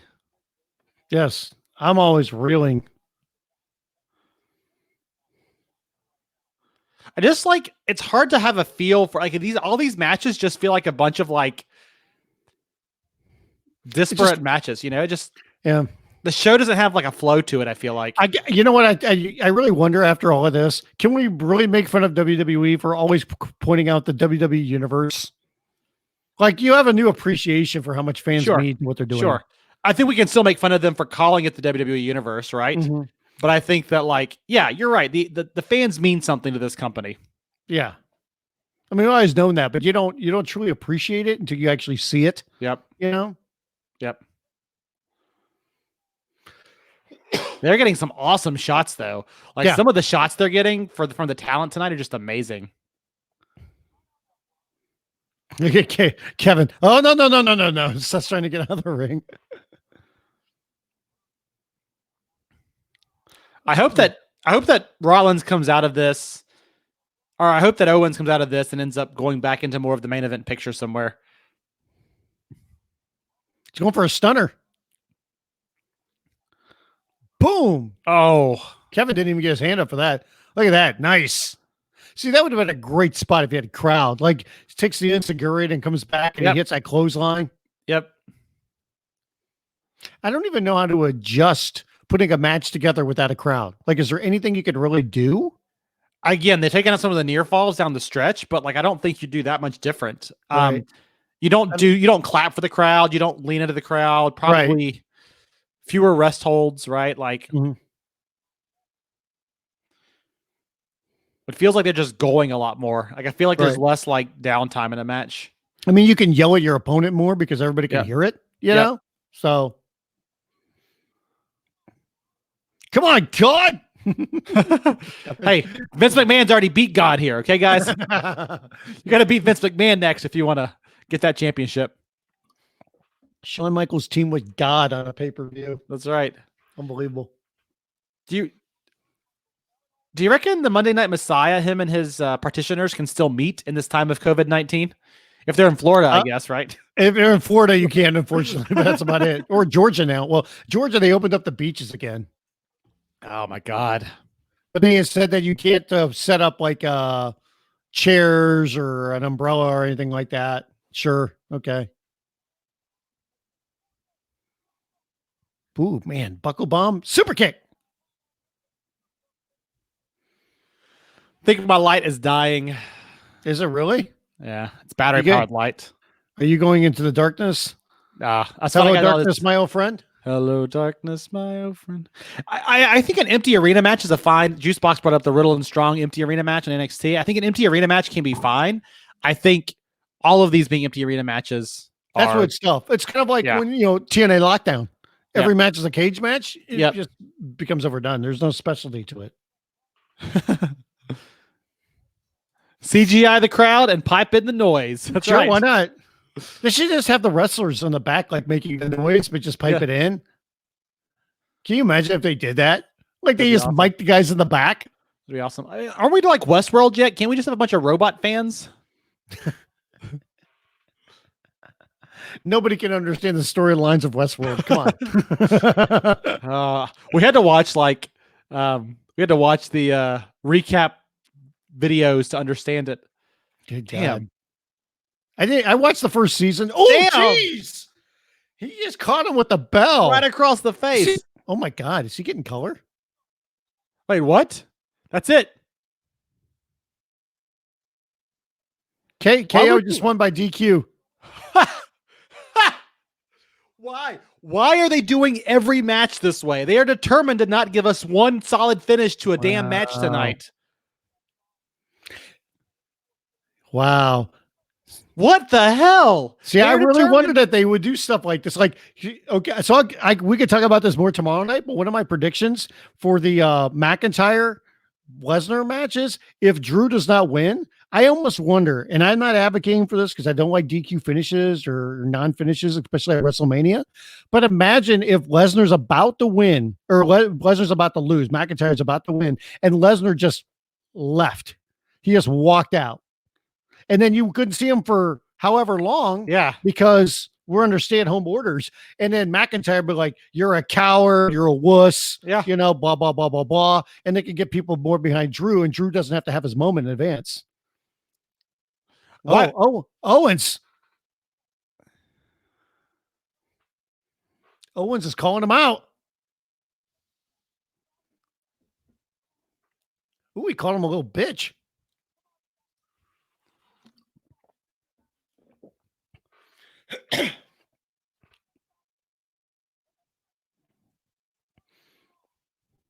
Don't test me like Seth.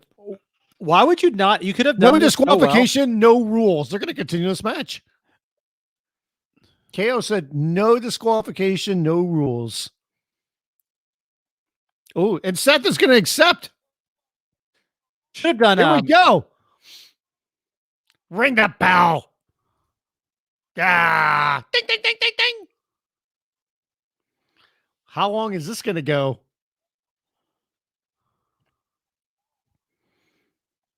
No, we all spoke too soon on that one. Good. Yep. Wow, you could have so easily with the edit, you should have like put some blood. Like you could have busted him open and like without having to actually bust him open. Like put a little blood on there tonight. Tonight's the perfect time to do it. I really thought that for a second there he was getting color. Yeah, and you could do it with fake blood. You don't have to have anybody blading or anything, right? Right. Well, can you imagine if WWE had blading on a show where they're already under so much controversy of doing the show in the first place? I'm like, oh my God, they got color. They got steroids in the back. They're just handing them out like candy. There's your moment, Kevin. Yeah. Yeah, we should make this a false count anywhere match. They fight to the outside. The police come out and arrest them for not staying at home. Well, can you imagine if the police came during the middle of the Boneyard match? Guys, stay-at-home orders. What are you doing out here? No, we're an essential business, guys. Hey, yo, dead man. I don't care. Come on. Get on your motorcycle and go rolling back home, okay? Oh, but I'm an essential business. Peppered him with the steps. Wrestling's an essential business.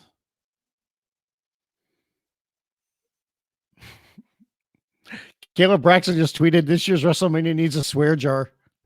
Yep. Oh, look at that. I don't know what it is, but all of these moves feel like they're hitting so much harder tonight than they typically do. You hear every echo of it. Yeah. I think that move actually hit him in the shoulder, but it looked like it popped him in the head. Yeah. So it's a good sell. Yeah, you really. Oh, jeez. Oh man, I don't care what part of you get hit with, but a steel chair hurts like hell, especially when it's coming down that hard. Oh, Owens, you're always going to be a bitch. Oh, jeez. And I've spoken at length about my feelings on the little bitch moniker being the way we insult one another in pro wrestling. It's just outdated. It's not necessary. Yeah, let's finish it in the ring. Who's the general manager of Monday Night Raw? Shouldn't they have restarted this match? The McMahon family? Is that who it is nowadays? Yeah, I don't think they have one. Well, the people are in charge, right? So we found out about a year ago. Oh, Seth is going for the announcer's table. Damn. Right in the chest. That second one? Oh, that's brutal.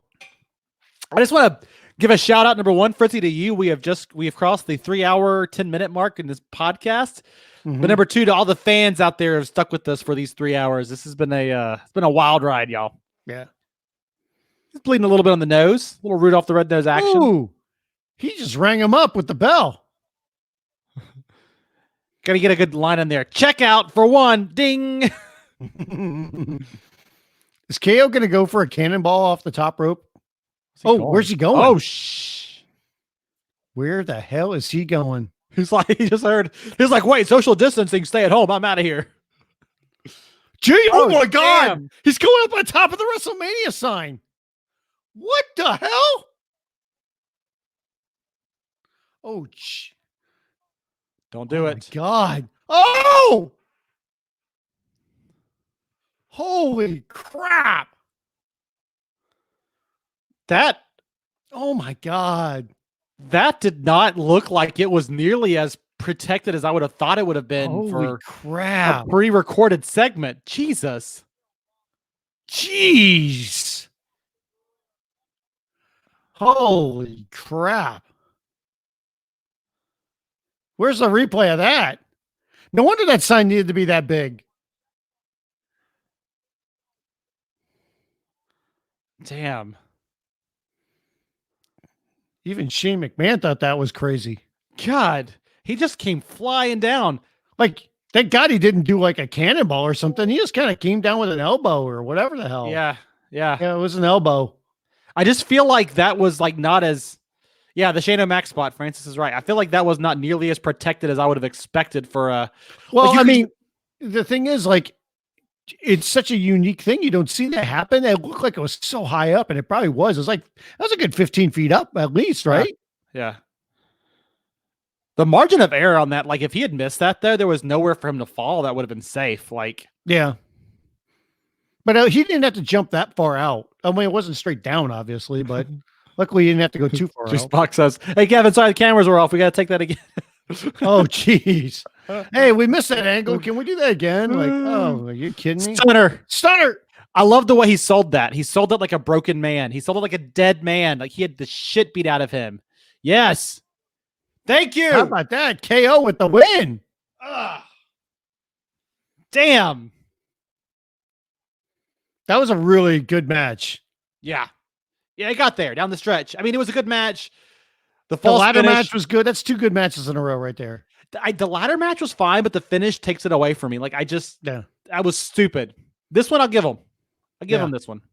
Can you imagine this one with the crowd though? That's what I. That's what I. Replay, man. They're showing the replay. Oh, jeez.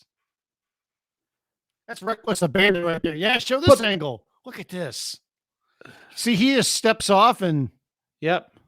Woo. Oh, my goodness. Oh. Was that like, and it doesn't even look like it was gimmicked. Like, no, I guess maybe there's a little bit of that. There was, yeah. Yeah, maybe a little bit. Because they usually put like a little air pad in there or whatever underneath. It might have been, yeah, but still, I mean, that's. He didn't land on it solid. Yeah, oh, damn. Boom. Man, no matter what, that's still rough. Yeah, no doubt. That's rough. I just love the sell there. Like, he's just dead. He's just dead.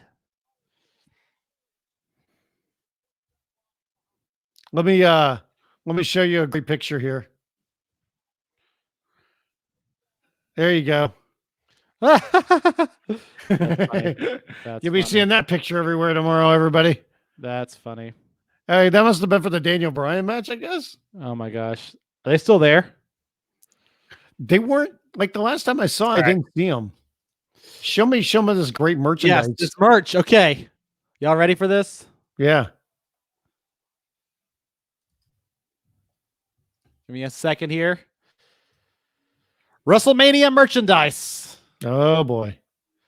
Of course, you can buy the event folding chair that they couldn't sell. You can buy a single one. They were selling packs of 3 for $200. The In Your House, I Wasn't There selection of shirts. Remember, for you or for the kids. I Wasn't There with all the wrestlers on it. And then, of course, the actual matchups here. Now, I do love this rated RKO shirt. It's pretty badass. Shayna Basler versus Lynch with the stats in the back is cool. The Firefly Slaughterhouse. Man. Home. 24/7 champion youth t-shirt. Oh, Gronk's talking. Come on, man. Gronk and Mojo. What? Oh, truth is there. Here we go.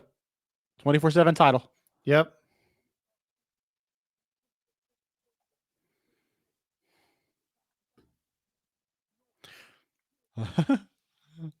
Is this where Gronk shows that he has a referee shirt on?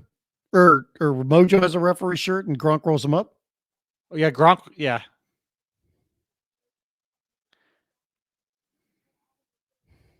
You shouldn't go any of those places, R-Truth. I think that's the whole point. COVID-19.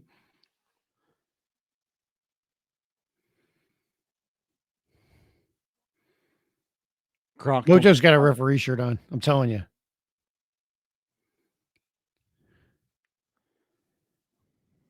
Look at that. Gronk just hits him right in the gut. Pins him.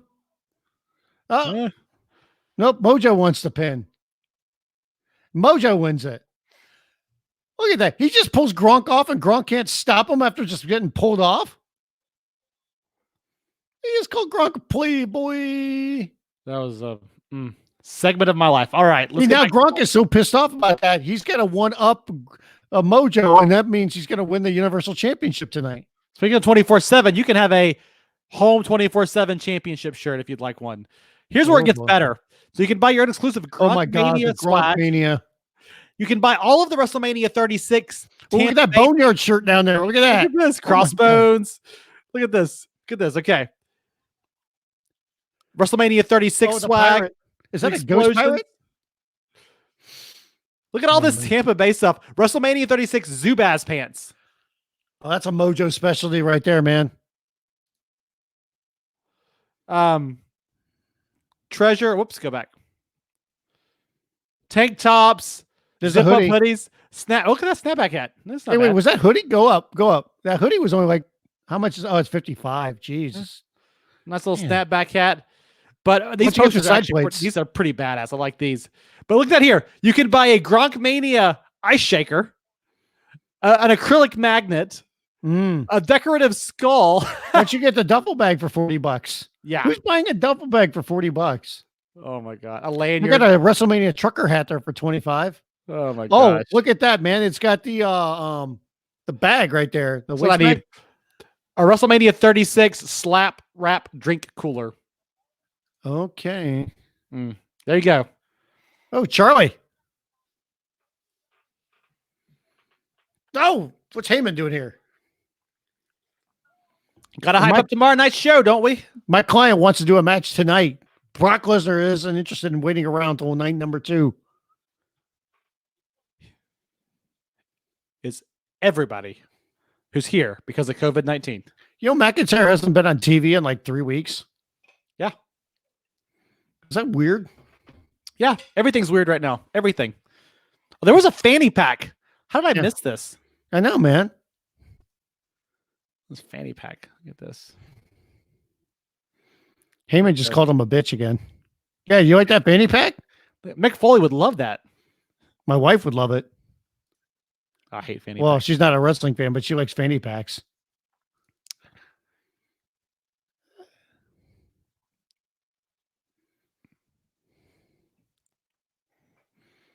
Heyman's out here piping up this match. He's a super being. Mm-hmm. What species is Brock Lesnar then if he's not a human? Just notice how bright neon her shirt is. Oh my God.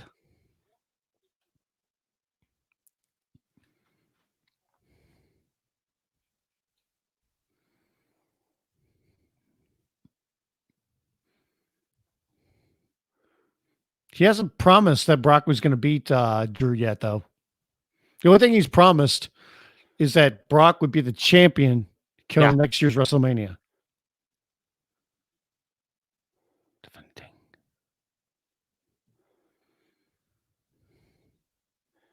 I like how he throws in the heavyweight.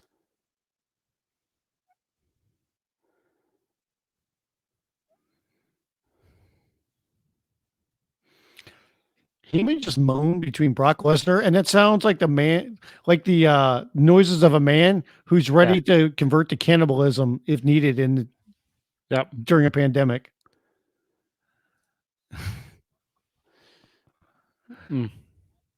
I like how they have synthesized their music to build up WrestleMania. Dun, dun, dun, dun, dun, dun. Tomorrow night's going to be a pretty good card. Tomorrow's a really good card. Orton and Edge has been one of the best. That's been the best built-up match to a WrestleMania match in years, I think. I mean, just the most personal. It's what I love about Orton. They give Orton something meaningful to do every year at Mania in a singles competition, and I think he does great with it. It's not always a championship match, but he delivered against Styles last year. A few years ago against, he's had a number of great singles matches over the years.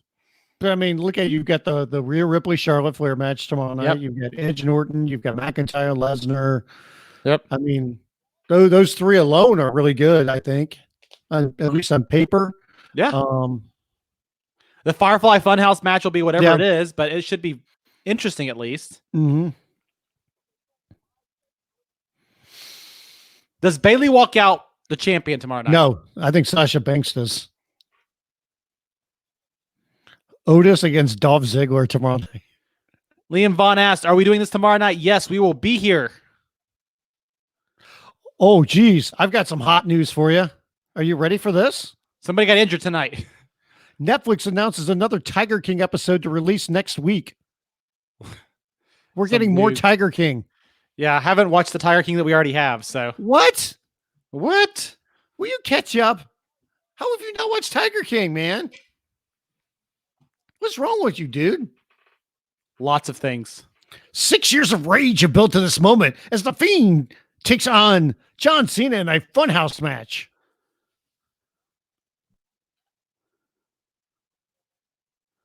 All right. So I remember when I worked for AOL Fan House. Is it kind of close to the Funhouse? Oh, dude, they're doing the Braun Strowman match right now. They are going to main event with Taker and Styles. That's where we are. If you guys are watching along at home. Dude, they are doing Taker against AJ as the main event of night one. Okay.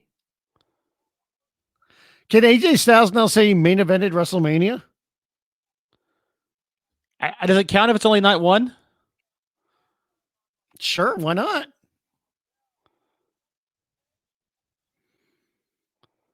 Today feels like a Sunday so much. Yep. And it's only a Saturday. Yep.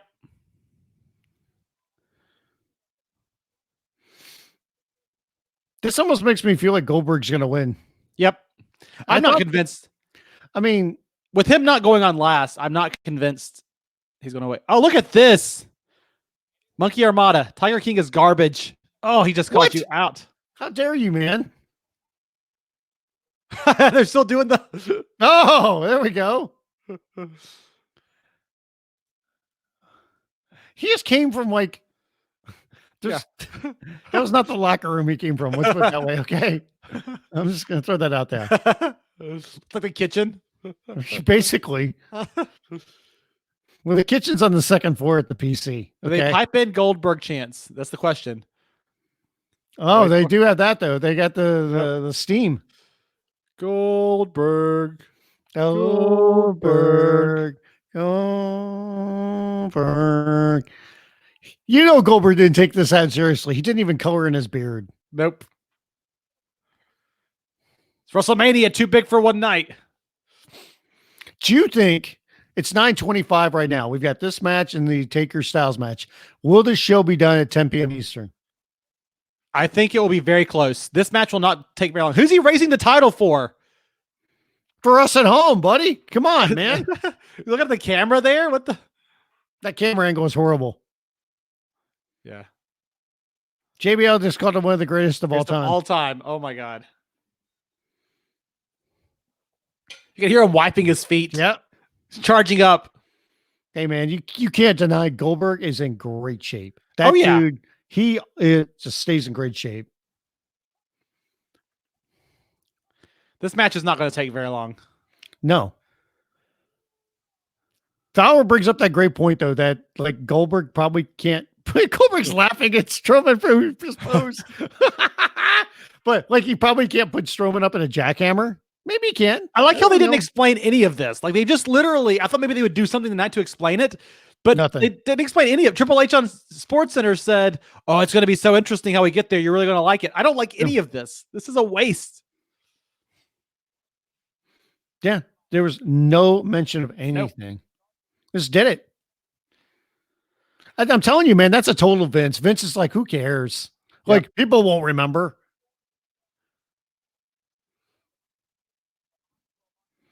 Either one of these guys work by the hour, JBL. Ring that bell. Ding, ding, ding. Goldberg like he's going on a trip just getting ready for the match right now. He's just like... he's stalking Braun Strowman. Why do you even have the ring announcers out there at ringside? You could have just had them in the back. There's no need to have them exposed. Are they having like a beard competition right now? Well, my beard's thicker than yours.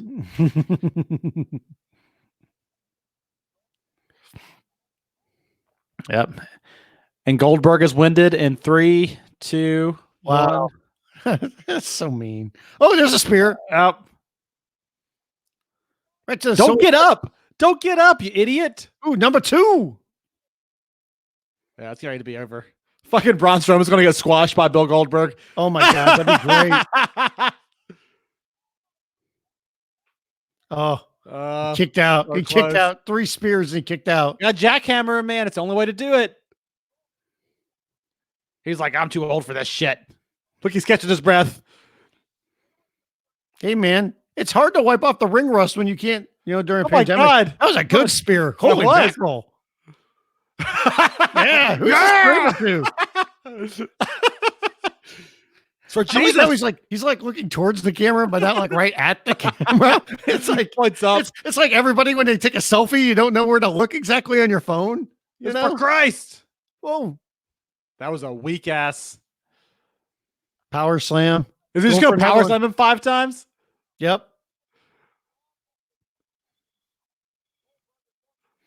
This is not like the Goldberg Lesnar match, which was pretty good, The Goldberg Lesnar match in Orlando was fantastic. Yeah. It just hit big move after big move. That's what they're trying to do right here. They're just like getting up too fast. They're just like down and up, down and up. Well, that's because he's picking them up.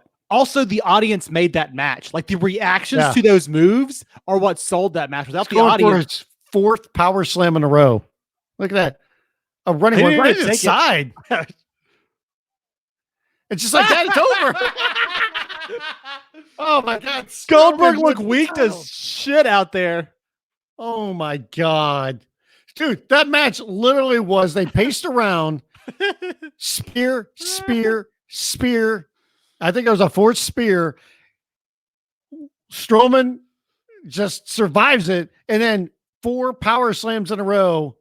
Is Goldberg dead? He's dead, isn't he? They killed him. Maybe. He killed a man. That man's got a family. There was 8 moves in that match, right? That match lasted 2 minutes and 12 seconds, by the way. Vince never liked Goldberg anyway. Of course he's going to squash him like this. Dude, they can just show the whole replay of the match in the right here in the highlight package. Maybe this is a tip, Bill. Maybe you should have learned a few more moves than just the spear, right? Properly promoting says, don't worry. He'll be a crown jewel. So 3 spears. And then there's a 4th spear. And then he wasted time. He wasted time by going, yeah, and posing everybody. And then Strowman came back with 4 power slams. A weak-ass power slam to start off with, but yes. Dude, they're showing the whole match, basically. They're showing every move in this match. Well, it's because you see what happened there was Goldberg took it on his side, and that's a deadly maneuver when you take it on your sides. What happens? Apparently. Right in the kidney. Paralyzed his body. This is my time. So the guy wins the championship for the first time in his career, and it's not even the last match on night 1 of WrestleMania. What the hell, man? Well, keep in mind, he only won his first singles championship 2 months ago after being with the company for like 5 years. Also, dude, if you're going to switch the title, doesn't it have to be the last match on the show? Also, keep in mind that his tag team championship run was with a middle schooler. Good God. Well, I'm glad that I was wrong that Gronk was going to win the title. Okay. Hey, the night's not over. That's true. So, it's not. Can we just go back to how Triple H told us this was going to be an interesting story to get there? What was interesting about any of that? I wonder about 2 things. Number one, I really wonder if they did shoot an angle and Vince just scrapped it. What kind of angle do you think they shot? I don't know, man. But I do wonder if, did they do that, man? Did they scrap what they had planned? And Vince just said hell with it, especially after Roman did that Instagram saying he was out of the match. Yeah. And said, everybody's already knows, it's already been spoiled. Who cares? Let's just, throw Strowman in the match. And that will be the explanation. Like everybody already knows.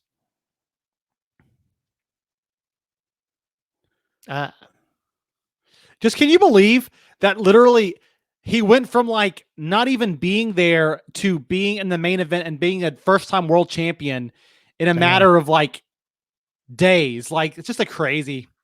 By the way, there's no way I'm going to win the media pool for DraftKings now because I said that the final match of the show where they asked us to put a couple of matches in order of when they would happen, and I picked that match to end night 2 because I really thought Gronk was going to win the title. Yeah. And I just figured, who cares? It's just a fun if you'd have got that right, that would have been a huge win. Exactly. That's why I did it. I was just like, who cares if I win or lose? It's worth the risk. Yeah. So just how can you believe that Braun Strowman 2 weeks ago wasn't even featured in a main match on this card, and now he's the world champion for the first time ever. Well, it's kind of like Daniel Bryan.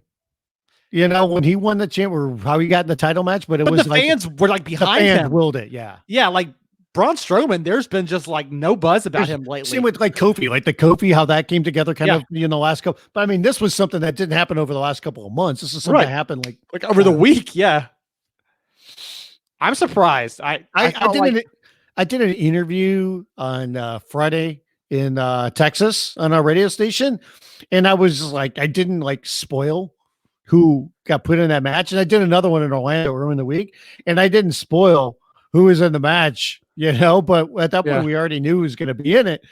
And it was funny because one of the hosts, off the air, I told him, and he was just like, oh, they're going to put Braun in that match? I was like, yeah, man. Ratnick asked a great question. So now who is Strowman dropping the title to? Roman Reigns. Hulk Hogan will take the title for Roddick. Good God. A heel Hulkamania. Maybe they shot someone with Braun taking Roman out, and then they thought it wasn't a good idea to do that with a guy not participating because of COVID. Yeah. Maybe it might have. Seriously. I mean, your guess is as good as mine right now when it comes to this, because I have no idea. But I mean, I think Roman would be the guy to beat him for the title. It's just we don't know. Number one, we don't know when WWE is going to be able to go back and have matches even in an empty arena. And 2, we don't know when Roman's going to be able to go back Right. Because he's, got a compromised immune system. Yep. So.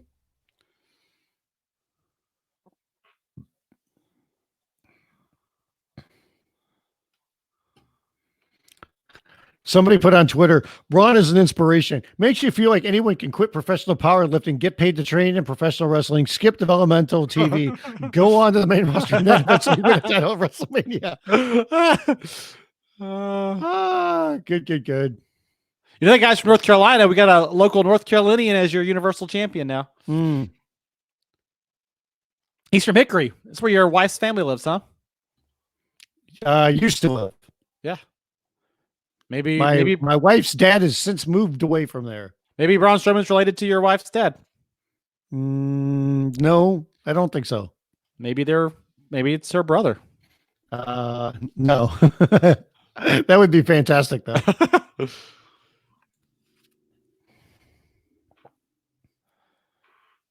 Oh, I just love how AJ Styles went back and took Diamond Dallas Page's playbook to go after Taker. Do you know this is a serious feud because they're calling each other Mark and Allen? Yeah. I can't believe they showed the picture of Taker and his wife in the pool with the tiger. Like, they went there and I was just like, oh my God, really? Here's your real Tiger King, am I right? Yeah, I know, right? How do you not watch Tiger King yet? I don't have time. I'm still working, dude. I am too. Allegedly. Yeah, allegedly.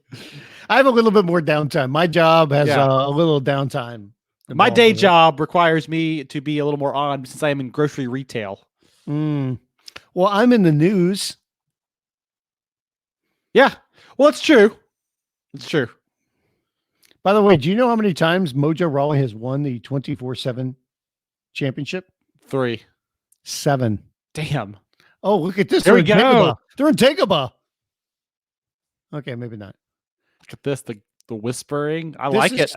I'm telling you, man, this is on the back lot of Full Sail.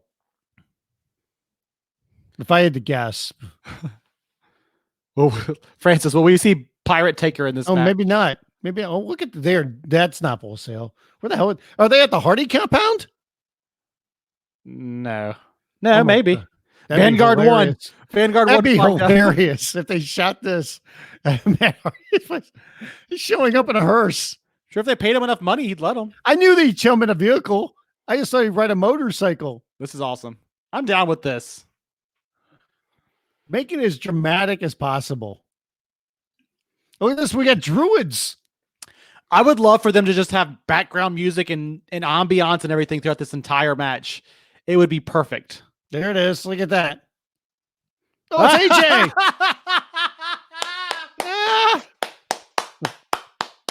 Yes. Oh, yes. That's Anderson and Gallows is the druids then.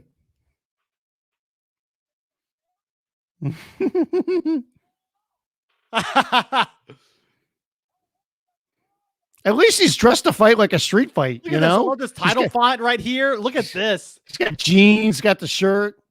It's so produced. This is exactly what it needs to be. Here comes Taker on the chopper, man. He's coming on the motorcycle. Here he comes. Yeah, man. Yes. Oh, yeah. We're getting Biker Taker. Metallica.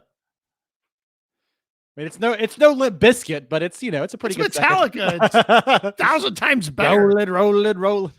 My way or the highway. Yes, he's in his vest. Yeah. Yes. Hell yes. No wonder this was in the main event. This is the main event. Screw tomorrow night. We're done. Canceling it.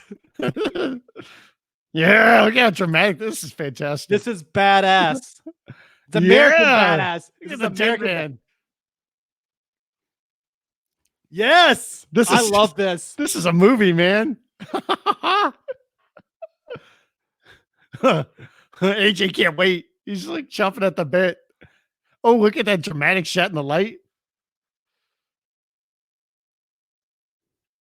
I want to know where they filmed this.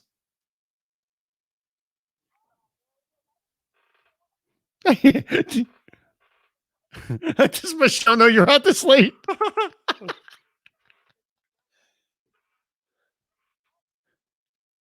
at that. AJ made a grave for him. How nice.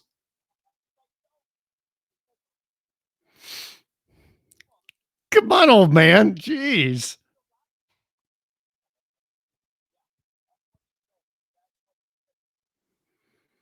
Oh, look at that. AJ picked up a brick. Damn. Look at that. This is Biker Taker. Dude, this is straight out of Sons of Anarchy, man. Yes. This is amazing. This never would have happened without Matt Hardy's influence and the broken Hardy compound stuff. Oh, AJ's running. Alan, where are you going, Alan? Wow. Someone's going in that casket again, right? Yes.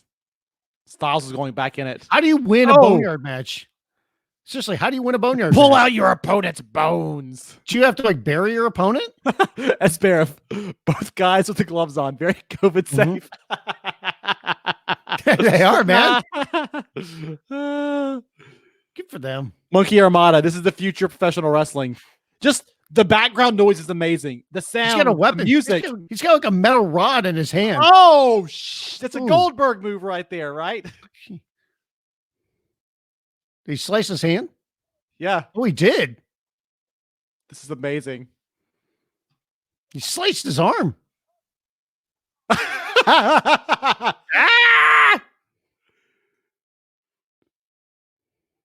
I love these camera angles. Yes. It's like a damn Hollywood movie fight. Hardway blood, man. That's the best. They got the sound effect of the glass breaking. Like, nice. Oh my God. Taker has no problem that he's busted open. He's like, whatever. So I sliced my arm. Who cares? Yep. I mean, he didn't slice it like Goldberg. They're just going to beat that the was shit awful. out of this. Yeah, Goldberg was an idiot when he did that too. Yeah. Fighting on top of this old hearse. How did they find a hearse at the last minute? So can we just buy that so we can beat the crap out of it? Oh, don't you ever talk about my wife. Like, everybody's calling each other a bitch tonight, man. Yep.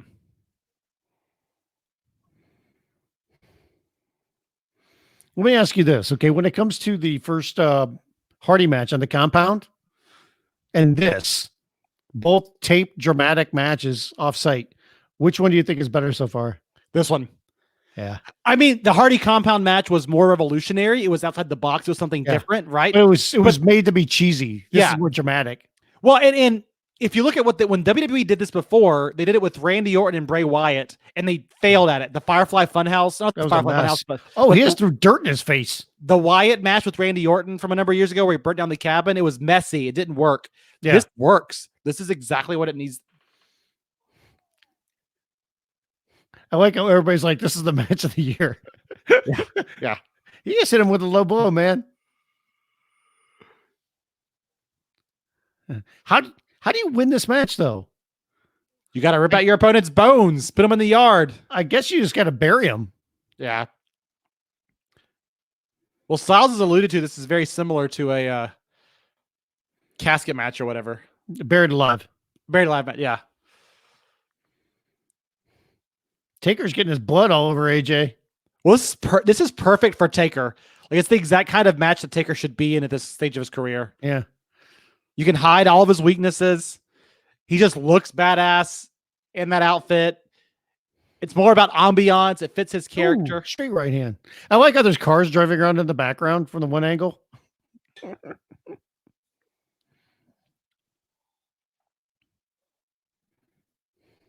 Taker is pissed. Yeah, Look at him. He talked about his wife, man. Sarah. Oh, AJ's in the grave. He's dead. This is where Luke, Gallows, and Anderson pop out, right? I would think so. Yep. Oh, look at that. Look at the music change. Oh. Yes. Yes. It's like a cowboy western. Yeah. This is amazing. Who's going to spit? Yeah.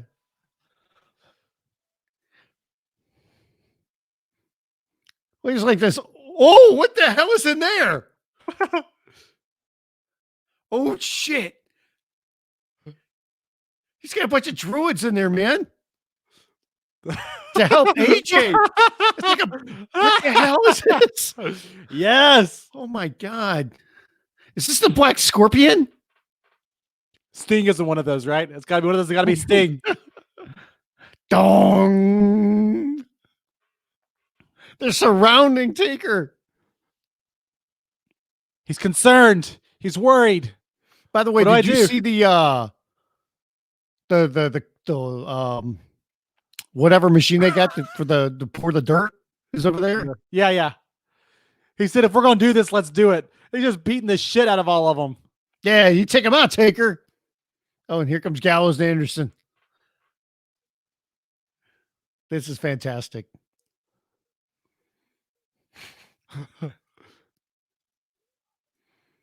How are some people saying this is bad? This is not bad.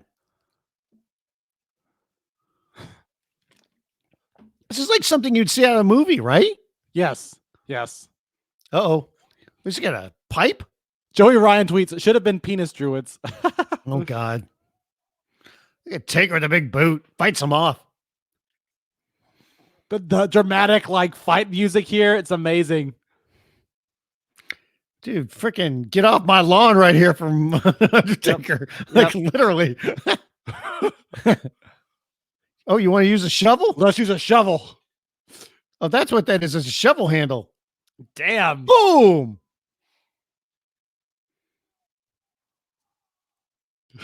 He just nailed him. So amazing. Oh, no, is he going to kill him? Oh, my God. What did he just hit him with? Was that a tombstone? He hit him with a tombstone. Yep. The cement block, not the move. Yeah.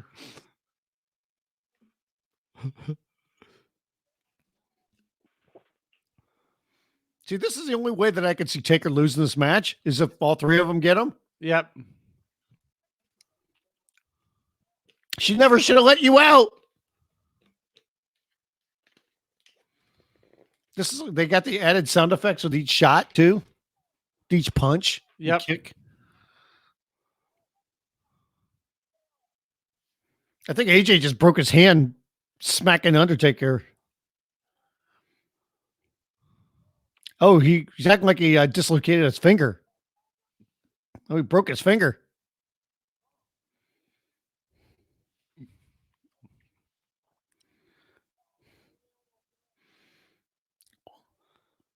This match might define WrestleMania as much as we want to talk about how, no fans and all this stuff, but it brought this match. This would not have happened with a normal WrestleMania. Yeah.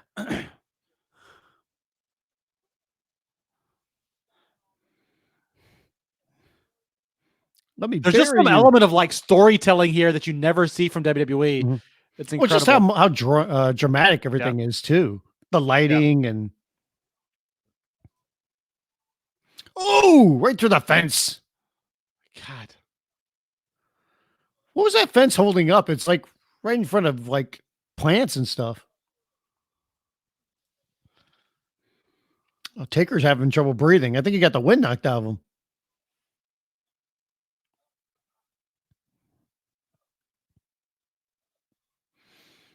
Taker sounds like he needs an oxygen tank almost.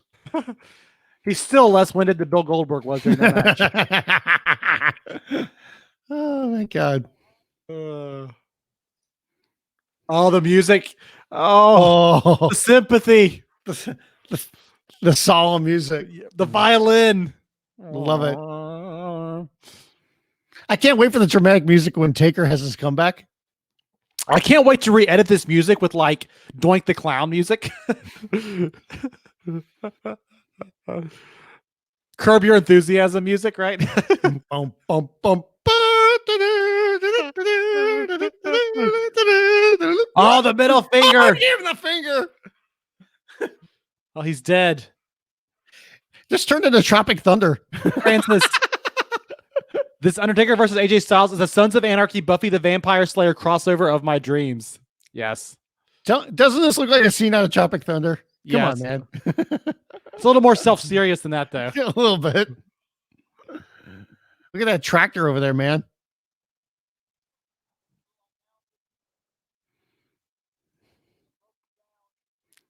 Oh, see, oh, bitch. Everybody's calling each other a bitch on the show, man.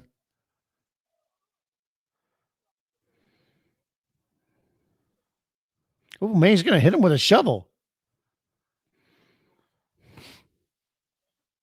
Oh, Taker sounds like he's dying. I know, right?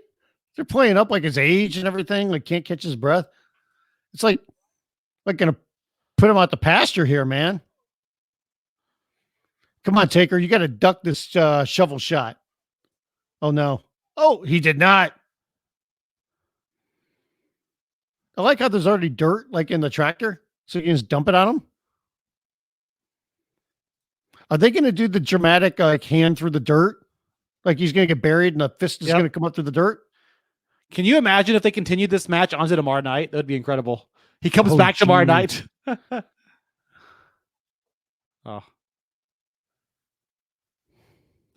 I'm telling you, man, they're going to do the Night of the Living Dead, you know, the hand through the dirt. Yep. It's a Boneyard match. Shouldn't Taker have like an army of skeletons helping him out or something? Well, he had the Druids. Well, I guess the Druids were after him though, so. Does Taker or does AJ know how to use that? I mean, he's a good old boy. Yeah, he's a good old country boy. He's like so proud of himself. He's like, woo! Wait, what? What? Oh! What? What? This is amazing. This is the music. Oh my gosh. Did AJ not even look down to like see that Taker somehow got out of the grave and is behind him? He used his phenom powers. He did. With the lights. He reckoned the lights and everything. Yep. The moon. Yep. He's grabbing leaves. AJ looks like he saw a ghost. Look at that. Taker's caught his breath. Why is that ladder there? Why is there a ladder up there? Oh no. AJ's running away from him, but it goes up on a roof. This is like that commercial that mocks horror movies about how you go hide behind the chainsaws. Yep. AJ just goes and hides running up on a roof. I had you buried. Whoa! More power! He's shooting a fire up on the roof. So AJ can't go any further and then takes a boot up there at the roof. Oh! Here goes Anderson and Gallows. Taker looks like a totally different man. He's fresh. Yes. His hair is all fixed and everything. He's also taken 0 bumps tonight, so that probably helps. Who's going for a ride on that ladder? Oh, there goes Gallows. He's dead. He's dead. Ah, tombstone. Oh, geez. On the roof. Bye-bye. That's worse than the cell ceiling, right? It's got to be. Carl Anderson is dead. Just you and me now, AJ.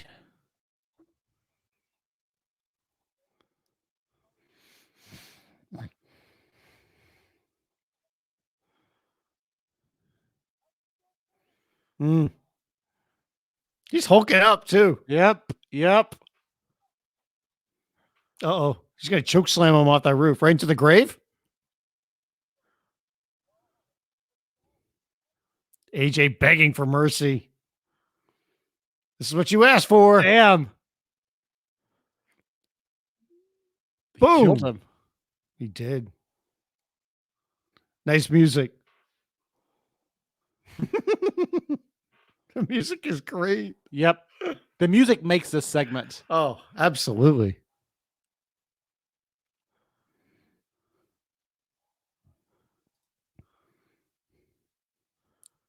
Taker's going to try to end this match. What's my wife's name? You keep her name out of your mouth. Say it, Taker.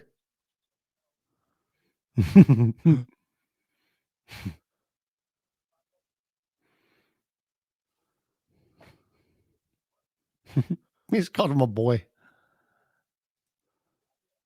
Oh, we're not done yet. Oh, Taker's ready to inflict more pain.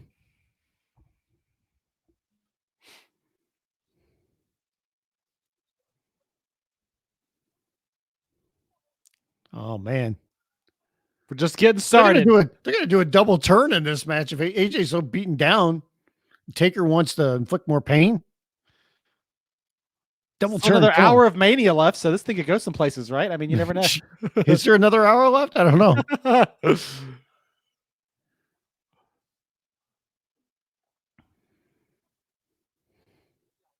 Let me help you out here. This is going to carry him over to the grave. Yep. How jealous is the Miz that he's not in this, considering he did all those Marine movies?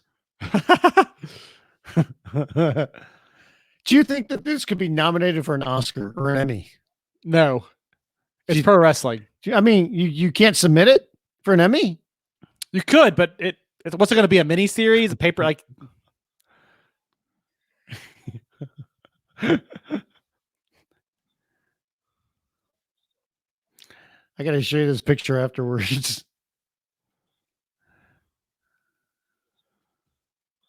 AJ Styles is dead.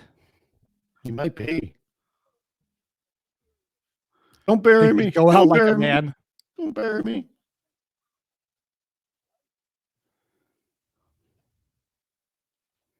No. I'll show you this picture real quick.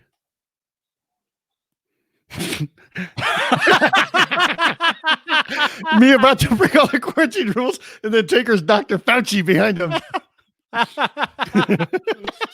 Oh, it's good. It's good. Look at Taker, man. You fought your ass off. Now you're gonna die. Oh, there you go. Oh, look at that. Well, it's tender, man. Taker's giving him a hug. He's giving him credit for fighting.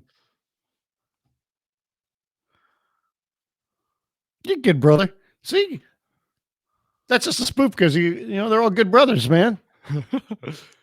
Matt Fowler just tweeted, "This is what we should show alien visitors when they ask to see the best thing humanity has ever created."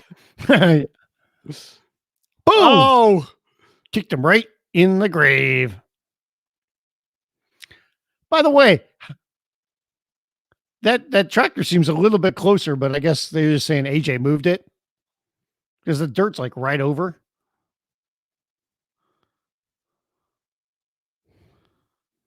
All right, Taker, put an end to this. Just dump the dirt on him.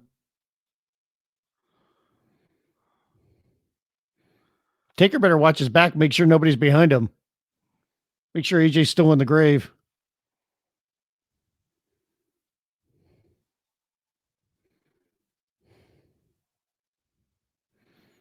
This dramatic dumping of the dirt to end the match.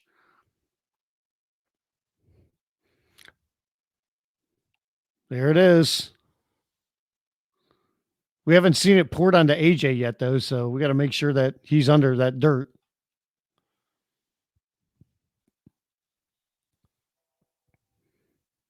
There's the gong. Taker's won the match.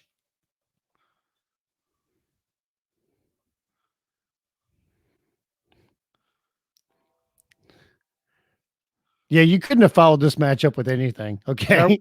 Nope. Oh, look at that. AJ Styles on the tombstone. Nice. I don't know if it's appropriate considering what's going on in the real world, but oh well. It's okay. It works.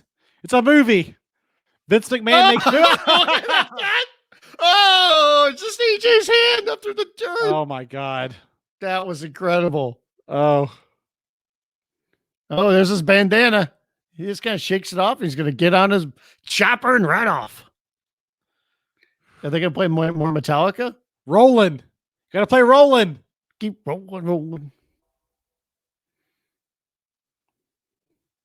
Holy crap. That was fun. Oh, this is the... I was going to do the fist up?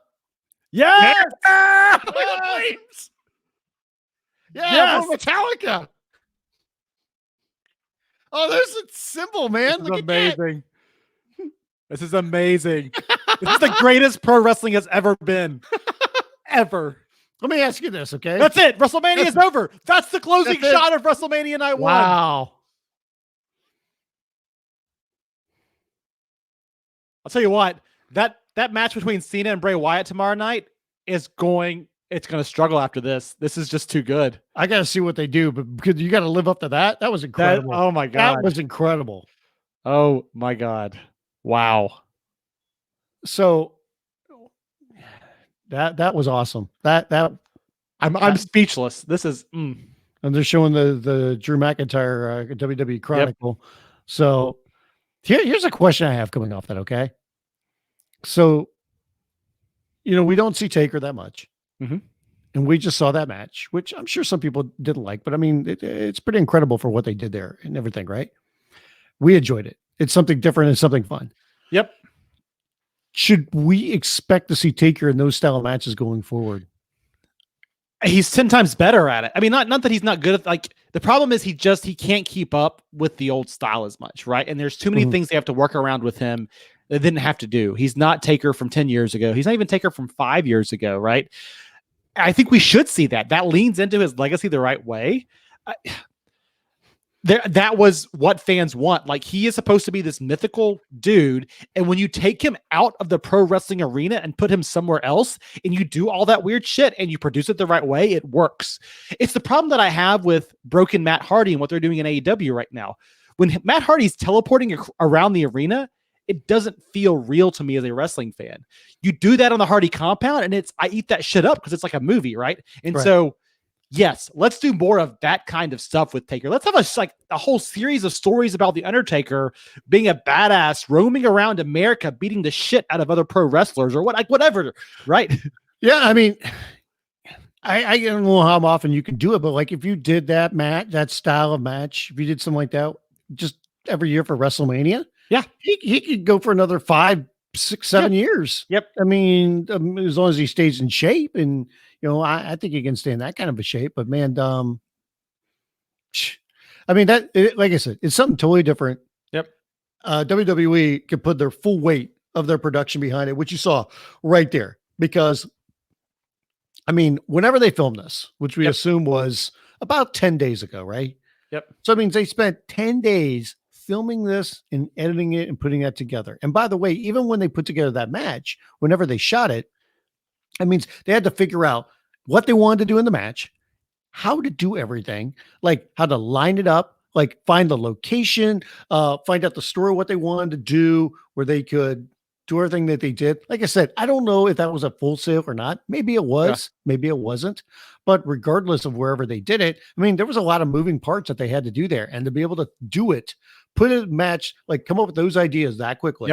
Yep. And then to turn around and film it and do everything and put it together for WrestleMania, that's pretty amazing. Well, here's the thing about it, right? So you think about what can you do with Taker in future Manias. And for me, I mean, yes, there's still the dream matches out there. Taker versus Sting, right? Taker versus Bray Wyatt now as the Fiend. And I think all of that stuff, we don't want to see these guys have an in-ring classic. We want to see these two characters go after one another, right? And I think if you were to have Taker Sting next year in a match of this style, this produced magnitude, it would be incredible. And it's what the fans want. When they say they want Taker Sting, they want the character of the Undertaker versus the character of Sting, not Steve Borden and Mark Calloway fighting in a wrestling match. They want a produced story between these two characters. And you go that route. I know Sting has some injuries to work around. You can do it when you produce it like a movie. So hell yeah, giddy up. Let's do the dream matches we've been talking about in that format. Well, I think for Sting, I think it just depends on, his health overall. Sure. Okay. But, I'm all for Taker doing that. Like I said, if it's only once a year, sure. And they change the location where they do it every time. Who knows? Maybe it's not even going to be a boneyard match. Maybe, it could be like a legit street fight, or you could do, a barroom brawl or whatever, there's a bunch of different locations that you could possibly use, especially, once they can legitimately go anywhere that they want, and it's not like stay-at-home orders, or you're very limited in where you can go and what you could do. And just imagine they put that kind of production behind it. Imagine if everything wasn't going on in the world. You didn't have the restrictions that are put on you right now when you did that. I'm curious to see what else they could do to something like that. Yeah, absolutely. Just there. Yeah. You could go so many different places with it. You can tell stories in a different way, and you evoke different emotions with the production elements, like the music, like the lights, like the edits. I mean, all of that stuff creates a different experience for the viewer. And I think you see on Twitter right now, fans are responding to it because it's something different. And it's what I wish we would have seen more of from WWE in these recent weeks, right? And there's still time though, right? Let's start doing more of that. If WWE wants to start making itself feel different, this is the first step to doing that. And how would you feel right now? Like Braun Strowman has this big moment where he finally wins a world championship, and he gets totally overshadowed by nobody's talking about. Nobody cares. Yeah, nobody cares about that 2-minute match. This match, listen, that Universal title started meaning a hell of a lot less when Bill Goldberg won it the way he did from the Fiend, right? And I honestly know Goldberg's a legend, and it's no discredit to what he did in the business, because his streak is one of the most incredible things. If you were alive during that time and you watched it on WCW, it's one of the most incredible things from the Attitude Era and all of professional wrestling history, right? Yeah. But so no discredit to Bill, but he did no favors for that Universal title, and I think that Universal title feels like it means less than it did before he had it, which is saying something, because the Universal title was already kind of the everybody kind of had their nose up to that one compared to the other world championships. So, yeah. Yeah. By the way, so the first night of WrestleMania, 3 hours long for the main show. Yep. I mean, give them credit for that. They didn't, I mean, as much as we were sitting there going, it seems like a lot of matches, which, I mean, there was 9 matches on the show tonight. They got out at 10 o'clock, and I would expect the same thing to happen tomorrow night when it comes to night 2. Yeah. I do expect the Lesnar McEntyre match to close the show. If it doesn't, then that would mean they would put Cena against the Fiend in the main event, I guess, because of all the things that go on here. But it just feels like there's a lot more build up, and there's a lot more put into the McIntyre Lesnar match, where I can't see that not closing out the show. Yeah. Well, I have to think that if it is going to close out the show tomorrow night, then I'm going to go back and say McIntyre maybe wins. I still think it's a miss. I think you gave Braun the championship tonight, so you had your big title change between the 2 nights, and you saved the McIntyre title change for a later date. But maybe they close out tomorrow night with the Fiend and John Cena, since it's also going to be a prepackaged, overly produced match. I think with everything they've done with McIntyre, they want to finish with that. They feel like that is your feel good moments for. Unless, well, yeah, that absolutely they could do that. Unless you have the Lesnar does something weird to sneak away with the championship and keep the chase going for until after COVID. I don't think you could close out the show with that. I would feel. Yeah, that would feel weird if you did that. So I guess we'll find out. So. Night 1 WrestleMania, any kind of overall thoughts? So here's what I'll say, guys. We're going to be back here tomorrow night at 6 for our pre-show before night 2 of WrestleMania. So I'm going to digest some of this overnight. My first gut reaction is, considering everything, and again, I still think WWE would have been better off not doing this show because of all the exposure of talent to coronavirus and all that stuff, right? I think you should have just pulled the plug on it. But if you're going to do a show, I think they delivered the best possible product they could have. I don't think all the matches were great. I don't think you're ever going to have all the matches being great, but I think Rollins versus Owens definitely delivered. And I think that Boneyard match was worth the entire damn show. So it's fine.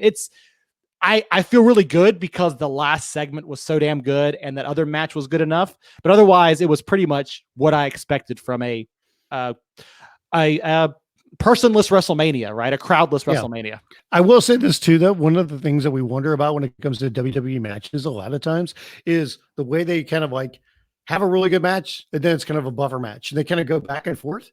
And on this show, they really didn't do that except for the Strowman Goldberg match. And they were kind of, you're kind of pigeonholed there because you want that to go on late because it is for one of your world championships. Yeah. But they put on, like, if you look at the last couple of matches, like the show kind of built when it came to matches, like they did the Morrison, Uso, Kofi ladder match. They followed that up with Kevin Owens against Seth Rollins. So, I mean, those are 2 really good matches. And then, you take out Strowman and Goldberg and you had to put that on late. But then they finish up with Taker and AJ, with the Boneyard match. I mean, typically you kind of don't see that. It seems like they stagger matches a little bit more. So it's nice that they did it kind of in that manner, like you were building up to something. Yeah, you actually had a normal. It's what I've always said. They overthink the damn order of matches on these shows, right? They try to we're going to pull the crowd and then give them a break and then pull it, and you wear a crowd out. Whereas if you, and AEW's actually been great about this. If you just give us a typical match card and you make your show a solid, no longer than 4 hours, right? You're going to have a great show and you're not going to wear out the crowd. And the crowd actually responds to elevation of importance throughout the night. But yeah, you're right. I'm glad they did that tonight. I'm glad they gave us a typical match cadence. I think it was good and it built up to something incredible. So I end up leaving the show feeling really positive because the last few things were so good and it built to those things, right? I forget about the fact that whatever match earlier in the night had a crappy finish, right? I don't think about that as much now because you don't think about what could have been with Becky Lynch and Shayna Baszler, right? The amount of time they were given. You don't think too much about Elias against King Corbin, which is probably the worst match in the show. Yeah. You don't think about how Sami Zayn connected with the haluva kick out of nowhere to beat Daniel Bryan, kind of a thing, or and probably for all the wrong reasons too. You don't think about Braun Strowman as now the Universal Champion. So there's that as well. But it's amazing when you do something really well, how that covers up all. And again, it was a weird night to have pro wrestling again without fans or whatever. So I don't want to crap. I'm not crapping on this show. Right? I don't think WWE this delivered a bad show tonight. I think they delivered a weird show during a weird time. I think that the highs of this show were actually surprisingly good. And I'm really leaning into Seth Rollins, Kevin Owens, and the Boneyard match. I think they were better than I expected, and that elevates it. It's better than anything WWE has done in the last month. It's actually better, I think, than anything WWE has done since Elimination Chamber. And I'm not going to say it's as good as the best pay-per-views of the year, which I think AEW's, what was the February pay-per-view they did? But their February pay-per-view, and I think Wrestle Kingdom 14 were both better shows than tonight, but that Boneyard match was something that neither of those brands have done, or I think have the capability of doing yet. So there you go. Incredible. You like that Boneyard match? There you go. There's a picture for you, buddy. Nice. I'm going to print that off. I'm going to put it above my bed. Would you like that? Because WWE just sent that to me, so I'm going to replace all the pictures of me and my wife with that picture. How about I'll give you this picture. You okay, like that one? Yes. You like that? I'm just going to do a collage of this match, of pictures from this match all across my wall. How about that one? Family pictures be damned. This isn't, oh my God. This is everything. or this. AJ had him right there. Yes. AJ had him. Look at that. They had those pictures ready to go, didn't they? Yes. Yes, they did. I just want to say again, I've said it before in the night, and number one, Brian, thank you, man. This has been fun hanging out with you. Even though we can't be together to watch wrestling, we're not at WrestleMania sitting next to each other. I've had a hell of a time watching this show with you. And I just want to say thank you to everybody in the chat room who's been with us. We've had a solid, the same people. It seems like you've been with us all night, and it's been a really good time watching wrestling with you all. Yeah, it's something Mike and I have talked about doing for a long time. That's why we've done a couple so far. And, we had an opportunity to be able to do this. So we decided to do it. We hope everybody enjoyed it. If you want to go back, anybody can actually go back and watch this. It'll be up on the YouTube page. We'll have it on our Facebook page as well. And we'll be doing this again tomorrow night, Sunday night, 6 p.m. Eastern, beginning with the kickoff show. You can join us all night long. We'll be streaming live on our YouTube channel, youtube.com/Between the Ropes, and also on Facebook Live. And then we'll also have this podcast up as well. And we're going to timestamp the part where we once the show gets done. So if you want to fast forward at any point, or otherwise you can listen back. It's going to probably sound weird if you're not watching the show as well, but you can do all that. And we'll have some more guests with us tomorrow night as well. I think sounds like Will Pruitt might be back. He wants to come back again, give predictions for night 2. So we'll have Will back and a couple other special guests. Yeah, so you never know who's going to be joining us. So we have a lot of fun with this, and we'll see what happens tomorrow night. My one prediction that I will give for night 2 of WrestleMania, I'll bet Gronk leaves with the 24/7 championship. Yeah.